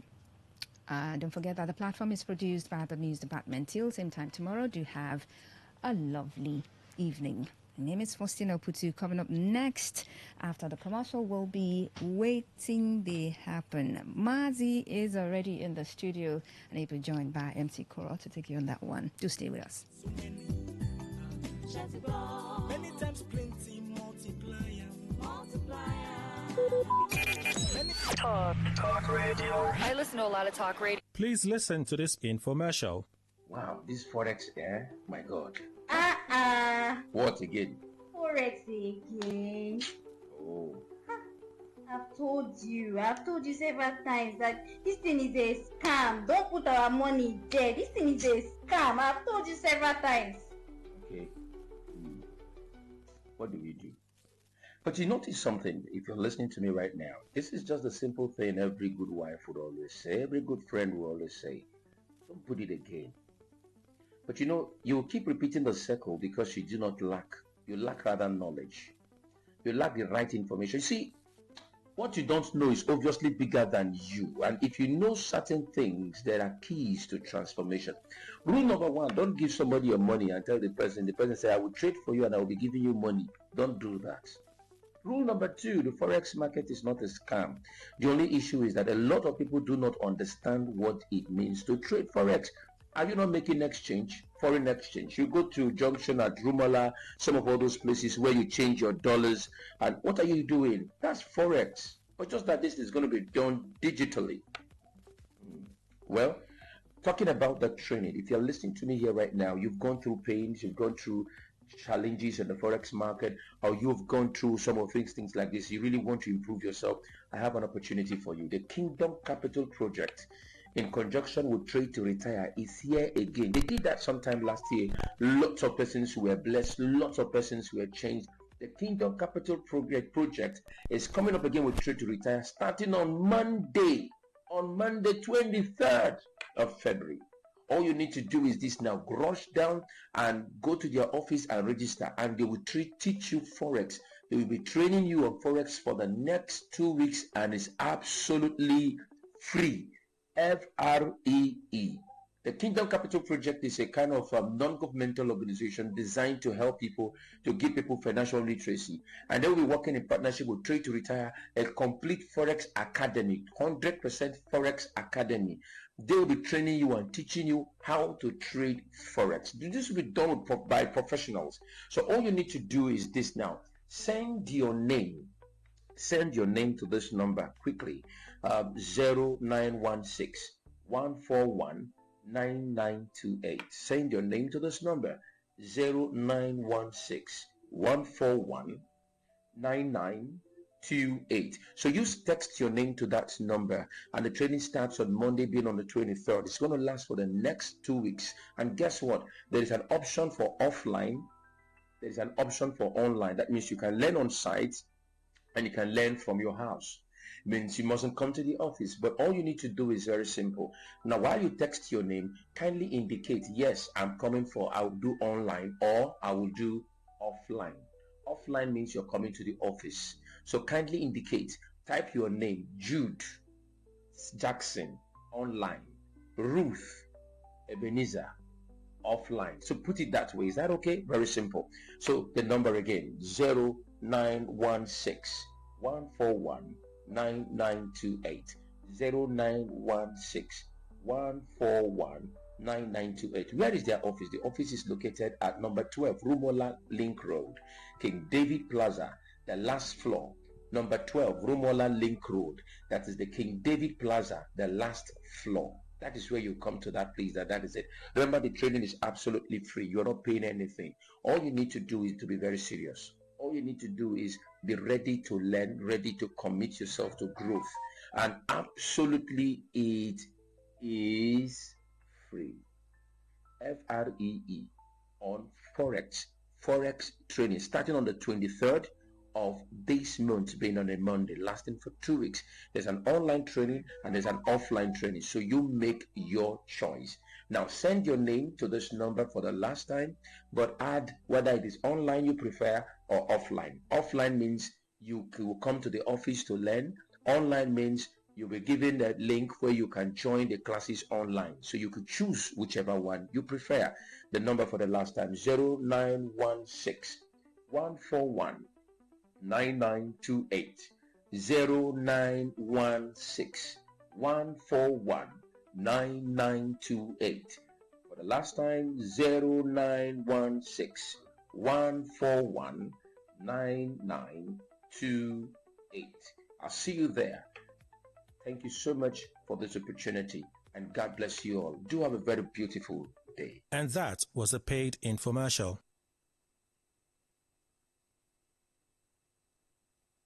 Say no to the ordinary. Embrace the extraordinary, because we are the voice of the people. Voice of the people. Today, 95.1 FM. Today, 95.1 FM.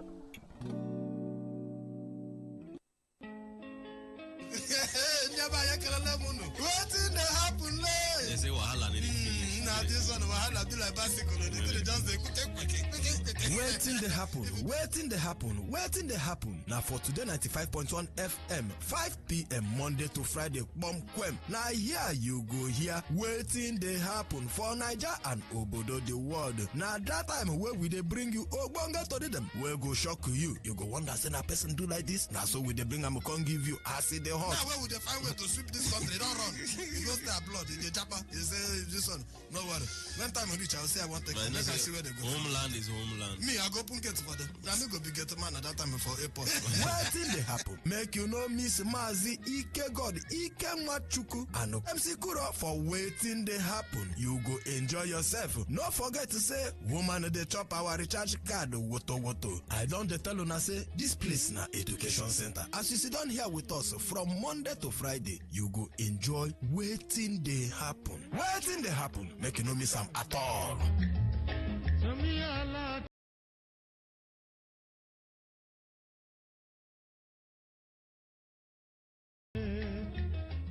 Port Harcourt, are you ready? Today, 95.1 FM, the voice of the people.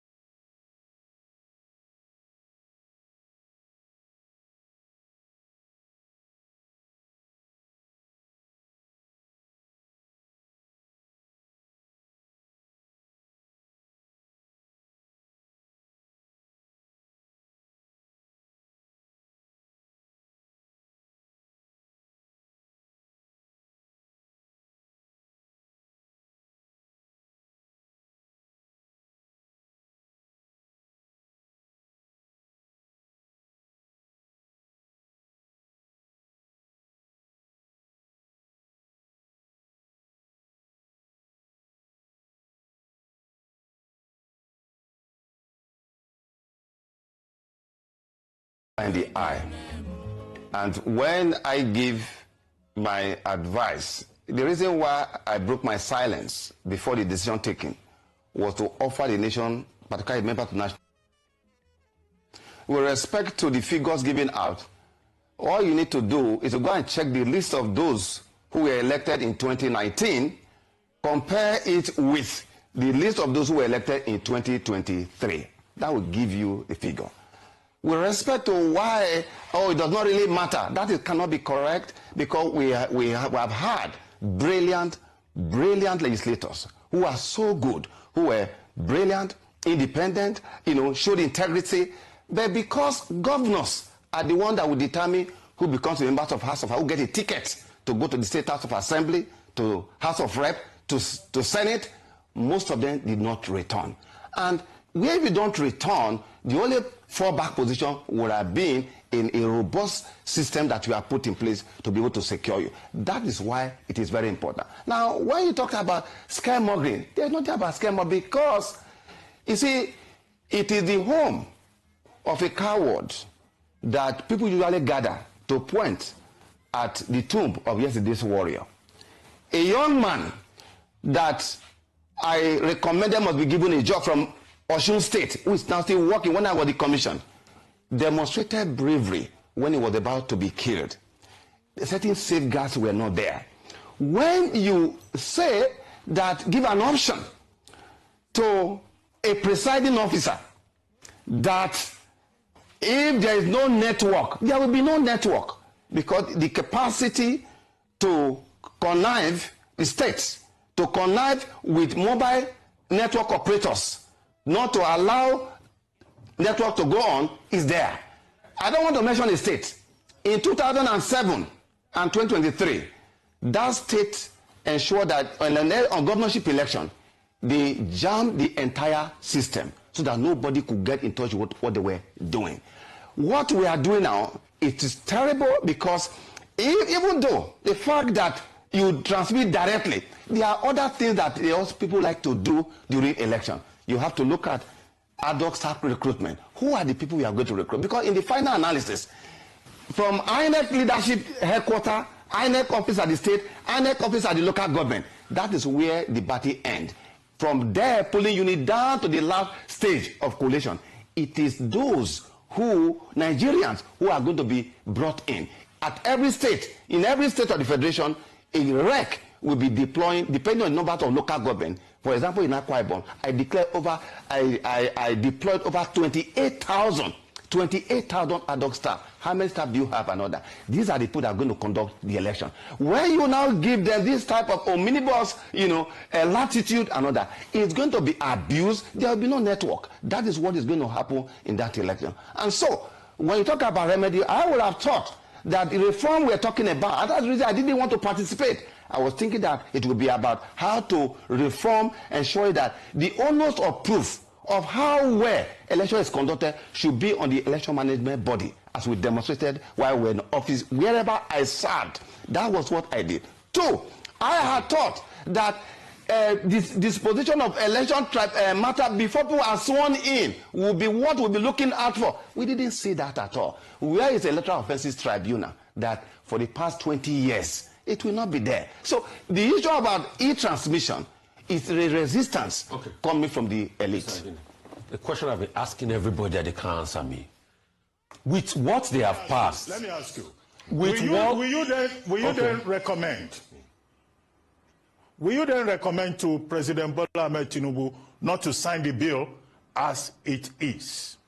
It is by indeed humble recommendation to Mr. President that you are a man of history. You were a senior man to very many of us in the struggle at a time when the journey of Nigeria and the prospect of democracy was less certain. What is going to be presented before you is a recipe for chaos. It's a recipe to undermine all that you have done while we were in the trenches. And also remember that at a time when the PDP was in office, and when we were in office, and they were saying that there was going to be a federal might, some of us stood out to say no.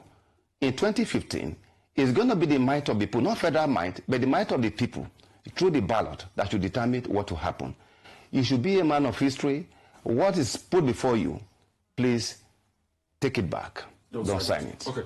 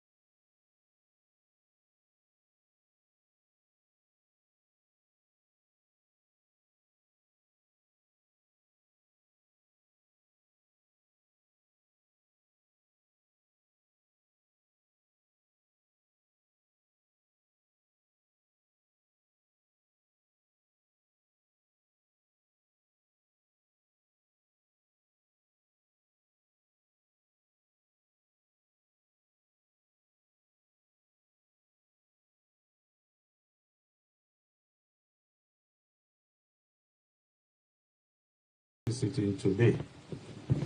And we want to clearly register our position and the test, with particularly Section 60, which has to do with electronic transmission. Our position is that elections shall and should be transmitted electronically. Yes. We are against any clause that will give room for any manipulation or rigging or leeway for any untoward act. And so we have asked that that clause should remain solely for electronic transmission without any provision. Aside that, we have also proposed that where there is a conflict between from EC8A, which is manual and capable of being manipulated, and the electronically transmitted result, that the electronically transmitted result should take precedence. All right, Nigerians and country people, thank you very much as you join us for Today 95.1 FM, Voice of the People. That last voice where you just hear, now the voice of, hey, oh no, this my uncle, this our brother, Deputy House of Rep. Honorable Okay Chinda. Okay, Chinda. And I just talk that where they represent Obiakpo constituency, federal constituency. I shock. They shock you, Abi. So he shock you, say, now, okay, Chinda, and I talk that thing.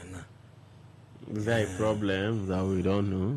See, so you don't see them. See, don't. In fact, if you know, in case I know some people look at the shock them, or they not hear them well. Now yoga, then they talk. So we could know whether this one on yoga plan. We have had an emergency sitting today, and we want to clearly register our position and the test, with particularly Section 60, which has to do with electronic transmission.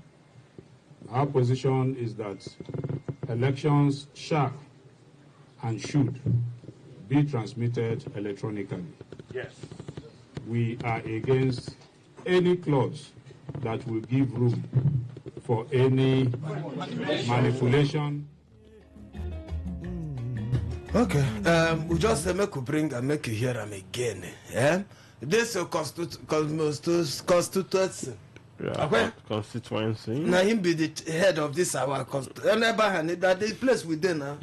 We are talking from this constituency. Yeah. So Obiakpo people, your representative for the House of Representatives of Obiakpo constituency, and don't come out now. You hear what in talk. Obiakpo people, we hope to say all of una mind you go with waiting in talk. Okay? That is it. Because he is the representative. Thank you very much. All for you people. That means it is your mouth to speak. You have to speak your mouth, your mind. Okay? It's their spokesman. Yes. So all of us are now, we are in alignment. Okay? Yeah. So that we want electronic transfer of transmission. Thank you very much. All right, so make we move sharply. If you're just join us for the first time in this program, now waiting they happen at that bonga time they bring a bonga trade and we go shock you. Go one that's in a person they do like that now, so they bring a call, give you a the hot official introduction. The person they voice here, my name Namaze Ike God Ike Wachiku Ike Wachineke Wachiku Teremonishi 1 the Ubodum 1 of Amudra making no try anyway hear that title anyone from any place just as a fake one be that now maybe the original one here one day Greek country people make move sharply country people have fun now within the happen. My name now MC Kuro. They call me the king of weddings. Anywhere we wedding they happen for the city outside the city. If you look very well, you go see say na MC Kuro we did our stock distance Pekin we then carry for back. You never know see the journey far. We don't show at to go to me. Yaga. All right, so I'm going to go my one. Yes. We don't move. Okay, I'm going to sharply make a remind you say we're there for YouTube Live. We go there, make you watch us for YouTube Live. and Facebook. We there for at Today FM 951 for those two handles there. We there for Instagram and S at Today FM 951 for the two. At Today FM 951 Instagram and S. And we there for online. You want to hear us online? The carry go there www.todayfmlive.com. Look inside, you go see listen live. You click there, make you hear us live and do that. Okay. I get one police officer will stop me today. His name oh, that man from Media Command. I no go fit forget this your name. Elum. Okay, Elum Monday. Monday. I said I go hell you for already. But I don't know why. That in the way that Yibo man talk, and I still do am. Hello Monday. Now when they talk to me, and I think you don't say police, you get out they take, you catch all these criminals. When they talk to you like this, fear go enter your body small. I pity boys, so pity boys. You get one boy who will come by my pussy that time. Just go here. He say, before he go come, say, Oga, you know if he send her come here. Say no want to make police stop her for road. Police go stop her. Come they ask her what in the carry pussy do. Say if he put her for trouble. And if it be possible, yes, if it be possible, what they do? Can you catch one pussy? You go bell it. Why you holding this pussy by this time? This is evening. Where are you taking this pussy? The boy serious. Are you sure you're not a ritualist?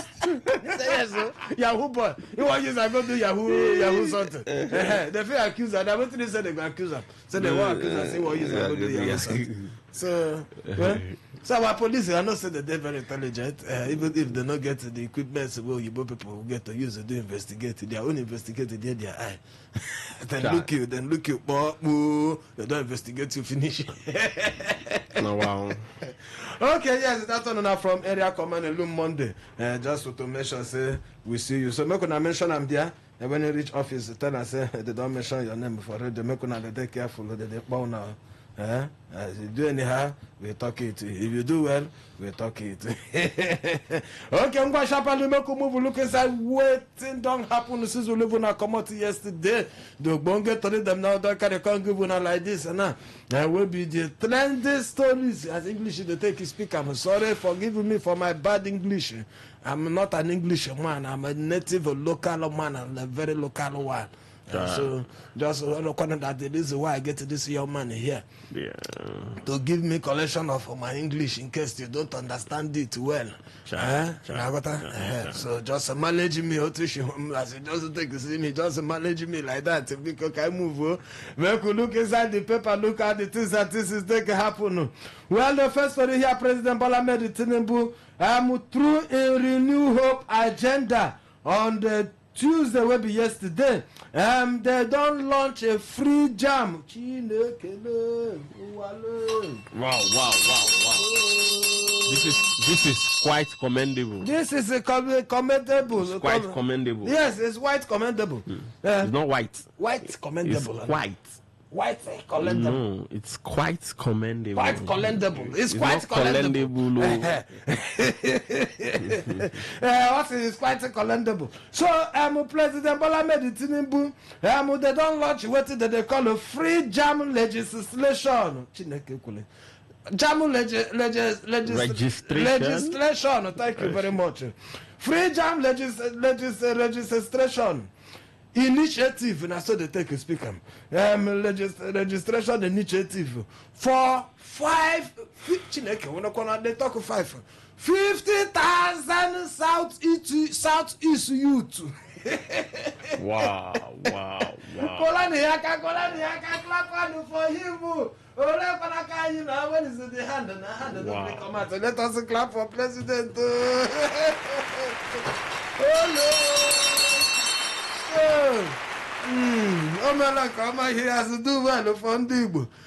Southeast youth. A lot of people that say I cannot go to school. President don't come. 50,000 youth for Southeast. Each region. That is like my region and now for Imo State. 10,000 children, youth, students, you go get this 8,500 naira. All of them from the New Hope agenda. Then Enugu people, Anambra, Abia State, all of them Ebonyi State. Unuga went all of them go collect 10,000. 10,000 youth. Una go get 8,500 for your jam registration. So you don't have excuse that you cannot go to school. President has come with a new initiative for you to go to school now. I tell you people the other day. See, the president is do good though. I'm going to bring him like a student loan. I will not get that kind of thing before. Other, you know, good.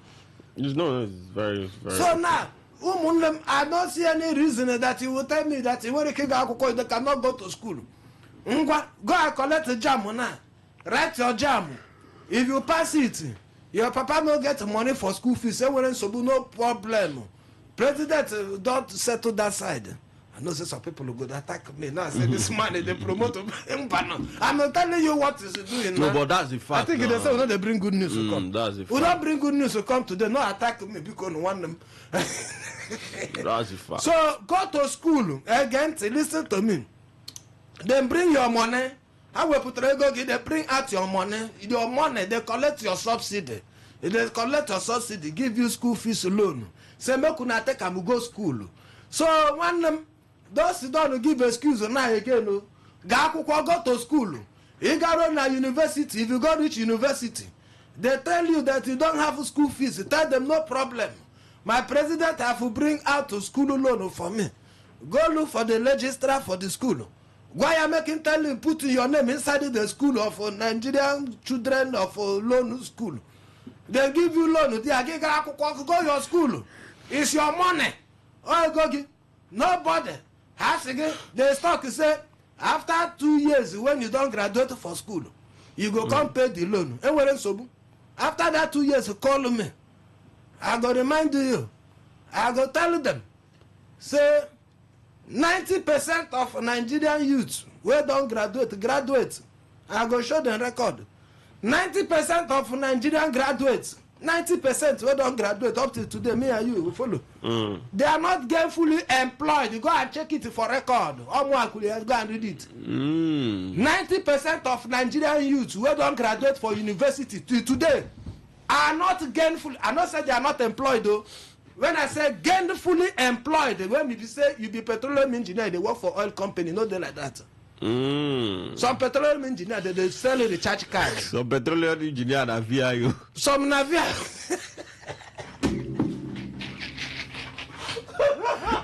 So when they finish after your 2 years, you go school, you finish. They can't tell you say come back, you come and pay your school fees. Tell them you are not fully employed yet. Nobody. Madam Obama, Obama wife for America. Around that time when husband will be president, now she pay her own school loan. They know they pay and finish for all the world where they give school loan. Nobody go come drag you say come pay your school loan. One they go collect money, and the secondly, if my daughter because what about if the person die?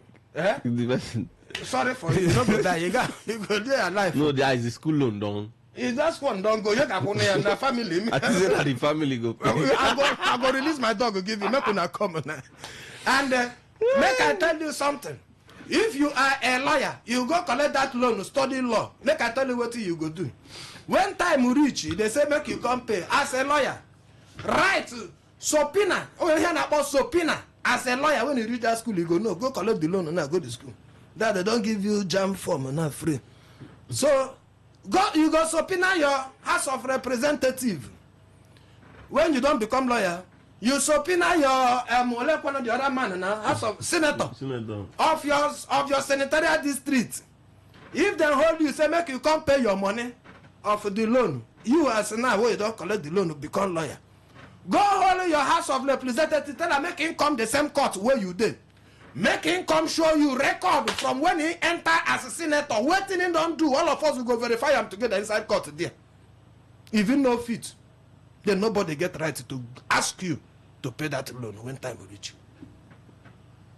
I think the idea makes sense. So, in fact, I go encourage all of you, go study law. All of us will go study law. When we finish, we go subpoena all of them, bring them come court. Make them come show the things what they don't do since they become. Some of them don't stay for House of Rep or Senator 12 years, 13 years, 50 years. How can I buy? Show one product. In fact, well, Mazi, the thing with it, anyways, congrats. Whether they like it or not, congratulations to Southeast people. The Southeast, yes. Because now, people of the South like they say, waiting be our own problem. Is it that we don't deserve jump for? But this one is good for Southeast people. Well, this initiative, if it raises a lot of questions about the intention behind them. What do you think? You think say this one on a vote buying because people don't they shout. They say this one on a vote buying. Why since they no do them? Why now? If they can't give children free jam form. Since so 3 years, it got felena. Now they remember Southeast children say they won't go school. You give them free jam form. Well, we don't that the second son they ask, what do you think about them? It's good to support education, but how we fit take balanced political promise and a genuine help for the people? Well, the truth with it be say it very suspicious based on the fact say we don't near the election political time year. Reach. Yes, election time don't reach. So a lot recently Southeast don't trend for the media based on village boys movement, city boys movement. I don't see the aggressive way village boy movement, village boys and girls. So all those talk them don't look like say the Southeast now be one of the space where the presidency they look out for. No say as a leader, as a politician, when you contest election, the places where you lose, you need to go back there, go find out waiting make you lose for this place. You understand? So I feel say Tinubu don't sit down doing calculations, say, okay, I lost the last election for the Southeast. Where make I go back, go know why I lost this election for the Southeast. Now, one of the way I can make these people happy is to buy their children jam form. Yes. Because jam form self no cheap. Some parents now go say, they don't get you jam form, at least that one don't enter your pocket. Exactly. So after the jam form, now the next thing university student loan is there. You understand? So but if you look on a general angle, man, I tell you of a truth. You go see whether people will criticize the president or not. Well, it's your money. Go out. Don't say because of say, no, I'm your obedience movement. Peter, say make una not dey collect. One day collect your money, or you go use your money. Because I'm an obedience movement, I will not take the job form. If you don't take the job form, now you lost. Now you go lose. Because normally now you're right. Yes. Now waiting. And government supposed to do all these things so they don't. Okay, now the president don't they touched. Yes. To do this one. Whether politics or no politics. But you don't see. No, but I don't need to ask you because we don't see the politics inside already. So our own lad, the only question we South people are going to ask you when you go reach this side. So it is said about buying this. No, but if you reach River State, it will be two factions. It will be same. Okay, well, we leave that one for now. Make una put una voice inside the open phone line and tell us what do you think about that one where president under the Renewed Hope initiative they don't bring out to 50,000 youth for jam form. All right, so I'm going to make a shift to come out there. Don't hear the video there. Don't hear the video from the ex-resident electoral commissioner and the lawyer Mike Igine. In don't appeal, in don't beg, or your life don't beg Mr. President Bola Ahmed Tinubu say beg, Ayoka they beg you, make you no agree or make you no accept the new electoral act where they don't repeal and reenactment bill of 2026 as in don't want saying the proposed law if it spoil Nigeria democratic process, and it go fit cause better chaos for this country. Say this one, where the House and the Senate, everybody don't carry book. I have it, and they can't allow manual transmission inside. Say it don't make sense at all. You don't hear what they don't talk there. You don't beg Mr. President, make him return them to them, make him no sign them. Well, this appeal don't raise plenty issues about the integrity of our electoral system. You think he said President go listen to this one where the man don't ask, send that electoral bill back? Well, this particular one now don't really cause controversy. Because maybe what you don't see say Nigerians, plenty Nigerians not they happy. Yeah. Plenty Nigerians not they happy because what Nigerians they want now be say make you fit transmit the results. You understand? Make you not look like say you can't put manual. No need. No need. You understand? You don't see if if Senator Ifeanyi. Sorry, I don't check for them the other if his son name is it. I don't forget his son name. Make a no go spoiler. Senator Ifeanyi talk am there say the beavers be like SMS. It be like our WhatsApp. If you send me message now, sometimes you go see somebody go send the SMS here because of network. If network no dey, he go hang for cloud. When network comes, sometimes the message go enter. Normal. So that's all the thing it be. So when you do election finish, you snap them, you send them. Automatically, the beavers go send them to anywhere and go keep them. Till when that machine go see network anywhere, you go deliver that thing where you send. And as you don't send them like that, keep them, say you don't send them, you not go fit the time again. That's what WhatsApp will be. That's what SMS will be. But we'll see how the coming days special. Because the whole problem, man, even this electoral distance, we just talk over little things.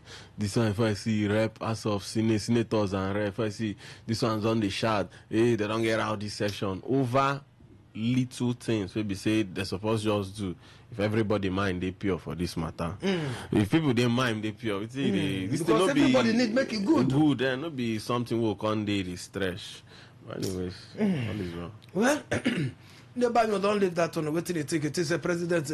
If this bill go reach in time, go fit send them back. He said this one will not be the mind of Nigeria because Nigerians don't come out to protest. Well. If now waiting be the minds of Nigeria, you go see plenty Nigerians for road. They protest inside Abuja there. Say we no like them everywhere. In fact, call media now. Everybody want good thing. Go tell you say. Time you don't reach for change. They say change is constant. You know, go fit allow us make we still there for the system of 2022. No, a lot of things they don't change. If you look 2022, POS, you know, plenty today now. Now inside your bush for backyard everywhere, POS service is everywhere. That is what they call it change. And the thing go still they change. You still won't carry us go back for 2022. You like them like that?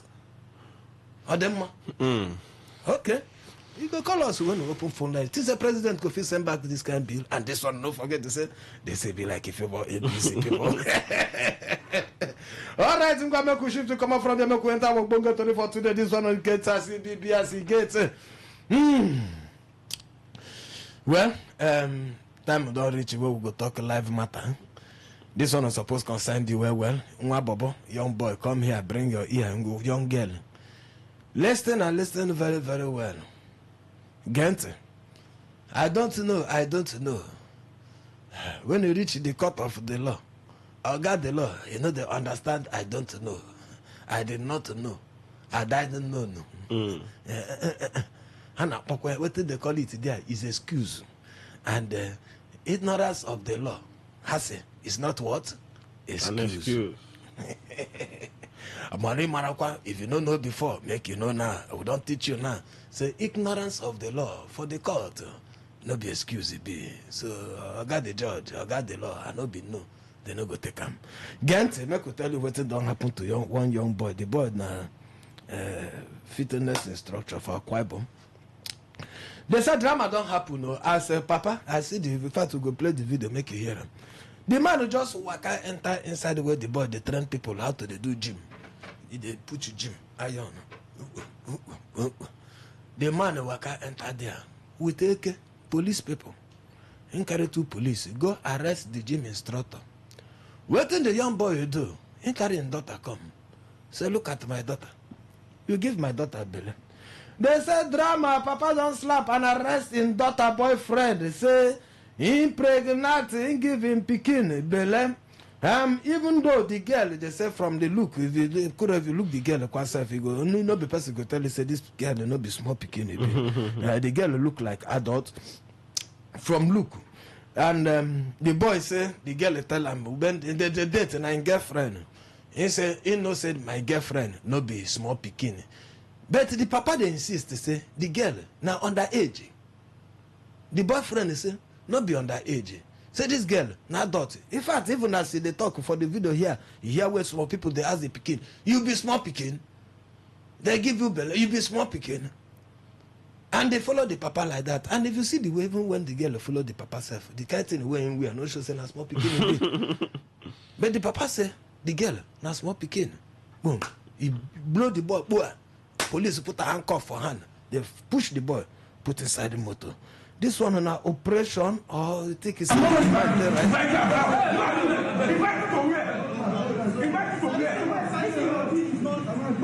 When the man slapped the boy tell him, yeah, but Oga, if I give your pikin in belly, no be waiting they go carry police come arrest me. You go just invite me to your house. Hey, the man. That's impending. Oh my God, boy, he slap and sharp. Say, invite you to where? Invite you to my house. He give my pikin the belly. Say, make I invite you, come here. China, okay, invite you to where?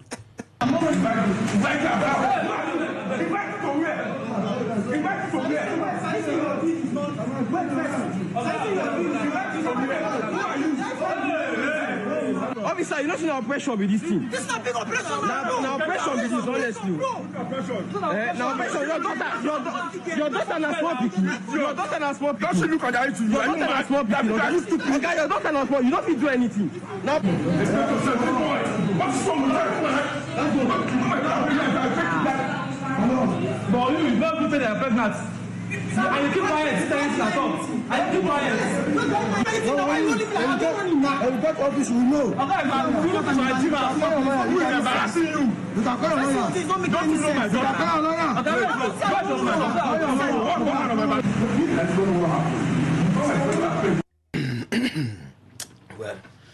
Well, my people, how we go take a settle this one? Now the boy fought.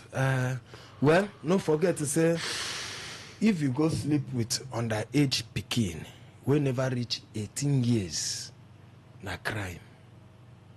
Gente. All them is very important that you call your girlfriend and now ask her, be a small girl, how old are you? As she should tell you the truth too. He should tell you, in fact, tell him if you find girlfriend and now tell him bring birth certificate before you're thinking now so men bring in birth certificate to make you confirm and say in there above 18 years, because you go for road and you go see small children and here you call yourself the kind of nonsense where them wear. You go ask us this one will not be small picking and I go confuse you, but you know say now under 15. Because of parents when no like this man I go tell her saying be in fact I go even fit to sort herself because he not do well as a father to allow your picking to reach this level. See the boy. Instead they give your daughter belly, you are a disappointment as a father. You disappoint Olomogi, you are disappointing the girl, because you not train your pikin well. If your pikin you say now underage and they go get the belly, now you don't go carry police, they show power more again. My people, what do you think about this one? Because the matter don't enter online well, the video they trend everywhere. We say make you follow behave. What do you think about this one? Kura, what do you think? Well, anyways, it is sad see that kind of thing go happen, but the man now don't use show of force. And I don't know what's in the constitution talk or if to say lawyer they, because the boy if even sue the father. But the father will get the pikin. Say my pikin now underage. In supposed carry the boy claim say the pikin don't tell her say she be adult. Well, yeah, when the friend they ask her, they give you the small pikin, they give you belly, nothing talking. I know, but the way the girl look shy, the girl look like person way don't tear small. You see the thing because the way she dress self, you go know say this one self. Don't even see plenty things for this world. So, but anyways, I don't advise any parents to use force So the man for what in for okay, what if na underage? Even if na underage too, you know for arrest them. Go for arrest them, but if first, even if you arrest them, they go always tell you say you supposed to sue the person to court, abi. With this kind of case, when once the boy come, they go to now it's in a lot of police now go it's a lot of now. activists that always Now police go prosecute them. So that maybe good to make you use police arrest them. Okay. Because if now underage, if na police go arrest them, you know go write them lawyer say that one no follow. Okay. But if the pikin will not be underage, now where the problem dey? Now how do we confirm it now? You go blame the boy because the girl tell the boy say he no be underage. The boy go ahead. The boy is just a victim now. Say that one don't happen. If the same no give the girl belly, nobody for you about the news now. Now the belly we make them now come the drag this thing. And the father go don see sign for his daughter. Say his daughter don dey do one or two things. He go definitely show. But anyways, the father go the boy and the father go dig themselves for course now. But they always advise people. Some girls they look very big. When you look at them facially, but sometimes the way they go use talk, you all know say this one a small picking. By the time they get just talk through 2-3 things, you all know say this one at that time be. So my advice, because you get some boys, man, they use I see women. But then a small pick, some boys give them say that small one, that small one feed do. 40 years old woman go feed do. Okay, make we carry am give una Nigerians country people make una follow put una voice for all the tori them who don't bring. Don't forget to don't tell you the first one where President Bola Tinubu done through a renewed hope initiative. He don't give 50,000 youth students for Southeast. And you don't give them 10,000. Okay, each region go get 8,500 for their free jam registration. What they go use to go school. High tech see that one. Now vote buy in. Now politics in the play. I now take see them. A good thing for the Southeast. We don't come so. And resident electoral commissioner will be and the lawyer. Mike Guinea, he don't talk back President Bola Tinubu to make him throw away that electoral act where they don't carry coming table there, and this one where Papa don't arrest him, gave him boyfriend, in Pekin boyfriend say he gave him daughter Bele. Even as he talk, say the Pekin now underage, the boy say the Pekin now daughter. All right, 08109510951. Who want to talk to us? Your name and where they call us from? 08109510951. And the phone number be that. And WhatsApp and SMS na 0701-9339-962. That is WhatsApp and SMS. And we could check who they our phone line. Your name and where.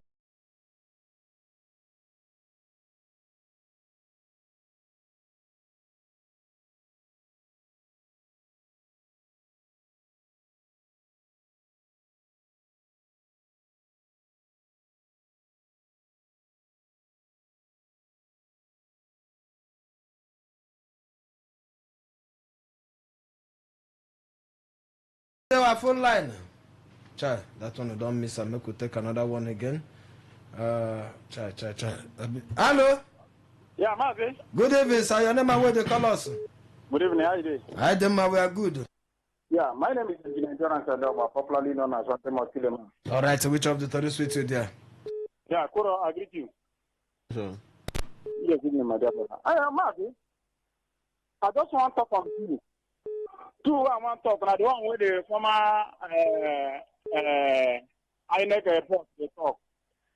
INEC electoral. The former boss for Kwaibu, man. Yes, they talk. They make the president throw away that bill.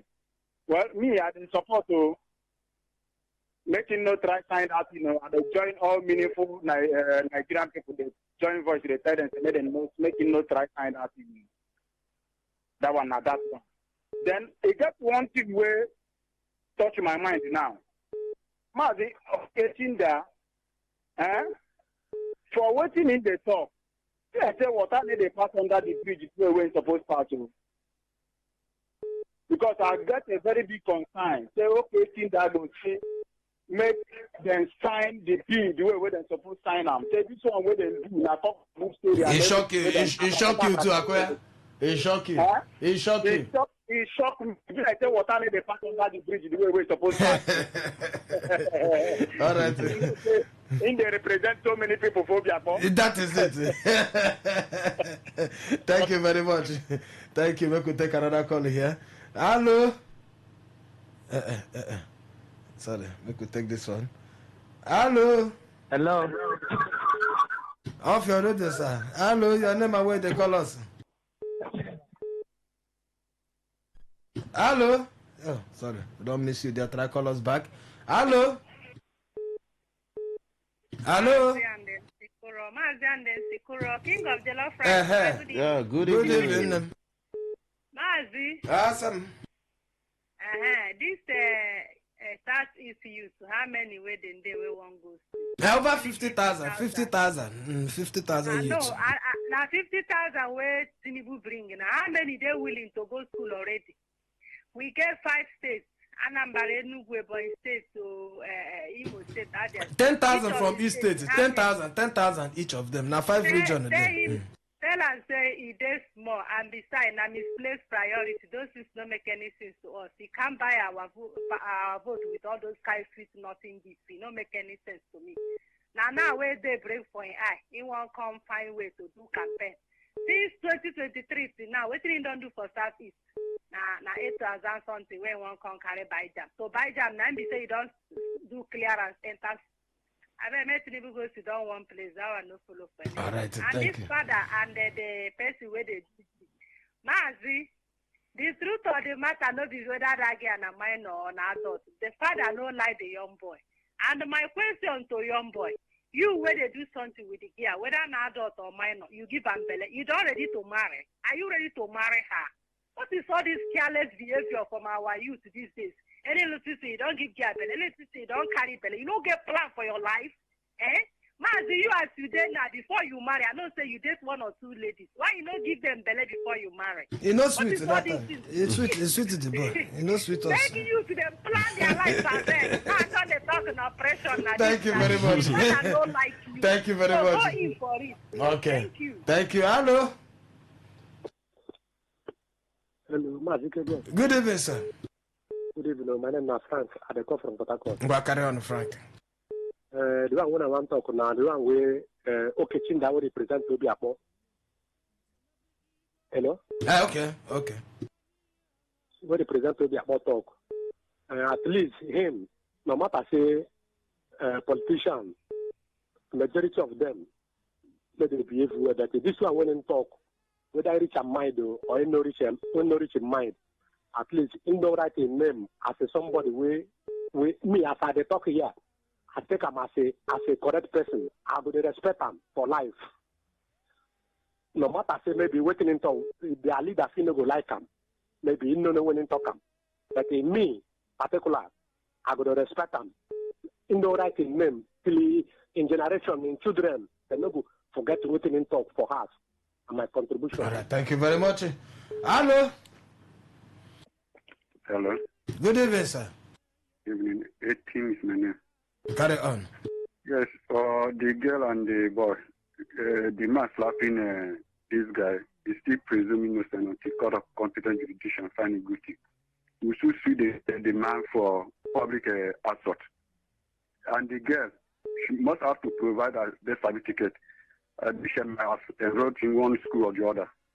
So the case is not yet over against this guy. That's why what the implication of pregnancy a girl when it's not yet financially dependent. For Greg Igiri, Igini was the one that stopped Goss Akpabio in 2019 from going back to National Assembly after he won 2015. Was Chris Ekpen, the former deputy governor of Akwa Ibom State, that if he defeated Goss Akpabio in the second term. It was the defection to APC that bring him back to political limelight because they almost killed the political career Udon Emmanuel and Chris Ekpenyo, because those people they also rugged people. Okay. For the carrier, I mean this election, let the opposition party, let all of them they should come under one umbrella. So make president reject the bill. He will not reject it. That is Okay. what they passed All right. to law, the both House Assembly, National Assembly is what the script is written to them. for them. So they've already perfected plan to reach 2027. But they should be very careful not to force themselves on Nigeria. All right, thank you. Not to impose the people or kill the people. Thank if not, the military will force them out. Okay, no military. Hello. Good evening. Good evening, sir. Off your radio. I don't offer. My name is Najib. I call you from Africa. Carry on, Victor. It brings us good news. Say, President, don't give 50,000 youth free jam registration. No, Victor? For Southeast. For Southeast, because he lose for 2023. He want to see how he go figure now, how he go manage it for 2027. He don't try for that one. But the property we will pay for Nigeria, never talk about that one. Then on that one, I want to remember you. Then the students who don't pay their jam registration now, how they want to do their money, then we refund them back, or how they will do. Now, the question I want to ask to know. Okay. Well, the ones who don't pay, they don't pay. Don't pay no. The ones who never get money to pay. Hello. Hello. Good evening, sir. Good evening. You can watch it. COC, carry on. Now, COC. You see, Tinubu, since 2015, where they tell APC, say, APC, now forbidden meat for Southeast. They don't even know how they hate them for Southeast. Now, some of the soil now, they tell them. That same money where they use, they go west. They go still collect them. Shishi votes, nobody go give them. APC. Anything where you like, do. Go talk about APC for Southeast now. You don't go be a part of they talk about APC. Then go use Ubu drink for you. So to me, anything where they lie, made them they do. If they buy this, if they buy this, if they buy that. They tell you say, would the find person go train up for school? And if person want train us, nothing even want train us. They want where I go, now you pay my school fees. Carry money, go give people where they the other side, where would they even the priest send them go. You know they see people where they beg for the other side, Alamajiri, send them school. See Tinubu want train Southeast people. All right, thank you. Okay, send your picking and they can go collect that thing or go school. Hello. Mazi. Good evening, sir. Good evening, Mazi. My name is Akola Ole Kenneth. Carry on, Akola Ole. Yes. I want to talk about that 50,000 jam. Free jam for Southeast Youth. Yes. All these things where President Tinubu they do now, it's in a political movement. And it's thought if they pay me say up to now, if Nigerians never open eye till now, I don't know where I go talk again. Okay, they tell us our refinery for Port Harcourt here don't work. It don't work. Everybody say refinery don't work. They don't they say fuel. It work. APC government don't fail. All right. They be like government. Thank for you. that man, where begin? Okay, no problem. Make another person talk. Thank you. Right. Okay, make we take this one as last call. Hello. Mazi. Yes, sir. Good evening. Your name and where they call us? Mazi, my name is Belgamo. Oh, I got Belgamo. Tell a long time. Well done, sir. Mazi, thank you. I will find a way to get you. Hey, we there here, sis. Hey, Mazi, I damn the sweet me. That English, where they find it to speak, where a quarter they correct you, they sweet me too much. Oh, thank you, sir. Thank you. Mazi, yes, sir. Mazi, make you know the deceive. Mazi, make you know the deceive also. Okay, Mazi, make I go straight to the point. Hello? Carry on. Okay, that Akwa Ibom Electoral Commission, former one. The thing where you talk, if a president go listen to that advice, it will be good, though. And they tell you true. Because this kind of thing what the people they do, no good. This was not the say, the one where they talk, say majority, minority will have their say, majority will have their way. This will not be like that again. This one, very few persons and a very large population of Nigeria. This will not be so. Now, the Nigerian majority, the other side where they say belong better, I don't be minority. So now, majority of Nigeria will get their way this time around. All right, sir. Thank you very much, sir. Thank you. Our time, we don't finish. Could I make a text SMS even if 1 or 2 times we don't finish? We don't even check them. Okay. This one say, greetings, Mazi and MC Kuro. I plead with Nigerian National Assembly to do the right thing. Let there be electronic transmission of election results without any ambiguous clause. Nigerians have suffered too much in Nigeria. Madam Cynthia from Rukma. Madam Cynthia, thank you. Greetings, Mazi and MC Kuro. It is not by free jam registration. The Coco is on paying the school fees. This rule should stop deceiving the masses. If you can't give free education, better the economy lets parents be able to train their children from daddy. The new purchase of the jam form is a noble one, but the timing is suspicious and wrong. As for Ekimi and his advice, it's a nice one, but then it is left for those who advice is given to decide on what to do with the advice. Though a saying goes, take the message and leave the messenger alone. All right. Marlon, thank you. What if him asks her age and she lie about her age? Anyway, shall the fitness instructor use the girl? Take no. If him really they fit through. Upon all the iron in the carry, Johnson from Ilio. Johnson, thank you very much. I don't understand some boy, so you never meet girl, papa. You yourself, you don't already become papa.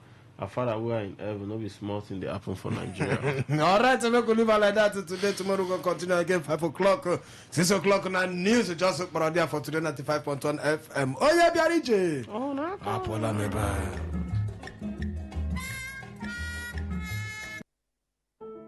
In Sumide land, historically known, Belu Rumakini, official strategic development notice. In line with global real estate transparency standards and investor protection principles, this serves as an official clarification to the public and investment community. The land historically known as Nsumide is the traditional property of Omuakachi/Onuo family of Mbodoalu and was lawfully transferred over 15 years ago to reputable institutional bodies and qualified private beneficiaries. These include Association of Medical Doctors, Unique Chuba Cooperative Society, ASU Cooperative Body, Captain Elechi Amadi Polytechnic Lecturers, the Okachi family, and distinguished Nigerian investors. Following the landmark judgments in suit number PHC/1409/2013 and suit number PHC/2881/2016, the court unequivocally affirmed ownership and development rights in favor of Umuakachi/Onuo family and lawful beneficiaries. Post-judgment, the family and beneficiary institutions formally mandated Odebola Properties Limited to execute a structured, master-planned urban development aligned with international real estate and infrastructure delivery standards. Today, all development activities remain court-backed, structurally regulated, institutionally supported, investor secured. Odebola Properties Limited continues to work in collaboration with institutional stakeholders and community leadership to deliver a premium, future-forward residential and investment environment built on global best practices. The public and investor community are advised to rely strictly on verified information from the recognized associations. Umuakachi/Onuo family, Odebola Properties Limited. This notice is issued in the interest of lawful compliance, structured growth, and sustainable urban legacy development. Issued for recognized associations represented by Professor Chizindu Aliko, Dr. Hart Josiah, Barrister Mrs. Salem Amakri, Dr. Victor Ikenga, Dr. Job Otokwala, and Barrister Okachi for Umuakachi/Onuo family.